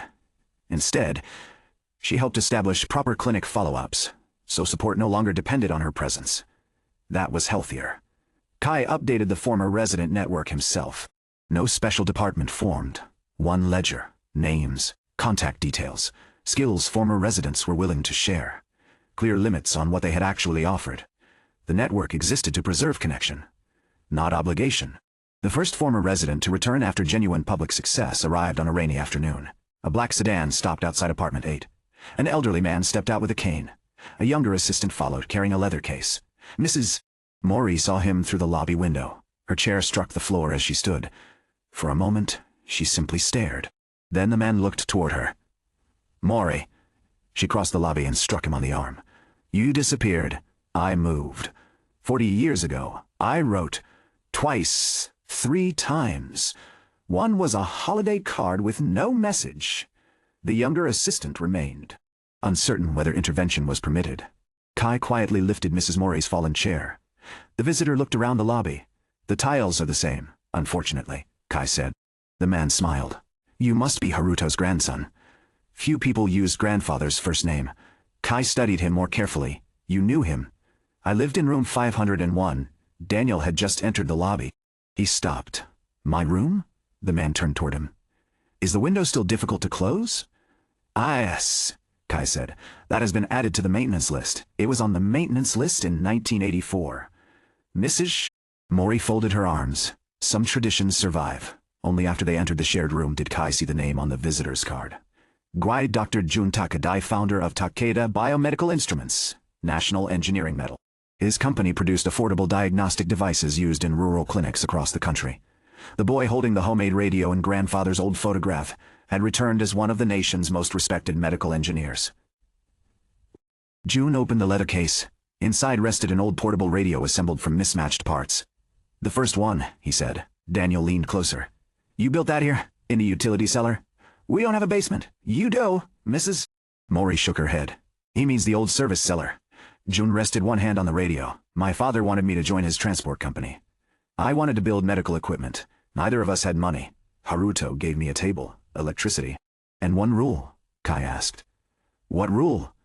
If I started a fire. I repaired the building before repairing the machine. Daniel nodded. Reasonable, June laughed. I called it tyranny. He looked toward the radio. The receiver barely worked. The circuit was useless. But it taught me how to build with whatever people could afford. That habit shaped his entire company. Not the radio, not the workbench. The discipline of designing for people without perfect resources. June had returned with a proposal. Takeda Biomedical planned to create a scholarship for engineering students from low-income households. He wanted Apartment 8's name attached to it. Kai refused immediately. June stared at him. I expected gratitude. You can create the scholarship. Do not make the building a brand. It would honor Haruto. Then honor what he did. Kai looked toward Daniel. Fund access, tools, mentorship. Do not make young. People compete for the right to claim they came from Apartment 8, June considered the answer. Mrs. Mori smiled faintly. He sounds like Haruto after Haruto finally learned something. Kai looked toward her. That is not clearly a compliment. It is enough. The scholarship became something better. No Apartment 8 branding. No requirement for recipients to live there. Takeda Biomedical funded equipment access at 3 community workshops and offered paid mentorship with working engineers. Apartment 8 became one referral partner among several, not the center. June signed the agreement at the same table where Daniel had once studied alone. Before leaving, he asked to visit room 501. Daniel opened the door reluctantly. The room held 3 monitors, prototype housings, and a whiteboard covered in system diagrams. June looked around. You use too many screens. Daniel stared at him. You founded a medical device company. That is how I know. They spoke for 2 hours. Not about fame, contracts, components, bad hires. The danger of believing a founder should understand every department better than the people hired to run them. Daniel listened differently when the warning came from someone who had built what he wanted to build. Jun left one business card. No investment promise. No vague offer of support. A professional invitation to send one technical question after Daniel had exhausted his own team's answers. The limit made it valuable. Before Jun left, Leo Chen requested a short interview. Leo was a local journalist who had first covered Apartment 8 after its safety repairs and community programs began drawing neighborhood attention. He had returned occasionally since then, usually with a camera, too many questions, and enough patience to wait until residents forgot he was recording. Jun agreed to 10 minutes. Mrs. Mori interrupted twice to correct his memory. The interview lasted 45. Leo's features spread farther than anyone expected. The headline appeared across the city within a day. Rennie National Engineering Pioneer reveals his first workshop was inside the city's cheapest apartment building. The video showed the old tiles, the shared room, Yun's radio. Mrs. Mori insisting that he had once melted a plug socket and then denying she remembered the exact year. People began arriving. Students, reporters, property owners, influencers, searching for inspirational content. One man offered 6 months of rent in advance because he wanted to become a billionaire. Kai declined. A woman asked for access to the Apartment 8 network. Declined. An online personality filmed the lobby without permission and claimed Apartment 8 secretly selected future geniuses. Kai issued a correction. The correction received fewer views than the original claim. For the first time, Apartment 8's reputation began separating from its reality. The invitation arrived 2 weeks later from the UE City Housing and Community Development Council. The council was responsible for municipal housing policy, neighborhood programs, and community partnerships. Its letter requested that Apartment 8 participate in the annual Community Revitalization Forum, not as an award recipient, as a case study. The council wanted practical evidence about resident participation, shared space rules, affordable maintenance, and community continuity. Kai read the letter twice. Miyu looked over his shoulder. They've been paying attention, apparently. You should accept. I don't like public speaking. You speak publicly whenever residents gather in the lobby, they interrupt. That may have improved you.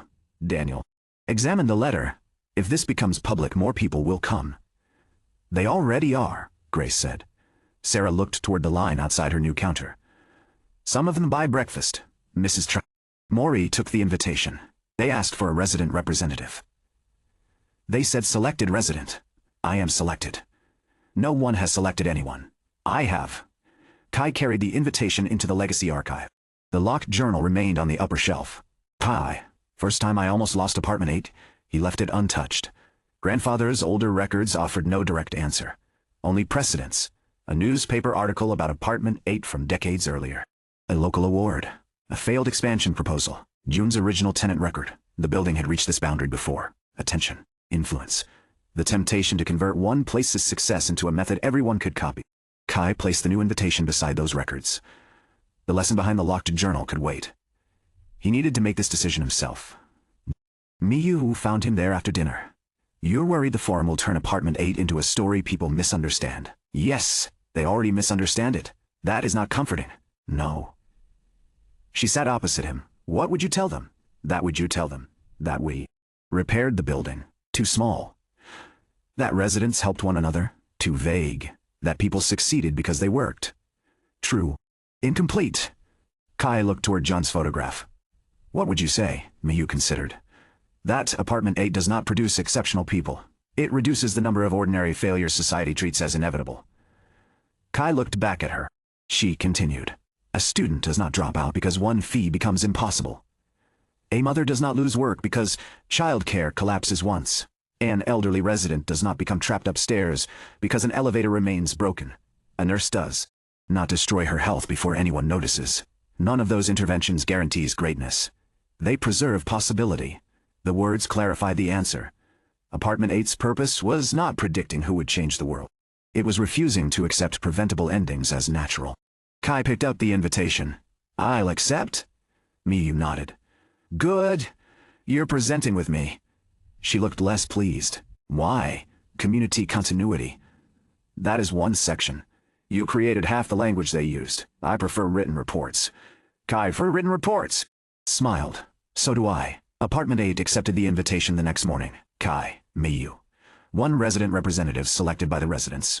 Mrs. Maury began campaigning before breakfast. Daniel built a voting form. Grace insisted on a paper option. Sarah offered free buns to everyone and was accused of influencing the election. Priya voted remotely during a hospital break. By evening, Mrs. Maury had won by 1 vote. She claimed it proved wisdom. Daniel claimed it proved turnout among retired residents. Lily asked why children could not vote.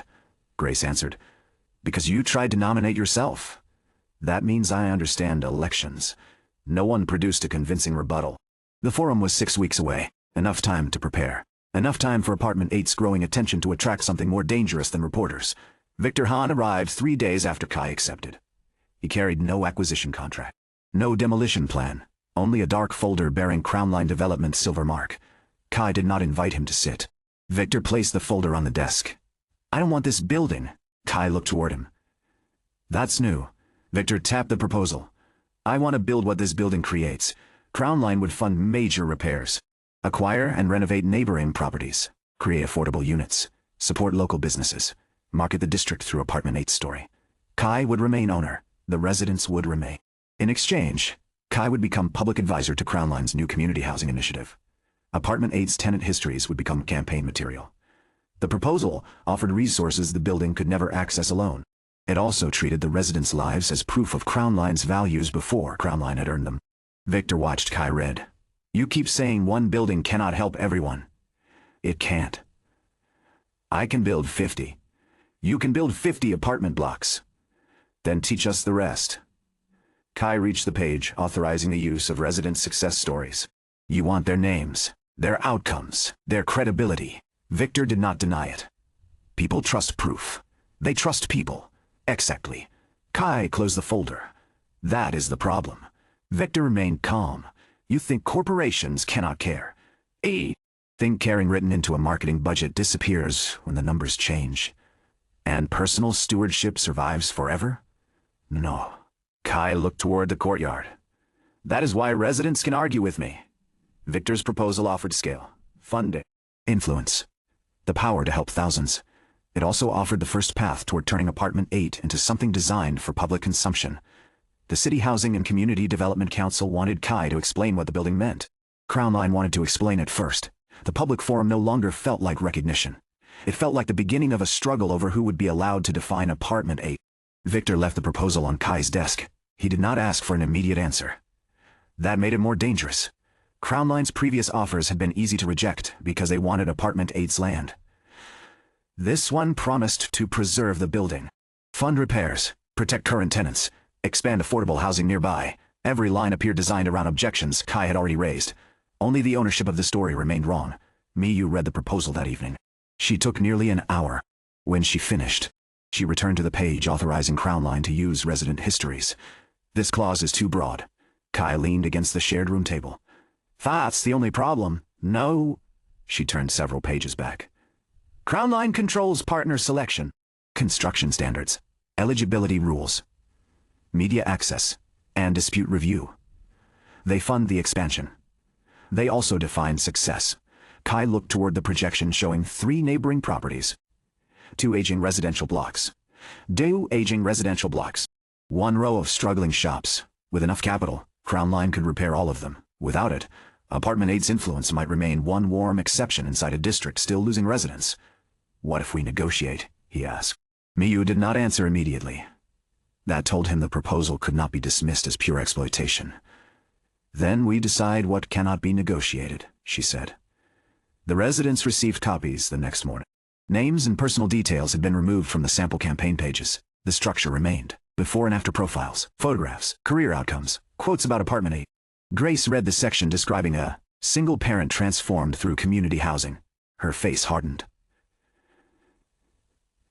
That's supposed to be me. They didn't use your name, Kai said. They used everything else. Sarah found the bakery example. Daniel found the technology founder. Priya appeared as an exhausted healthcare student who became a registered nurse. None had signed anything. Victor's team had built the campaign from public interviews, news reports, and material already visible online. Legal. Still invasive. Daniel tapped one page. They made my company sound like the system gave it to me. Grace looked toward Kai. They also made it sound like you rescued me. Kai had noticed that. Crown Line's version simplified every life into the same shape. Crown Line's version simplified every life into the same shape. Struggling person. Exceptional landlord. Successful outcome. Easy to market. False in all the ways that mattered. Mrs. Mori reached the final page. They removed all the arguments. Sarah looked toward her. What arguments? The laundry. The balcony. The dinner schedule. Daniel becoming arrogant. Daniel looked up. I was not arrogant, Mrs. Mori ignored him. They made everyone grateful. The room went quiet. Gratitude was easier to sell than participation. Kai did not ask whether the residents supported Crown Line's proposal. He asked a narrower question. Under what conditions would you permit your story to be used? Grace answered first. I wouldn't. Sarah said. I might. If I approve the final version. Daniel looked toward the financial section. If the campaign funds actual low-cost housing and the company cannot edit technical claims. Priya joined through video from Riverside. No medical details. No collapse. No description of my health without my approval. Mrs. Mori said, no photographs before 9 in the morning. Nobody knew whether she was serious. Kai wrote every condition anyway. Miyu organized them into categories: consent, accuracy, withdrawal rights, compensation, privacy, purpose. No resident story could become a permanent marketing asset. No consent could be bundled into tenancy. No one lost benefits for refusing. Every participant reviewed the final material. Every participant could withdraw future use. Crownline could describe Apartment 8's public model. It could not own individual lives. Victor returned 2 days later. He read the proposed conditions without visible surprise. Individual withdrawal rights make long-term campaigns unstable? They are people, Grace said from the end of the table. Not signage. Victor had agreed to meet the residents directly. He looked toward her. I understand. No, she said. You understand the clause. Victor accepted the correction. Daniel pointed toward the compensation section. IF Crownline profits from our stories. Participating residents receive payment. Testimonials are not usually paid. Then don't use them, Sarah added. And approval means approval. Not send us the final version at midnight before a release. Victor looked toward Miyu. Did you draft this? We all did. He turned another page. No exclusivity. Kai said, Apartment 8 cannot become evidence that only Crownline understands community housing. That weakens the partnership. It keeps the purpose larger than the partner. Victor closed the document. You are asking Crownline to fund a model it cannot fully control. Yes, that is not how investment works. Mrs. Mori poured herself tea. Then call it something else. Victor left without agreement. No one celebrated. The proposal had exposed differences inside Apartment 8. Some residents wanted nothing to do with Crownline. Others saw what the money could repair. Aisha asked whether refusing powerful partners was easier for people whose immediate housing was already secure. The question silenced the room. Apartment 8 had gained enough stability to protect its principles. Neighboring blocks had not. One building's independence could become selfish if it treated everyone else's need as an excuse for purity. Kai carried that problem into every forum preparation meeting. He still had no clean answer. The City Housing and Community Development Council assigned Apartment 8 a 30-minute presentation. Miyu reduced Kai's original draft from 52 slides to 12. Mrs. Mori added 5 back. Daniel replaced 3 graphs. Grace removed 2 resident photographs because the people in them had not been asked. Sarah objected to a slide showing her first kitchen. It looks terrible. It was terrible, Daniel said. It was functional. The pipes were exposed. That is an industrial aesthetic. Miyu changed the photograph. Preparation revealed exactly why Apartment 8's story resisted simplification. Every resident remembered the same events differently. Kai saw the first pipe repair as responsibility. Mrs. Mori remembered poor valve technique. Daniel remembered the first opportunity exchange. Grace remembered being asked for a plan instead of receiving pity. Sarah remembered negotiating bonds into a commercial lease. No single version contained the whole building. Leo requested permission to attend one preparation session. Kai nearly refused. Leo raised both hands. No recording, no photographs. Why come? Because the public version is already forming. He placed several printed articles on the table. Dealers genius see cheap rent. Building that creates geniuses cheap rent. $1 billion results inside the city's most exclusive affordable apartment. The final headline made Sarah laugh. Exclusive affordable? People enjoy contradictions, Leo said. Kai read the first article. It claimed applicants underwent secret psychological screening. The second said Apartment 8 accepted only high-potential residents. The third speculated that Jun Takeda personally funded the building. All wrong. All plausible enough to spread. What do you recommend? Miyu asked. Do not fight every claim. Then lies become accepted. Some will anyway, Leo pointed toward the forum invitation. Use the public event to establish a record. Not a perfect event to establish a record. Not a perfect explanation. A record people can return to when the next rumor appears. Kai understood the value. Apartment 8 did not need to control its image. It needed enough truth in public that distortion could be challenged. A week before the forum, an applicant arrived with a camera crew. His name was Adrian Cole, 23, popular online business creator. He had built an audience documenting his attempts to become wealthy through different challenges. He placed 6 months of rent on the office desk. I want room 602. Kai did not touch the money. Why? Because Apartment 8 produces successful people know. Adrian smiled toward the camera. That's exactly what someone protecting a secret would say. Kai looked toward the lens. You do not have permission to record inside. The camera operator lowered it slightly. Not completely. Adrian continued. I'm willing to follow all tenant rules. What do you do for work? Content. What are you trying to build? A media company? What obstacle prevents you from doing that elsewhere? Adrian hesitated. The question was not designed for performance. I need access. To what? The residence? Kai slid the money back. Application declined. Adrian's smile tightened. Because I'm already successful. Because you applied for an audience. Not a home. The video ended there. The version uploaded that evening did not. Adrian cut the exchange into 40 seconds. Kai appeared arrogant, secretive, controlling. The title read, Wei offered 6 months rent to the Hope landlord. He rejected me for being successful, millions watched. Comments filled Apartment 8's public page. Some defended Kai. Others accused him of choosing tenants based on personal preference. A housing rights commentator asked whether the building's low rents allowed Kai to exercise unfair control over applicants. That question could not be dismissed. He did choose. He rejected people. He offered flexible agreements unavailable elsewhere. His intentions did not erase the power imbalance. Miyu read the commentary twice. They're not entirely wrong. Daniel looked offended. He applied to exploit us. Yes, that does not answer how future applicants are evaluated. Kai looked toward the office files. Potential insight remained invisible. Personal judgment remained central. The system could guide him. No applicant could see what it showed. Trusting Kai required trusting a process they could not examine. The City Housing and Community Development Council contacted him the next morning. The forum invitation remained, but the moderator intended to ask about selection fairness. Victor called an hour later. Crownline can handle this. How? Professional application criteria, public relations, independent review, in exchange for the partnership, in exchange for stability. Kai nearly ended the call. Victor added, You are being criticized for exactly what I warned you about. Personal judgment does not scale. It can also become abuse before it scales. The statement came without triumph. Kai remained silent. Victor continued, You reject a man with money because his purpose offends you. You accept someone who cannot pay because you believe in them. You may be right in both cases, but the public has no reason to assume that. The call ended with no reason to assume that. The call ended with no new proposal. Only a problem Kai could no longer solve by insisting people could argue with him. Applicants were not yet residents. They had no place inside Apartment 8's community process. Kai opened every accepted and rejected application from the past 3 years. Miyu joined him, then Grace, then Daniel. They removed private details and study decisions. Patterns emerged.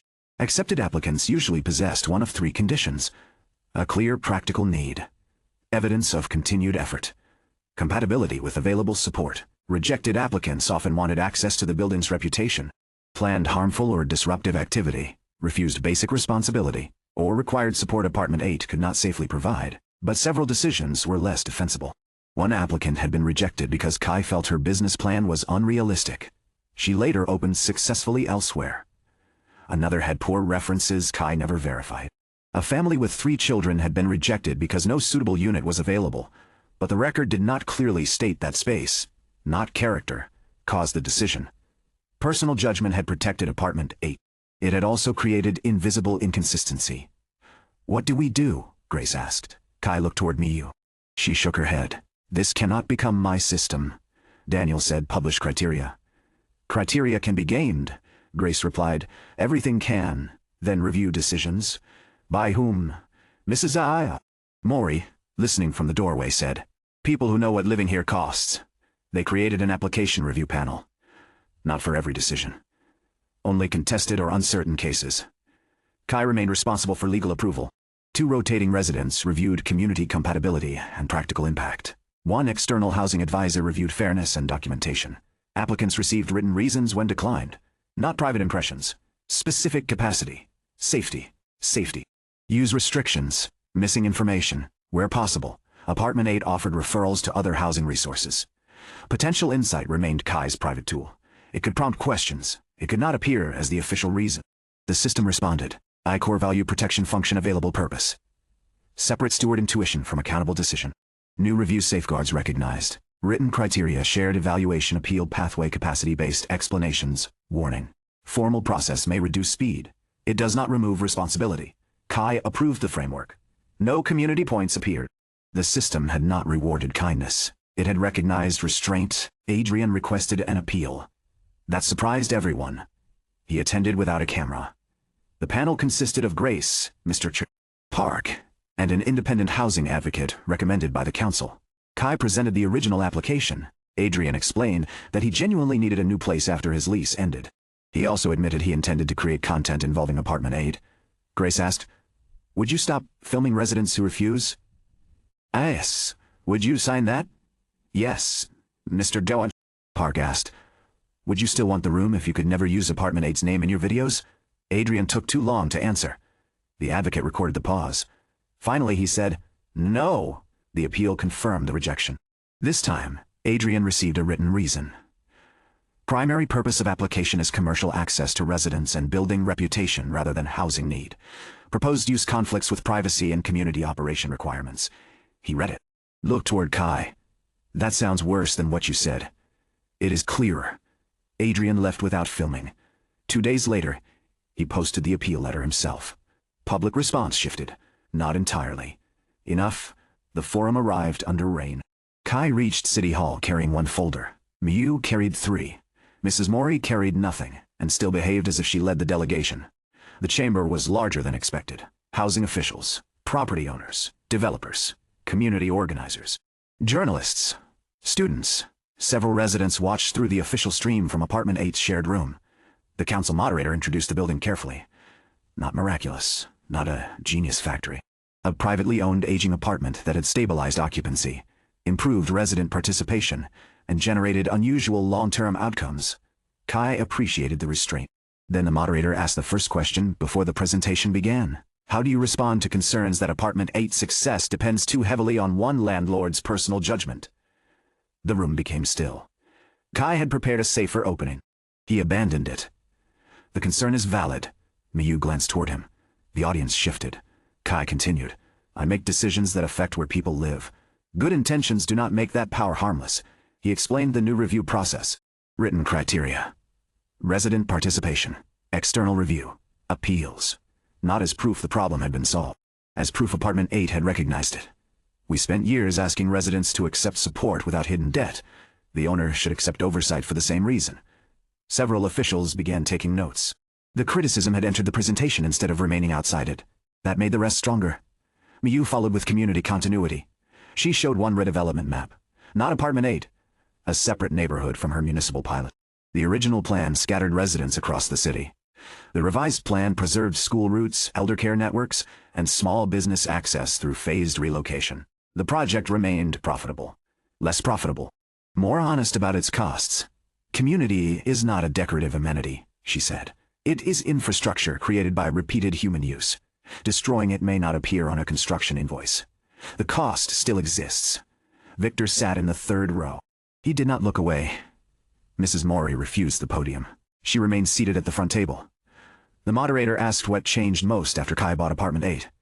The landlord answers his phone. A few people laughed. She continued. That is not enough. The laughter stopped. Old landlords think knowing residents means deciding for them. New landlords think not knowing residents is professional. Both can be lazy. She pointed toward Kai. Kai interferes too. Much. Kai looked down. He is learning. Then toward Miyu. She measures everything. Miyu remained composed.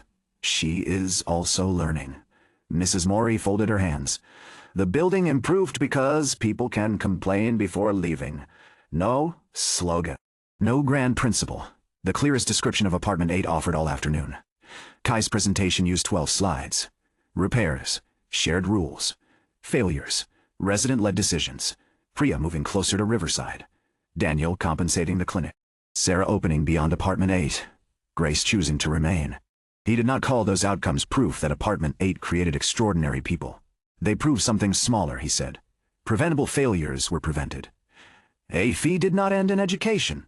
A childcare collapse did not end a career. A broken elevator did not imprison an elderly resident. An exhausted student received support before exhaustion became permanent. He looked across the chamber. None of that guarantees greatness. It preserves possibility. The final slide showed. Apartment 8 at dusk. Old concrete. Warm windows. Laundry on balconies. Our responsibility is not to manufacture exceptional people. It is to stop treating ordinary, avoidable endings as inevitable. Kai stepped back from the microphone.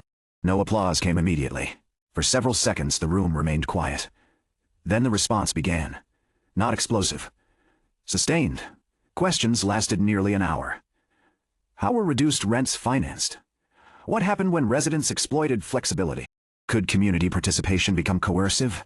How were privacy and consent protected? Could the model work in larger buildings? Kai answered where he could. Miyu answered where she had evidence.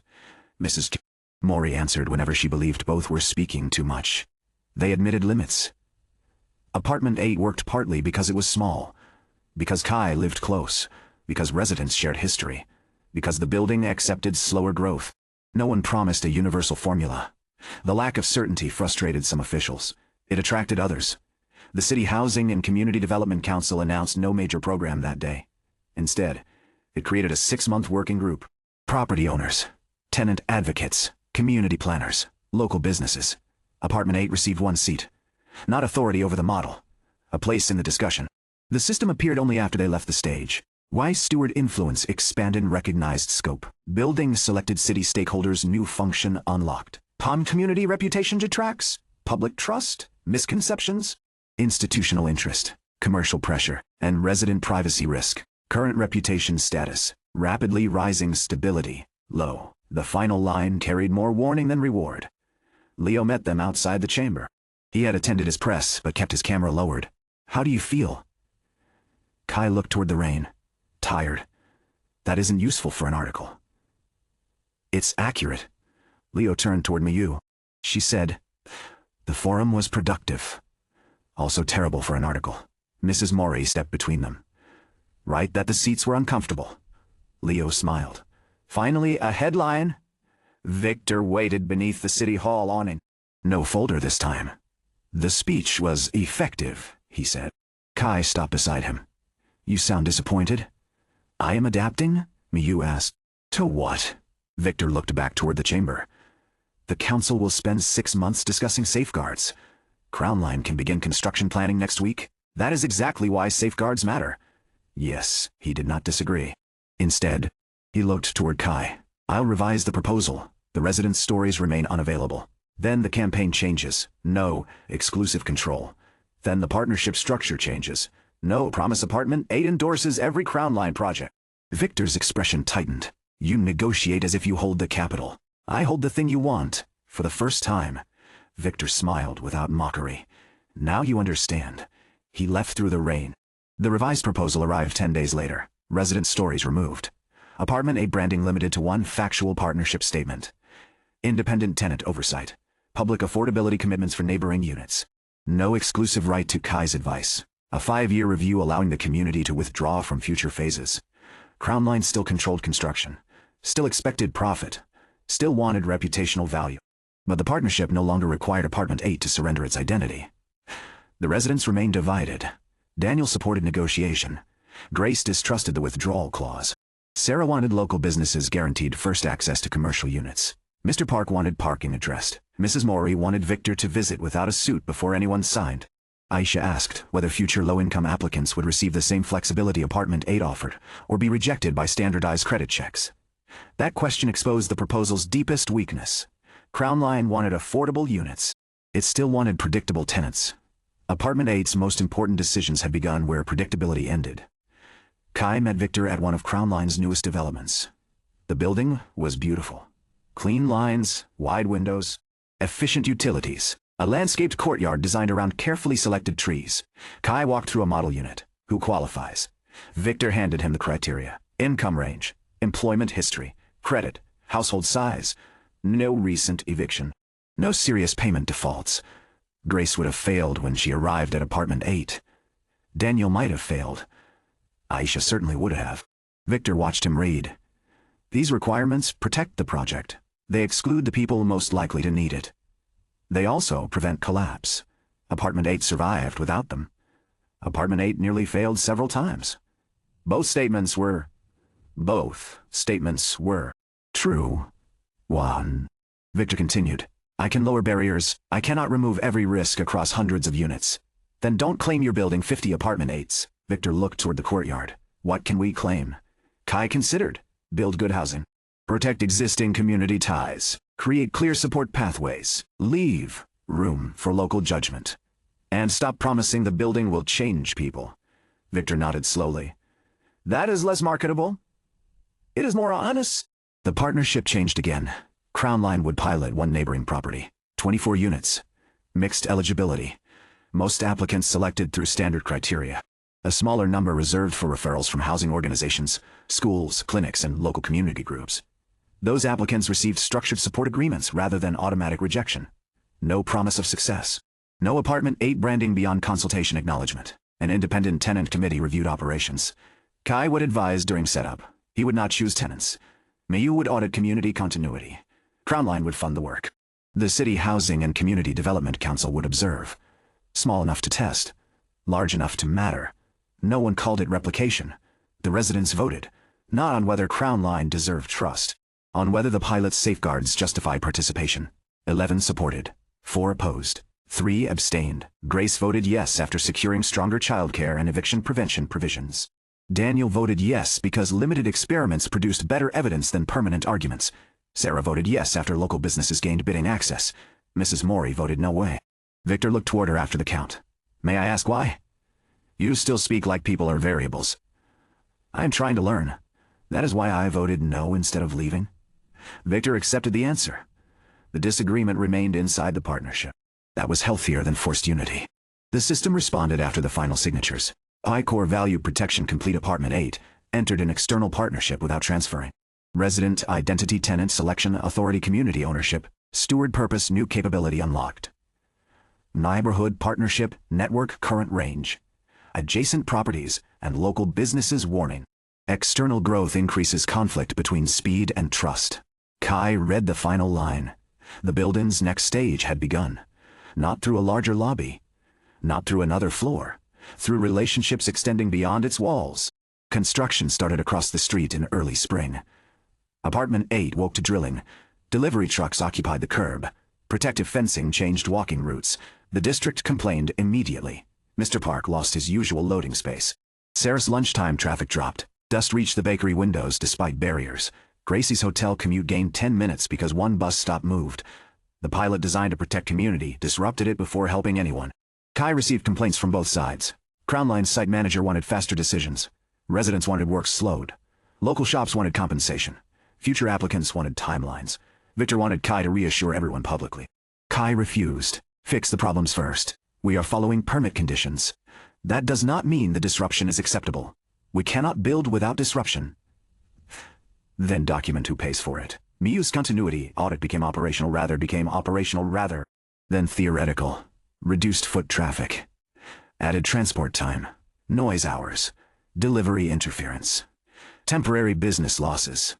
Crown Line had budgeted for construction, not for the neighborhood absorbing construction. The pilot stalled during its second month. Victor called it inefficient. Mrs. Mori called it education. The first practical solution came from Sarah. Crown Line's workers needed meals. Local shops needed customers. She proposed a rotating site catering contract across 6 businesses, not charity. Guaranteed orders. Victor approved a trial. Mr. Ito supplied documentation materials. A nearby cafe handled drinks. Sarah coordinated breakfast twice a week. Other shops took lunch rotations. Construction disruption became partial economic support. Not full compensation. A working relationship. Mr. Park negotiated dedicated delivery windows. Me restored the displaced bus stop 50 meters away instead of 4 blocks. Grace helped design a temporary childcare pickup route around the fencing. No single fix solved the disruption. Together, they made it bearable. The neighborhood partnership network began filling with names, not institutions alone. People responsible for specific handoffs. Kai visited the pilot building every week. He refused to call it Apartment 8-2. The site manager did once. Kai corrected him. Victor never repeated it. The building's future residents attended pre-opening meetings months before move-in. They argued over shared space rules. Storage, noise, visitors, child access. One man asked why tenants had to discuss any of this before receiving keys. Grace answered as a community advisor, because rules decided after conflict usually protect whoever speaks loudest. Aisha explained how quiet residents disappeared inside supposedly neutral systems. Mr. Park warned them not to create a laundry schedule without shift workers. Mrs. Mori attended one meeting and told everyone the proposed lobby chairs were ugly. The architect replaced them. The pilot remained imperfect. 2 selected applicants withdrew. One standard applicant complained that referral tenants received unfair flexibility. A referred family missed its first payment. Crown Line's finance team requested immediate action. The support agreement required a meeting first. The family's income had been delayed after payroll fraud at the father's workplace. Not refusal, not chronic instability, a verifiable disruption. The payment plan adjusted. The rent was paid 3 weeks later. The process cost staff time. It prevented an unnecessary eviction.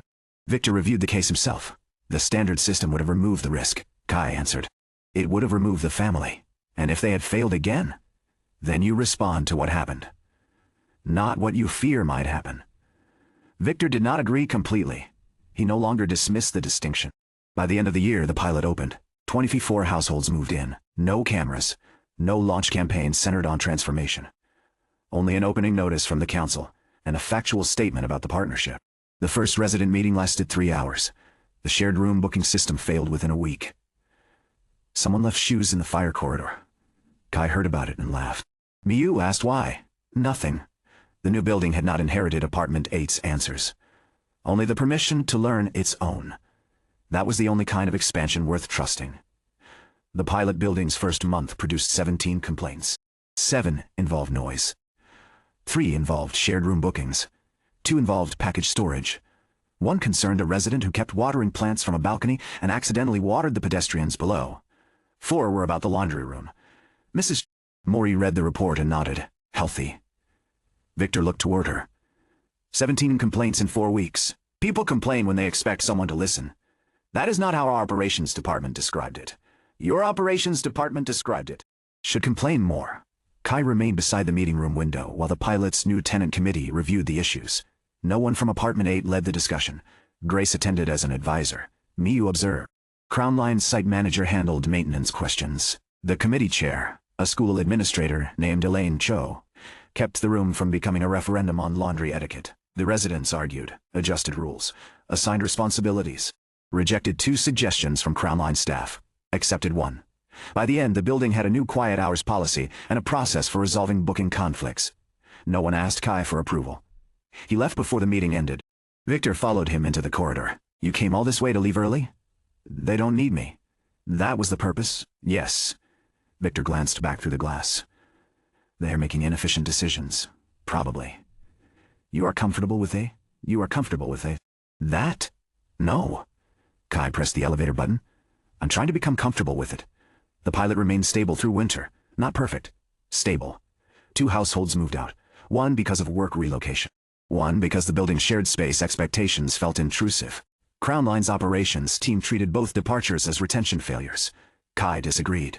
People leaving did not automatically mean the model had failed. The second household wanted anonymity, private amenities, and minimal neighbor contact. A newer building suited them better. The pilot's responsibility was not to become everyone's ideal home. It was to be honest about what kind of place it was.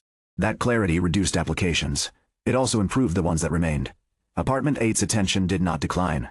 The opposite happened. The opposite happened. The City Housing and Community Development Council published its forum report. Apartment 8 appeared in one section, not as a template. As evidence that resident participation, flexible support, and accountable ownership could improve housing stability. The wording was careful. The headlines were not. When City Council endorses Apartment 8 model ward. The landlord system that could fix urban housing's why every city needs an Apartment H.E. Kai. Issued one public statement. Apartment 8 is one building with one history. Its principles may be useful. Its methods require local adaptation. Leo read it before publication. It's accurate. You sound disappointed. It will receive 12 likes. How many does it need? More than the headline claiming the council wants to build 100 copies. The statement received 43 likes. The headline received 200,000 views. Copycat buildings appeared within months. Some were harmless. Landlords installed notice boards, held resident meetings, and renamed storage rooms as community spaces. A few improvements lasted. Others photographed one dinner, raised rent, and advertised curated community living. One luxury development offered a human potential package. Residents paid extra for networking nights, motivational workshops, and access to a rooftop growth lounge. Daniel showed Kai the advertisement. They trademarked potential living. Can they do that? They already did. Sarah read the price. That lounge costs more per month than my first kitchen. Mrs. Mori examined the photograph. The chairs are ugly. Miyu looked past the branding. The dangerous versions won't be the expensive ones. Kai understood. Luxury marketing could be mocked. Affordable projects using Apartment 8's language could gain public trust while maintaining the same harmful practices beneath it. Sure enough, complaints followed. A landlord offered flexible rent in exchange for unpaid property work. Another building published resident success stories without consent. A community compatibility interview became a method for rejecting families considered inconvenient. One operator threatened to remove tenants who refused mandatory events. Apartment 8's language had traveled farther than its boundaries. The council requested Kai join a standards committee. He refused the first invitation, accepted the second after a copycat landlord used stewardship housing to justify controlling residents' employment choices.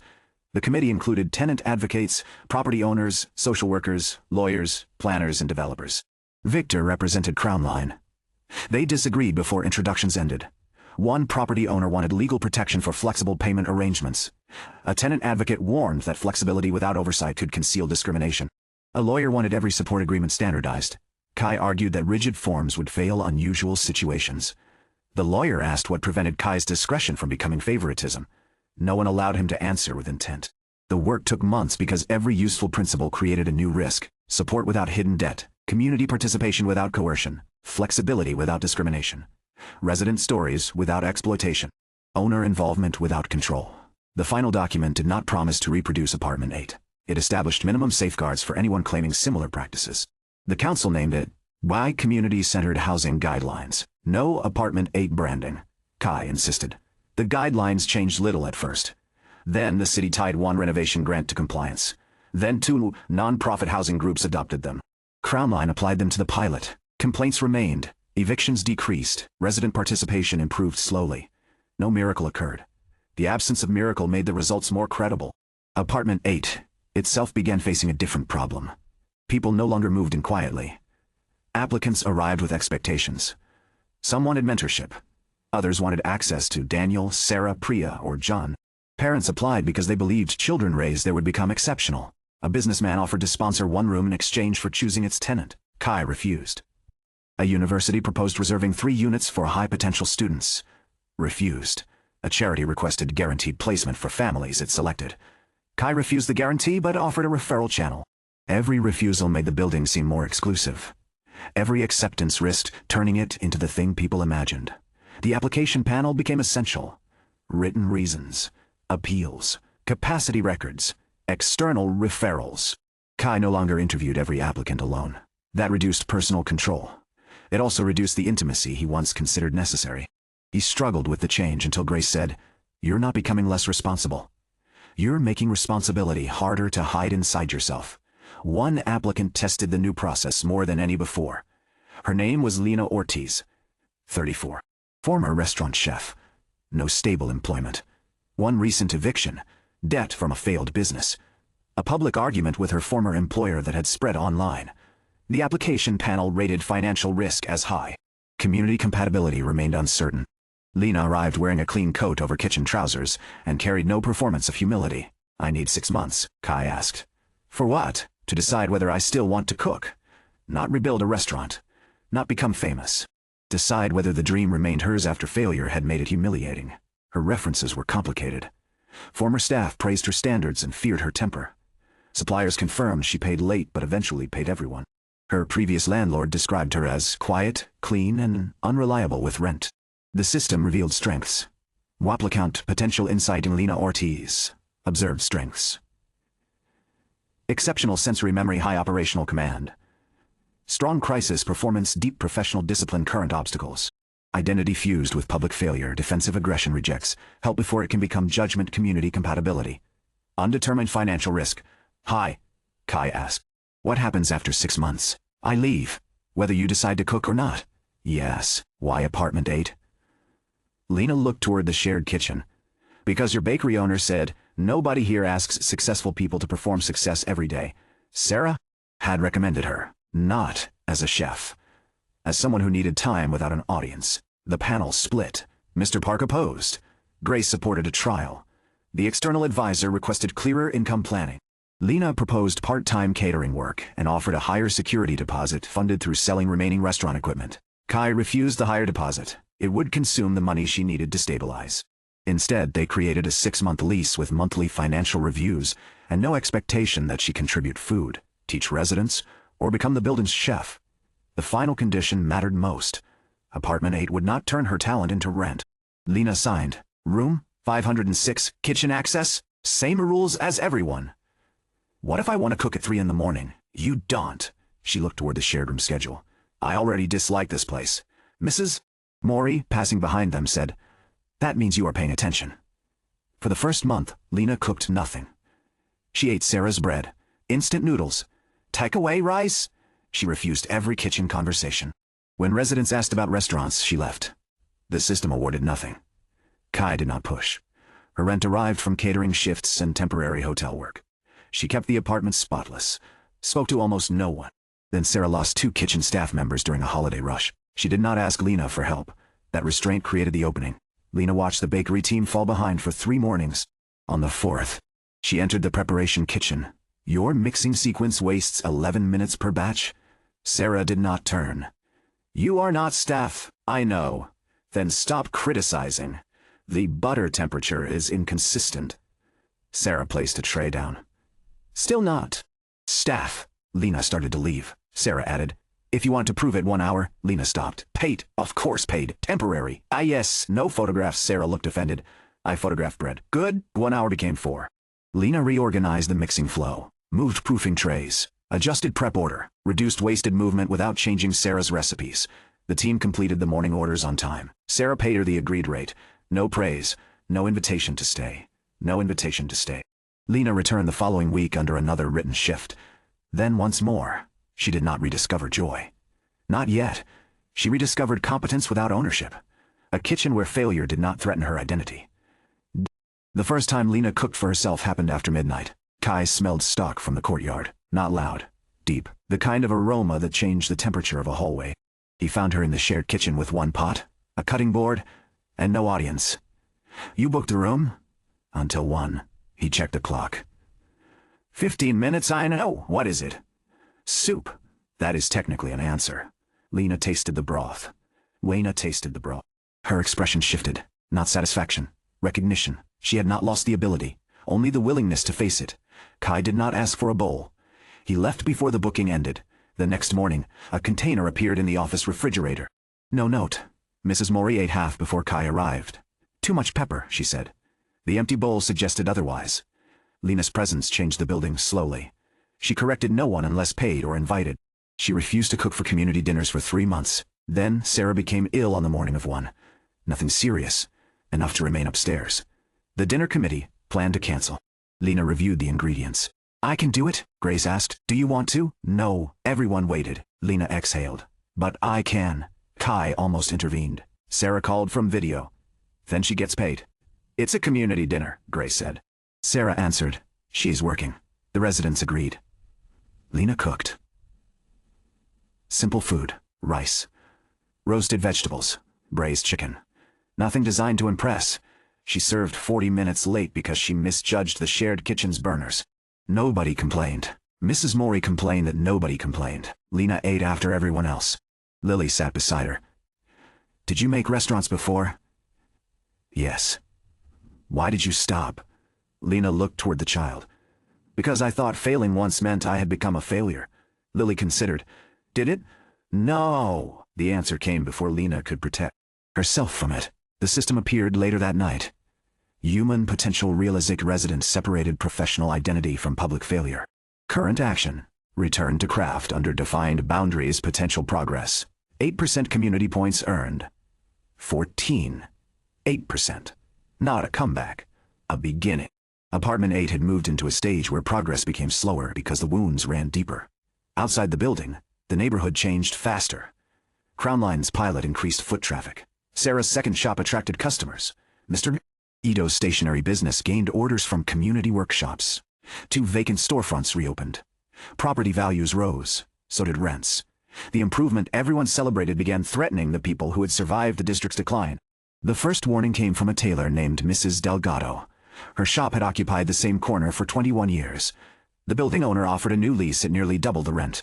She brought the letter to Apartment 8 because the city council article had called Kai a neighborhood advisor. I'm not your landlord, Kai said. I know. Then why me? Because everyone says you know how to keep people from being replaced. Sentence gave him more authority than he possessed. He read the lease. Legal. No hidden violation. The owner had seen rising demand and adjusted to market value. The district's success had created the pressure. Apartment 8 was not outside the problem. It helped cause it. Miyu mapped commercial rent increases across the block. 8 shops faced renewal within 12 months. 3 owners planned major increases. 1 property had already received an acquisition offer. The pilot building had protected housing units. It had not protected the surrounding businesses that made the neighborhood livable. Victor reviewed the map. Rising value is not automatically harm. No, Miyu said. Rapid displacement is. Crown Line cannot control private owners. You can influence the development agreement. That agreement covers our property. Kai looked toward the market lane. Then the project improved one site while making the rest more profitable to replace. Victor's expression hardened. That is not entirely Crown Line's responsibility. No, Kai agreed. It is also ours. The neighborhood partnership network had tracked businesses as vendors and service partners. Now it became a defense system. Not against development. Against displacement without transition. Miyu proposed a commercial continuity compact. Participating property owners received tax incentives and improvement grants in exchange for multi-year rent limits for established local businesses. The council supported the concept. Owners resisted. One asked why he should accept lower rent because a tailor had remained too long to relocate. Mrs. Delgado answered herself. Because your building was cheap when this street was empty. My customers kept it useful. You did not create the value alone. The statement spread through the meeting. Neither did Apartment 8, neither did Crown Line. Neighborhood value came from accumulated lives. The legal title recorded ownership. It did not record contribution. The compact remained voluntary. Too few owners joined. Miyu revised it. Stronger grant support. Phased rent adjustments. Renovation cost sharing. Transferable tax benefits. Still insufficient. Victor proposed Crown Line acquire the threatened properties. Kai refused the first version because it replaced many small landlords with one powerful one. Victor replied, You object when owners raise rents. You object when I buy them. What exactly do you want? Time? For whom? For businesses to adapt. Owners to receive fair returns. Residents to remain connected. Victor looked exhausted. That is not one objective. No. That is why the easy solution is usually wrong. Mrs. Delgado's renewal deadline approached before the policy could mature. Sarah offered her a corner inside the second bakery. Too small. Mr. Rito offered shared storage. Helpful, not enough. Daniel proposed an online order system. Mrs. Delgado rejected becoming a delivery business. She wanted a shop where customers could stand before mirrors and argue about sleeves. The community could not solve the rent through favors. Kai asked the property owner for a 6-month extension. Denied. Then Mrs. Delgado revealed she had never formally valued the business. Her equipment was old.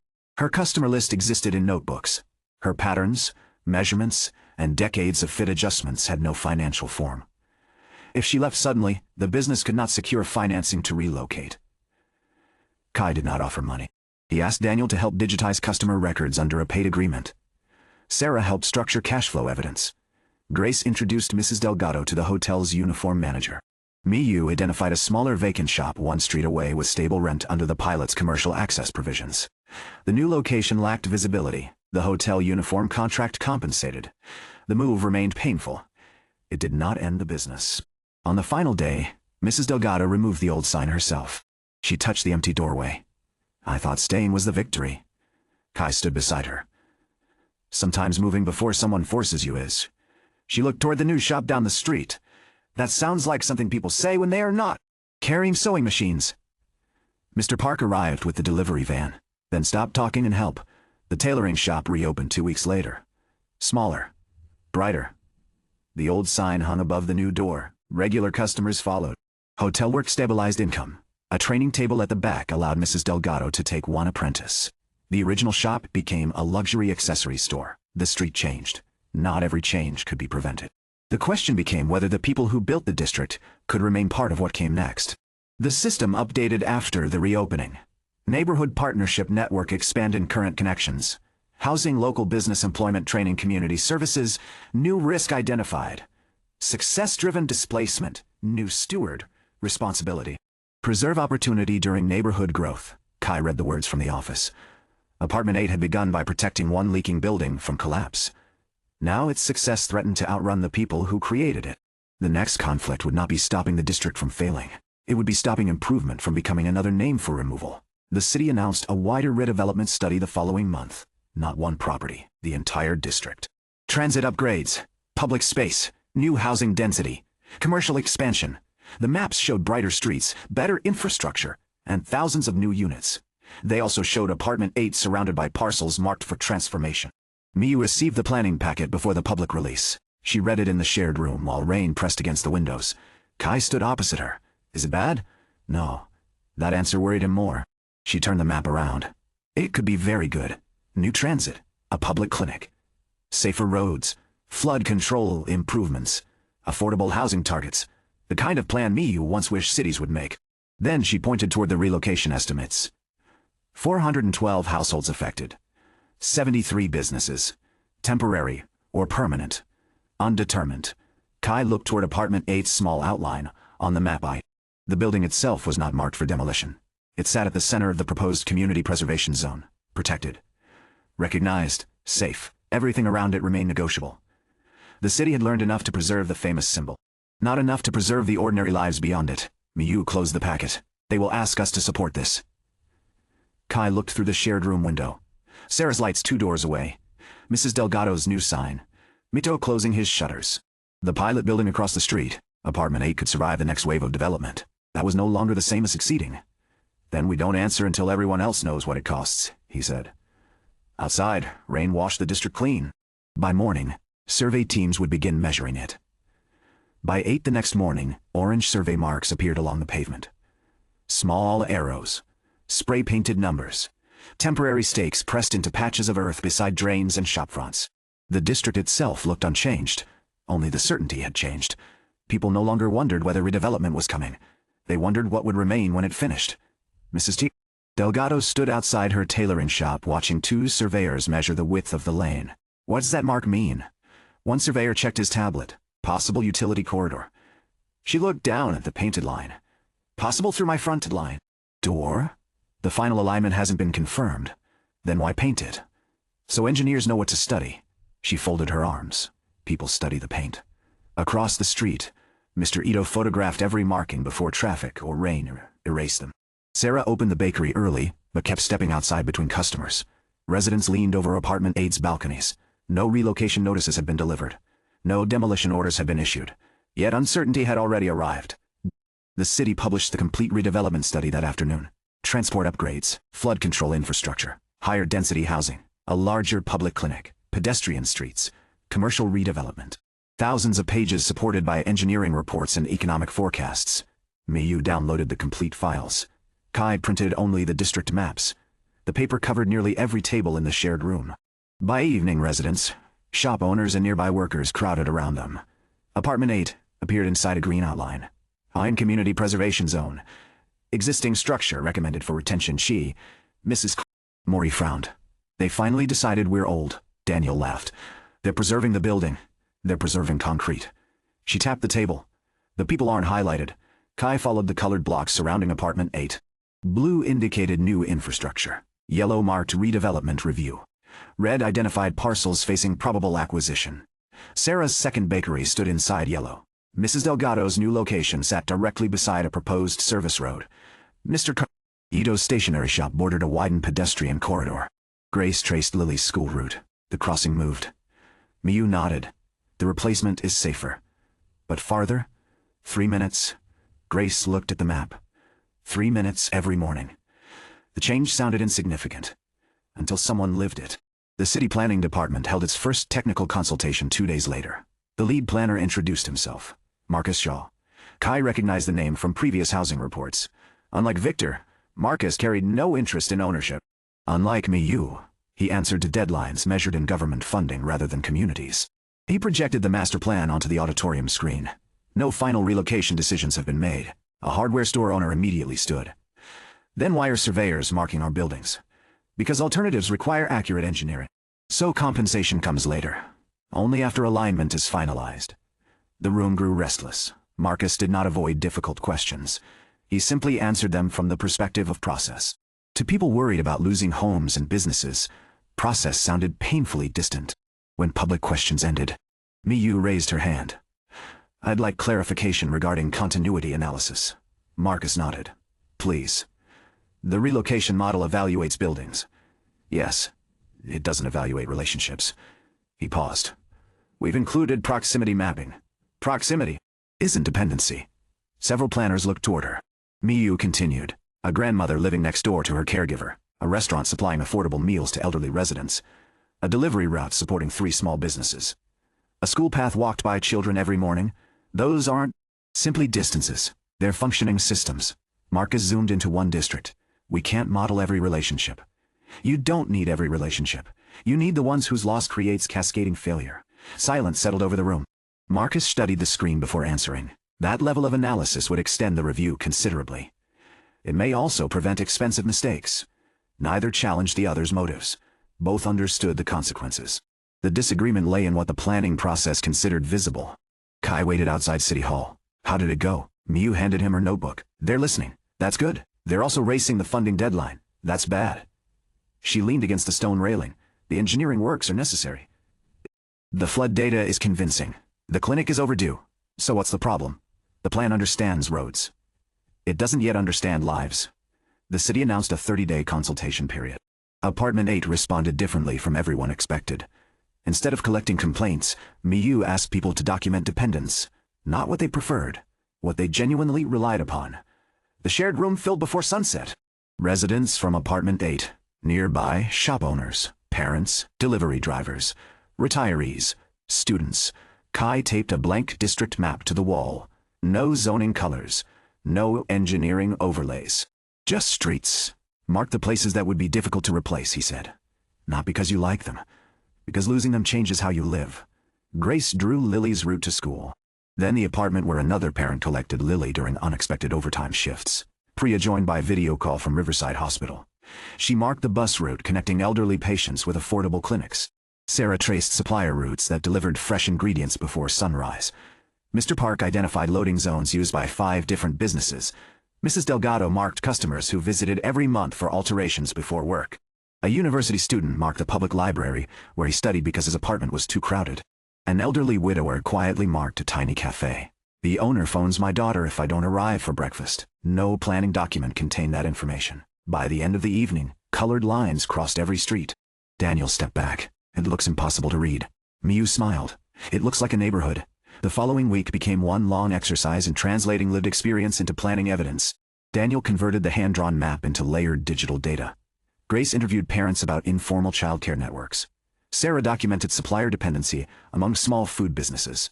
Priya gathered information from healthcare workers regarding vulnerable patients. Kai visited shops he had never entered despite passing them for years. A watch repairer whose customers traveled from surrounding districts. A family-run pharmacy delivering medication after closing hours. A tiny printing shop producing menus, school notices, and funeral programs for almost every business nearby. Each conversation revealed another thread invisible to redevelopment maps. The district was not merely buildings. It was accumulated trust. Miyu presented the completed dependency study at the second consultation. Marcus examined each layer carefully. This is far more detailed than we expected. It also isn't complete. No. It never will be. He zoomed into one block. This restaurant appears connected to 23 households. It prepares subsidized meals for seniors. That wasn't in our database. They've never needed to report it. Marcus exhaled quietly. We would have relocated them during Phase 1 and discovered the mistake after construction. He looked toward me. You. I can expand the review. Will you? It will delay recommendations. So be it. Not every planner in the room agreed. Several objected immediately. Funding deadlines, engineering schedules, contract obligations. Marcus listened. Then closed the discussion. We review it properly. No one celebrated. 3 extra weeks solved very little. It solved more than ignoring the problem. The system appeared after Miyu returned home.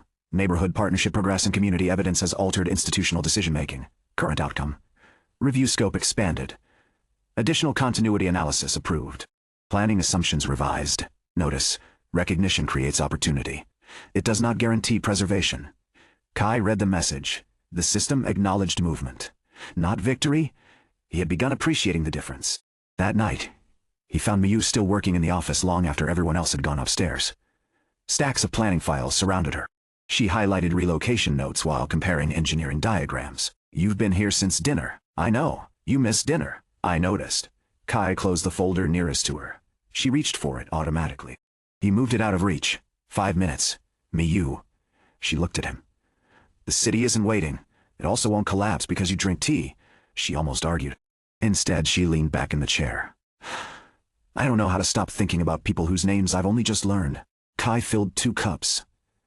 That's probably why you're good at this. She accepted the tea. Is that supposed to help? No? It's supposed to remind you that planners are allowed to sleep. She laughed quietly. For someone who once worked until sunrise every week, you've become surprisingly strict. I had bad examples. Myself included. You especially. They drank in comfortable silence. After several minutes, Miyu rested her head briefly against his shoulder. Neither mentioned it. Neither needed to. When she finally stood, she left every folder closed. It was the first evening in weeks she went upstairs before midnight. The expanded review identified 63 households and 21 businesses facing unusually high continuity risk. Some adjustments proved remarkably simple. A relocated bus stop restored access for elderly residents. Delivery hours were modified to protect morning businesses. The proposed clinic shifted 1 block east, preserving a row of neighborhood shops. Other problems resisted compromise. Mrs. Delgado's new tailoring shop occupied the only feasible entrance to an underground flood control channel. Marcus personally walked the site with engineers. They searched for alternatives. There were none. When he visited Mrs. Delgado himself, he carried maps instead of promises. She listened without interrupting. So this time it isn't rising rent. No. It really is the drain. Yes, she folded the plans carefully. I don't like your answer. I wouldn't either. But I believe it. That distinction mattered. People could endure difficult decisions more easily than dishonest ones. Marcus arranged a replacement commercial unit near the future clinic. Temporary relocation assistance. Business transition. Funding. An apprentice support grant after Sarah argued that preserving skills mattered as much as preserving shops. Nothing replaced 21 years in the same doorway. The package ensured Mrs. Delgado would not lose the business she had spent a lifetime building. As consultation continued, another problem emerged. Improving the district increased property values faster than expected. Speculators began purchasing buildings just outside the redevelopment boundary. Apartment rents climbed. Commercial leases followed. The redevelopment intended to reduce displacement. Instead, pressure began moving outward. Miyu overlaid new market data onto Daniel's maps. The pattern was unmistakable. Apartment 8's neighborhood had become more secure. The surrounding streets had become more vulnerable. Kai stared at the expanding ring. We're pushing the problem somewhere else. Miyu nodded. The city improved one district. The market immediately started searching for the next cheap one. Progress had not eliminated displacement. It had merely changed its address. The next challenge had already begun taking shape. The next challenge arrived from a district called East Row. It sat beyond the redevelopment boundary, 6 blocks from Apartment 8. Older rental buildings. Narrow workshops. Cheap restaurants. A bus terminal used by night shift workers. For decades, East Row had absorbed people priced out of more desirable neighborhoods. Now investors were purchasing its buildings one by one. Not because East Row had improved. Because everyone expected it would be next. The first delegation arrived at Apartment 8 on a Wednesday evening. 2 tenants, 1 mechanic, a childcare operator. A landlord named George Bell who owned 16 apartments across 3 aging buildings. They carried rent notices, purchase offers, and a map covered in circles. George placed everything on Kai's desk. We need your system. Kai looked up. What system? The one you used here. There isn't one. George's patience lasted less than 10 seconds. Rent flexibility, community review, shared spaces, business support. Whatever kept this area affordable while values rose. Miyu stood beside the filing cabinet. East Row hasn't entered formal redevelopment. That's why we came now. George tapped the purchase offers. Owners are selling before? The city decides anything. One tenant unfolded a notice. Her rent would increase 35% at renewal. The mechanic's workshop had been offered a 3-month extension before demolition. The childcare operator's landlord had requested a deposit she could not afford. Nothing illegal, everything connected. Kai visited East Row the following morning. The district felt familiar in ways Apartment 8 no longer did. Faded walls. Improvised repairs. Shopkeepers who knew customers by voice. Motorcycles parked in delivery lanes because no proper loading spaces existed. Children eating breakfast inside the childcare center before school. The buildings appeared neglected. The relationships did not. George walked beside Kai. I can freeze rent for how long? 1 year. And after? I lose money. Are the buildings profitable now? Barely? He showed Kai the numbers. George was not a speculator. He was an aging small landlord facing rising insurance, repair costs and property taxes. Selling would secure his retirement. Holding the buildings would protect tenants, but leave him carrying risk he could no longer manage. The district did not contain one villain. It contained people reaching different limits at the same time. The City Housing and Community Development Council had no authority to freeze private sales. The Community Land Trust could acquire property. Its current funds were committed to Apartment 8's district. Crown Line offered to purchase East Row immediately. Kai rejected the suggestion before Victor finished. Victor did not argue, then find another buyer. The problem was not finding money. It was finding money willing to stop owning the future. Daniel proposed extending the land trust. Miyu shook her head. The trust can't expand every time pressure moves. Why not? Because administration grows, debt grows, local control weakens. At some point, one central trust becomes another distant landlord. George asked. Then what do we do? Miyu looked toward the East Row map. You create your own structure. The room fell silent. The residents had expected Apartment 8 to save them. Instead, Miyu had handed responsibility back, not abandonment, ownership. The first East Row meeting went badly. Tenants distrusted landlords. Landlords distrusted the city. Shop owners distrusted everyone. One resident accused George of pretending to care only because selling publicly would make him look bad. George responded by opening his financial records. The roof replacements he had delayed. The loans he had taken after 2 tenants stopped paying during a recession. The tax increase expected next year. His weakness did not erase the tenants' fear. It made negotiation possible. Miyu introduced 3 options: a local land trust, a limited equity cooperative, a long-term affordability agreement backed by city renovation grants. None worked for every building. That was the point. East Row did not need Apartment 8's answer. It needed enough tools to build its own. Kai's role became smaller than people wanted. He explained what Apartment 8 had learned. Written agreements, appeals, defined support, resident participation, professional management. He refused to chair the final committee. The childcare operator, Mira Santos, took the position after everyone else found reasons not to. She had no housing policy experience. She knew every family who depended on the block. That proved more useful. George agreed to sell one building to the new East Row cooperative at below market value in exchange for staged payment and a maintenance contract during transition. He kept another under an affordability agreement. He sold the third to a commercial buyer after its tenants voted against taking on cooperative debt. Not every property remained protected. Not every resident chose collective ownership. The district avoided becoming a copy of Apartment 8 because it was allowed to make different choices. The process took 9 months. During that time, rents continued rising. 3 businesses left. 1 family moved before the cooperative secured financing. Mira treated each departure as failure. Kai corrected her. Some losses are consequences of delay. That sounds like failure. It can be. She looked at him. You're not supposed to agree. I'm also not supposed to lie. They stood outside the childcare center while children painted it. Cardboard houses for a school project. What if we're too late? Mira asked. For some people, you are. And for everyone else. That depends on what you do next. She hated the answer. Used it anyway.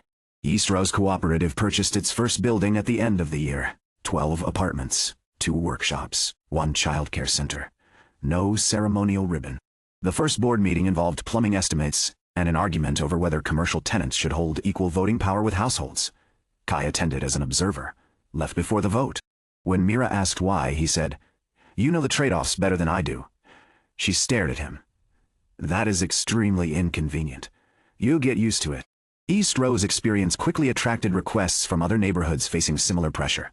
Community leaders, tenant groups, and local officials began asking whether Apartment 8 could teach them how to repeat its success. Kai refused to become a traveling consultant. Miyu refused to publish a blueprint, pretending every district faced the same problems. Together with the City Housing and Community Development Council, they created an open learning network. They called it the Yi Community Stewardship Exchange. It was not a certification program. It awarded no rankings. It declared no community successful or unsuccessful.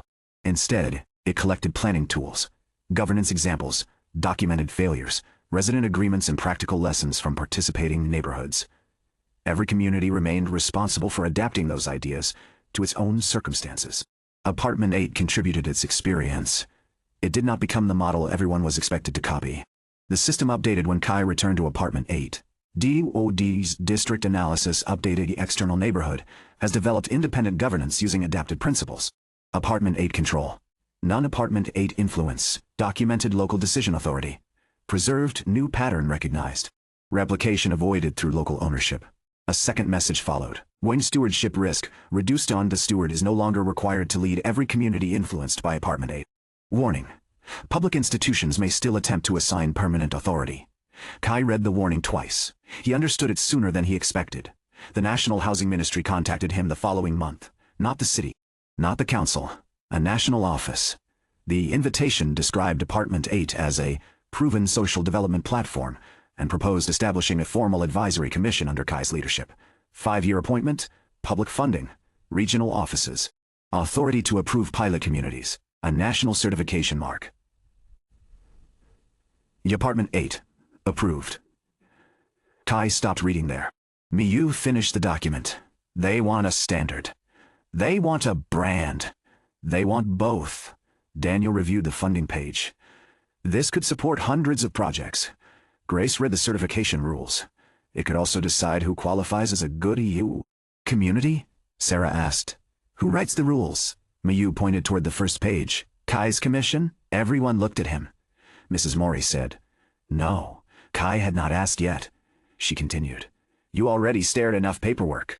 The ministry meeting took place in the capital. The deputy minister, Helena Voss, spoke without exaggeration. We have housing programs with strong construction outcomes and weak community stability. Apartment 8 demonstrates an alternative. Kai answered, one building demonstrates one history. That is why we want a commission, rather than replication. You want certification. We need public accountability. Certification creates approved and unapproved communities. Yes, based on whose judgment? A national framework. Written by whom? You. The answer contained respect, also danger. Helena showed them data. Pilot buildings using community-centered principles had lower early eviction rates, better resident reporting, more stable local businesses. Not everywhere. Enough to matter. Without standards, copycat operators continued abusing the language. With standards, the government could tie grants to safeguards. Consent. Appeals. Privacy. Privacy. Professional management. Resident representation. All principles Apartment 8 supported. Kai could not dismiss the proposal as commercialization. It offered protection. It also placed one person too close to becoming the official definition of good stewardship. What happens when I'm wrong? He asked. Helena answered. The commission reviews decisions. Who appoints the commission? The ministry. And when the government changes, the framework remains, unless they rewrite it. That is true of every public institution. Her honesty made the choice harder. And on the train home, Daniel said, you should accept.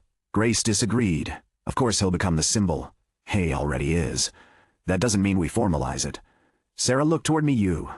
You're quiet, Miyu. Watch the city move beyond the window.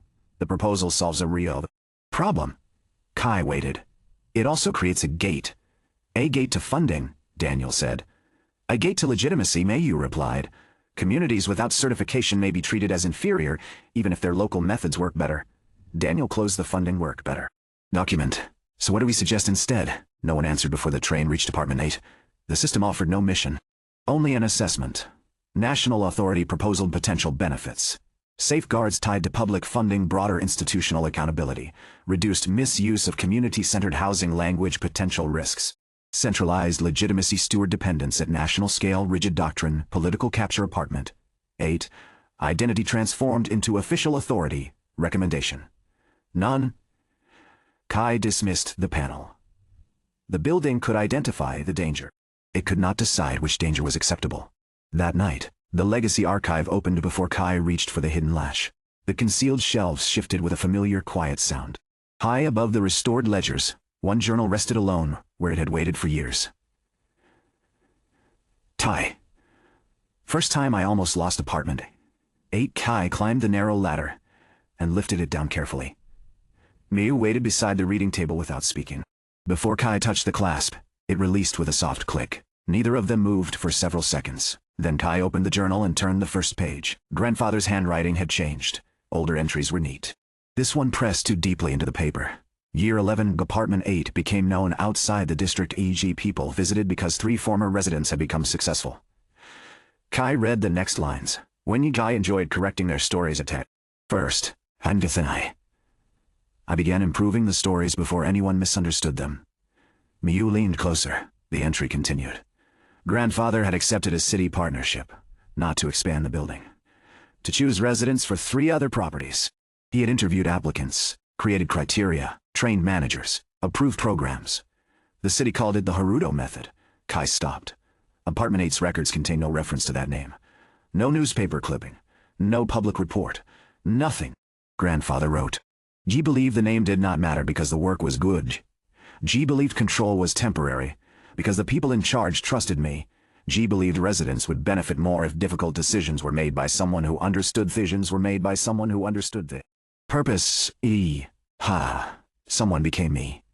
The next page held a list of results. Stable occupancy. Lower eviction. Improved maintenance. Resident employment. Successful graduates. The program worked. That was not a failure. Miyu turned the page. Grandfather had selected one applicant named Clara Mori, Mrs. Mori's younger sister. Kai looked up sharply. Miyu's expression changed.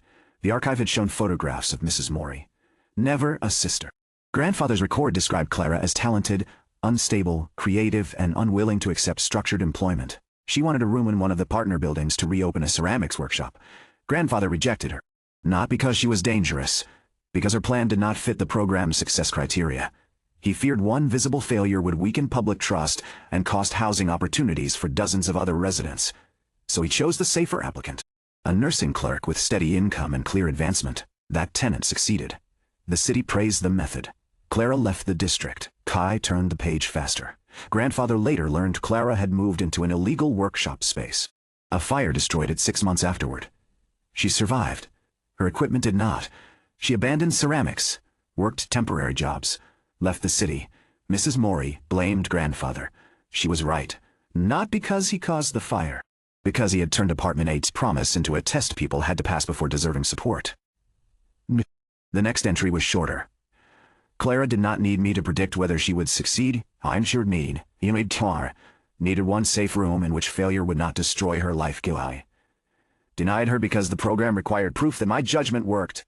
Rested one hand against the table. The national proposal waited inside his office. Certification, approval, authority, the same structure wearing better language. Miyu read the final paragraph aloud. Once institutions began rewarding successful outcomes, I stopped asking who needed room to try. Her voice lowered. I began asking who would prove the method correct. A floorboard sounded behind them. Mrs. B. Mori stood at the archive entrance. Neither had heard her approach. She looked toward the open journal. So it finally showed you? Kai rose. You knew. Yes. Why didn't you tell me? Because he removed her from the records. Mrs. Mori entered slowly, not fragile, measured. He said private pain should not become public instruction. Miyu asked, did Clara consent to being hidden? No, the answer landed harder than Grandfather's mistake. He had protected her privacy without asking, then used privacy to erase evidence of his failure. A good intention closing around control again. Where is she now? Kai asked. Dead. The word came without detail. Enough, Mrs. Mori looked toward the journal. She built pottery again near the end. A small town by the coast. Never famous, never changed an industry. She made bowls people used. Kai waited. Did Grandfather see her again? Once. Did she forgive him? She told him forgiveness was not another decision he got to request. Mrs. Mori sat at the table. He spent the rest of his life trying to build rules that stopped him becoming necessary. But he still hid the mistake. Yes. Why? Shame. No system philosophy. No grand design. A human weakness. The archive changed. A previously blank shelf illuminated. One file appeared. Clara Mori, restricted record restored in the system, displayed a message. Legacy concealment, identified, previous steward, removed a resident record without the resident's documented consent. Reason, protection, shame, institutional risk management. Result, community history became incomplete. Current steward decision required, restore record to legacy archive. Conditions, living family consultation, privacy, boundaries, no public use without consent. Kai looked toward Mrs. Mori. The decision belonged partly to her. She understood immediately. Restore her name. What details? Not the fire. Not her later hardship. Her application. His rejection. And that he was wrong. Kai nodded. The system waited. Do you want her pottery included? Mrs. Maury's expression softened by 1 degree. One photograph. There is a blue bowl in my apartment. She made it. They completed the record together. Clara's original application. Grandfather's written rejection. His later admission. A photograph of the blue bowl. No tragedy converted into inspiration. No claim that rejection secretly made her stronger. Only the truth. She had asked for room to try. A trusted steward had denied her because he wanted the program to succeed visibly. When the record was restored, the system chimed. Why? Previous steward failure confronting a failure type. Outcome-based gatekeeping, institutionalized personal judgment, unauthorized historical concealment lesson, integrated. A community must not demand future proof before offering present dignity. Community level increased. Level 2. Dale 3. The archive shelves brightened. No new chamber appeared. No hidden door. No hidden door. Only records that had always been present becoming accessible. Failures. Rejected applications. Resident complaints. Partnerships that ended badly. The history of Apartment 8 expanded not through deeper mystery, through greater honesty. Another notification followed. Legacy Archive. Full steward access granted new authority. Historical correction consent review institutional precedent analysis restriction. No resident history may be used to prove steward infallibility. Kai almost laughed at the final rule. The building had learned from grandfather because grandfather had finally allowed his failure to remain. Late, incomplete. Still useful. Mrs. Maury stood to leave. Kai stopped her. I'm sorry. She looked toward him. For what? For reading it before asking. The system opened it. I still read. Mrs. Maury considered. Then shook her head. That part belongs to the building now. Clara's life does not. No. Remember the difference. She left them with the blue bowl's photograph on the table. Kai Miyu remained inside the archive. The National Commission proposal waited beyond the wall. Miyu closed the journal. The ministry's safeguards are stronger than grandfather's program. Yes, the danger is still there? Yes. What will you do? Kai looked across the restored records. Grandfather had not failed because he cared too little. He failed because public success turned care into proof. The more institutions praised his judgment, the harder it became to admit uncertainty. Kai would not accept a role that made communities prove themselves worthy of his approval, but refusing every national structure would leave abusive copycats unchallenged. There was another path. Standards without certification, he said. Miyu waited. Public safeguards, open tools, independent audits. No Apartment 8. Approved mark, no permanent commission under me. Then who holds authority? No single group. Tenant organizations, local governments, professional governments, housing bodies, independent advocates, rotating representation. Miyu began seeing the structure. A national framework for minimum rights, not approval of community identity. Yes, and your role. Temporary, advisory, term limited, replaceable. The last word mattered most. Helena Voss listened to the counterproposal without interrupting. No National Apartment 8 Commission. No certification brand. Instead, a national community housing rights framework. Minimum consent and appeal protections. Prohibition on mandatory resident storytelling. Transparent selection criteria for publicly funded housing. Independent audits, local adaptation requirements. A rotating advisory assembly with no permanent chair. Open training materials through the Community Stewardship Exchange. Apartment 8, named only as one contributing case among many. Helena closed the document. You are refusing considerable authority. Yes. Because you distrust yourself. Because everyone should. That answer drew the first smile he had seen from her. Healthy institutions are built on structured distrust. Miyu said, then structure it. The ministry did not accept everything. Negotiations lasted 4 months. Officials wanted clear leadership. Funding agencies wanted recognized standards. Regional governments wanted flexibility without losing grants. Tenant groups wanted enforceable rights. Property associations warned that excessive requirements would reduce affordable supply. The final framework carried compromises. Publicly funded projects had to meet minimum resident protections. No national certification of community quality. Local programs published their own models and outcomes. Independent grievance channels. Time-limited advisory appointments. Kai accepted a 1-year role on the first assembly. Not chair, 1 member among 15. Mrs. Maury called even that too much. He agreed. News coverage treated his refusal as humility. It was not. Humility remained personal. This was design. A system that depended on one good person was not safe merely because the person tried to remain good. Apartment 8's fame expanded nationally after the framework announcement. Delegations arrived from other cities, then other countries. Researchers requested interviews, documentary teams sought access. Government representatives wanted photographs in the courtyard. Kai rejected most requests, accepted some under resident-approved conditions. The building remained occupied housing, not a museum. The Community Stewardship Exchange expanded into regional gatherings hosted by different communities. Apartment 8 did not lead every session. East Row hosted cooperative ownership. The pilot building taught mixed eligibility management. A rural town shared transport coordination. A coastal district presented disaster recovery. The movement became stronger as Apartment 8 became less central. That did not stop people from trying to make Kai its permanent authority. A global housing foundation offered him a directorship. An international conference advertised him as the architect of human potential housing before he agreed to attend. A publisher proposed a book using resident stories. A university offered to establish the Nakamura Institute for Community Stewardship. He declined all four. Daniel asked, "Are you planning to refuse every form of success?" "No, it looks similar." Kai reviewed the latest invitation. "I accept work. I refuse ownership of ideas other people helped create." Daniel considered that. "Can I use it in a company meeting?" "Ian?" "Yes. Do I have to credit you?" "No." "Then it's useless for the slide." Miyu's work expanded too. Cities requested her continuity framework. She traveled more often, returned with maps from places Kai had never seen. Their relationship continued through calendars, shared breakfasts, late trains, and the growing habit of leaving notes for one another on the office desk. WIG meeting moved to Thursday. Eat before 9 Jaruf contractor confirmed. "Your blue folder is in the archive and back Friday. Don't approve the courtyard paving without me." Kai did approve the paving design, not the contract. Miyu returned and rejected it. Their argument lasted 20 minutes. Mrs.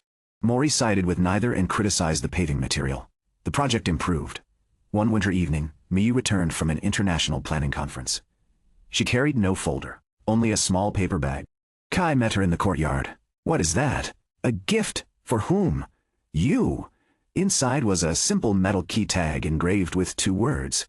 "Come home." Kai looked at her. Miyu's confidence faltered for the first time since entering the courtyard. "It was sold at the station." That explanation made it worse. "I know." He turned the tag over. No building number, no name. Just the words, "You could have bought food."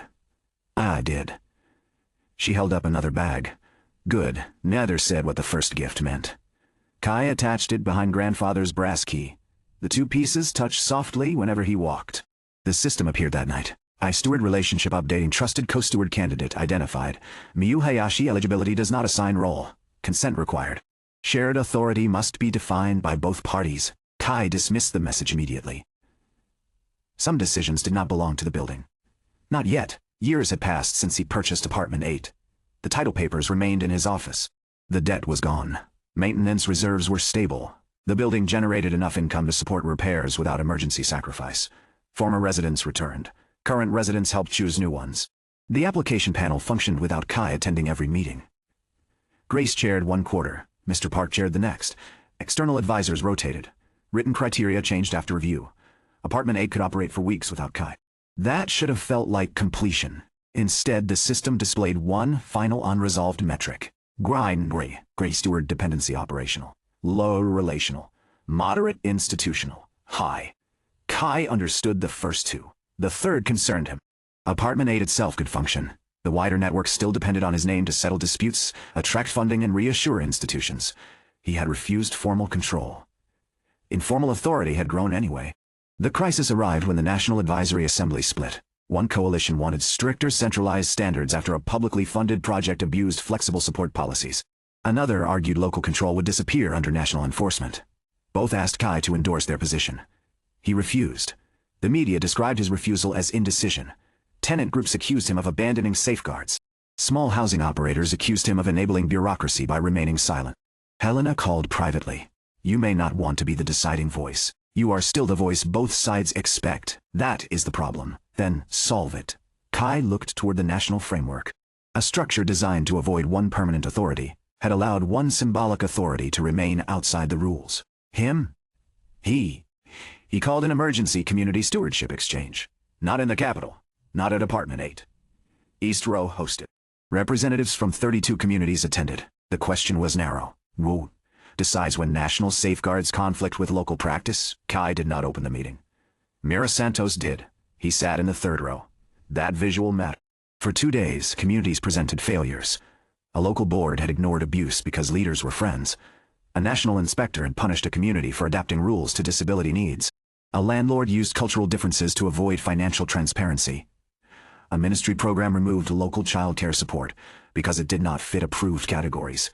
Neither centralization nor local control was safe alone. The final proposal created layered review.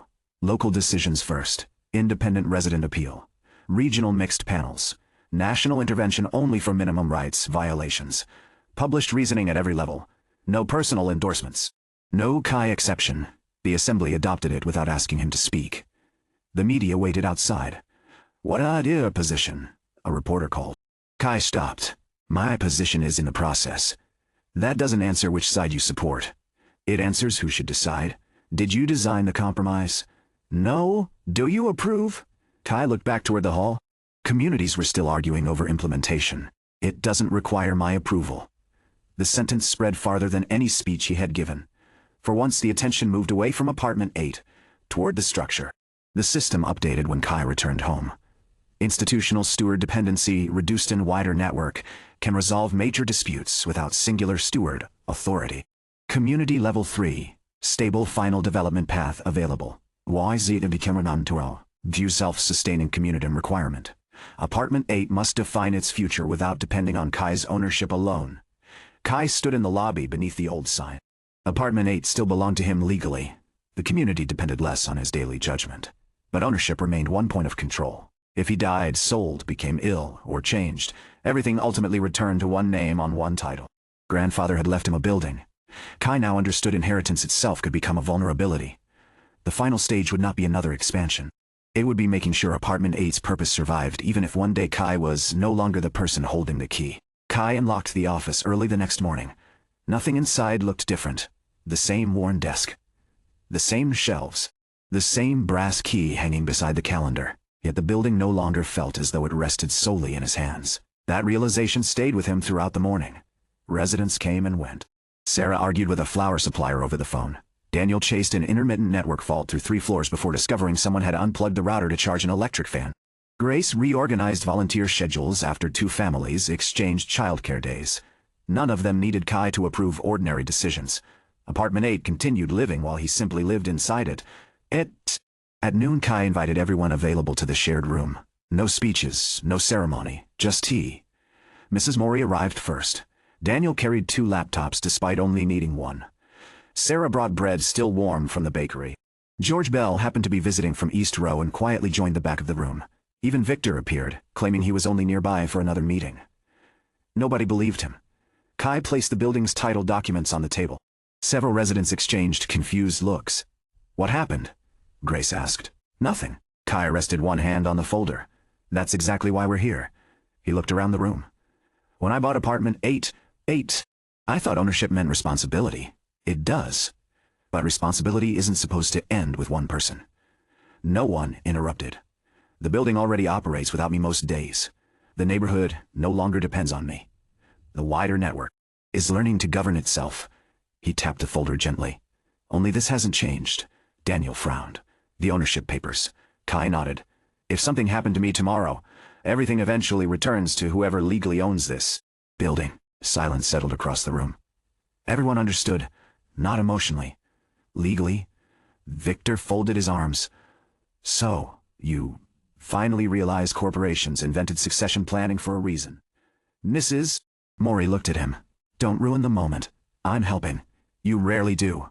Victor ignored her. "He's right. One owner remains one point of failure." Kai smiled. "I wasn't expecting you to support this. I support reducing unnecessary risk." Shrugged. "It happens to align with morality this time." Sarah laughed. "I'll record the date." Miyu opened a fresh notebook. "If ownership changes, what should never change?" Grace answered first. "Nobody loses their home because one person changes their mind," George added. "Maintenance still needs professional management." Daniel raised another point. "The finances have to survive leadership changes." Sarah looked toward Kai. "The building can't become someone's monument." Mrs. Maury spoke last, and nobody should inherit the right to decide whose life matters. The room became quiet again. Everyone remembered Clara. Nobody needed to mention her name. Over the following weeks, discussion spread beyond Apartment 8. Housing lawyers, community land trust specialists, financial auditors, resident associations, none of them found a perfect model. Each identified different risks. A charity could lose independence. A corporation could change ownership. A government agency could change policy. A cooperative could become divided. A trust could slowly become bureaucratic. Every structure required people. No structure guaranteed wisdom. Kai found the realization strangely comforting. The goal had never been perfection, only resilience. One afternoon, Helena Voss visited Apartment 8 without officials or photographers. She sat beneath the shade of the courtyard tree drinking tea from one of Clara's blue bowls. "I heard you're restructuring ownership. We're trying." She turned the bowl thoughtfully. "I expected you'd eventually create another institution." Kai smiled. "I've created enough. What if no solution satisfies everyone? Then we choose the one that's easiest to correct later." Helena nodded. Governments rarely think like that. Buildings have longer memories. She looked toward Mrs. Maury watering flowers nearby. So do communities. 3 months later, the proposal was complete. Apartment 8 would no longer depend upon a single owner. Legal ownership of the land would transfer into a permanent community trust whose charter could not be amended without overwhelming resident, professional, and independent approval. Daily operations would remain under professional management. Financial reserves would remain protected. Residents would never individually own the building. Neither could anyone privately sell it. Future stewards would be appointed for fixed terms. Every decision affecting resident rights required published reasoning and independent appeal. No steward, including Kai, could appoint a successor. Every appointment required review from people outside the building as well as those living inside it. Power would always arrive from several directions, never one. The final clause occupied only a single paragraph. It had taken longer to write than the rest of the document combined. The Apartment 8 exists to preserve the possibility of ordinary people rebuilding their lives with dignity. No future amendment may require residents to prove future success before receiving present opportunity. Kai read it twice, then handed the pen to Mrs. Maury. She shook her head. "You first." "No, you carried it this far.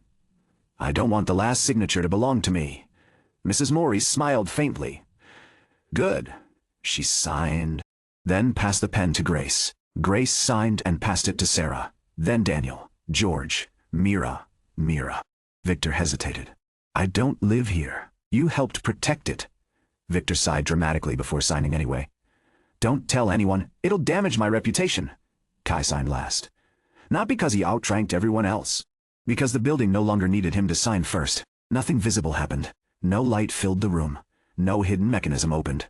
Outside, children continued chasing each other across the courtyard. Someone argued over parking. Sarah burned a tray of pastries because Daniel distracted her with a question about delivery software. Life ignored symbolic moments. That felt appropriate. The system appeared quietly. Final development requirement completed ownership dependency. Resolved institutional continuity. Established community stewardship. Distributed. The words remained for several seconds. Then another message replaced them. Apartment 8 no longer depends upon a permanent steward. Congratulations. The purpose entrusted to this building can now survive beyond a single lifetime. Kai waited. Nothing else appeared. No new level. No reward. No hidden chamber. No final mission. Just silence. Daniel frowned. "Is that it?" Kai looked toward the courtyard. "I think so. No legendary reward. No mysterious inheritance. No ultimate building upgrade." Kai laughed. "I was wondering the same thing." Mrs. Maury chuckled softly. The reward was that it stopped needing rewards. The realization settled gradually rather than all at once. The system had never existed to make Kai indispensable. Every notification, every lesson, every upgrade, every hidden record had quietly reduced dependence instead of increasing it. It had not been creating a perfect steward. It had been teaching one person how to become unnecessary. That evening, Kai climbed to the rooftop. The repaired railing overlooked the district glowing beneath the first evening lights. Apartment 8 stood among newer buildings without appearing smaller. East Rose lights shone in the distance. Beyond them, other neighborhoods carried on with lives he would never fully know. Some had adopted ideas first tested here. Others had found better ones. That was exactly as it should be. Footsteps approached. Miyu stood beside him, carrying 2 cups of tea. "I guessed you'd be here. You usually do." She handed him 1 cup. "So, what does a steward do after finishing the job?" Kai considered the question. Probably maintenance. She laughed. That sounds like you. It's honest. They watched lights appear across the city one by one. For a long time, neither spoke. The silence no longer felt like waiting for the next challenge. It simply belonged to two people who had learned that not every meaningful moment required words. Miyu reached into her pocket. You still have it? Kai held up his keys. The small metal tag rested behind grandfather's old brass key. You come home. It caught the evening light before settling against the worn metal. Miyu smiled. I was worried you'd replace it. I thought about it, and I couldn't. Why not? He looked toward the courtyard below, where residents were setting out tables for another shared dinner. Because tomorrow someone else would bake bread. Someone else would settle an argument. Someone else would welcome a frightened new tenant. Apartment 8 no longer needed him to stand at the center of every story. It simply needed people willing to care for one another. He slipped the keys back into his pocket. Because, he said quietly, I already know where home is. Miyu did not answer. She reached for his hand instead. Their fingers found each other naturally, without hesitation, without ceremony. Below them, laughter drifted upward from the courtyard. Ordinary, unremarkable. Alive. Kai realized that was all Apartment 8 had ever been trying to protect. Not success. Not recognition. Not even the building itself. Just the chance for ordinary people to become part of one another's lives. Long after the people who first welcomed them were gone, the city continued growing around Apartment 8. Children became adults. Tenants became mentors.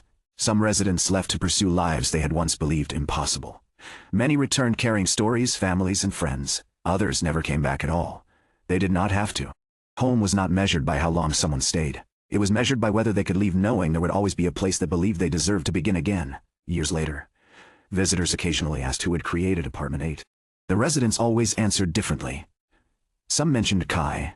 Some mentioned Haruto. Some mentioned Mrs. Mori. Others named Sarah, Grace, Daniel, Mira, George, or neighbors whose names had never appeared in newspapers. Every answer was incomplete. Together, they were finally true, and that was enough.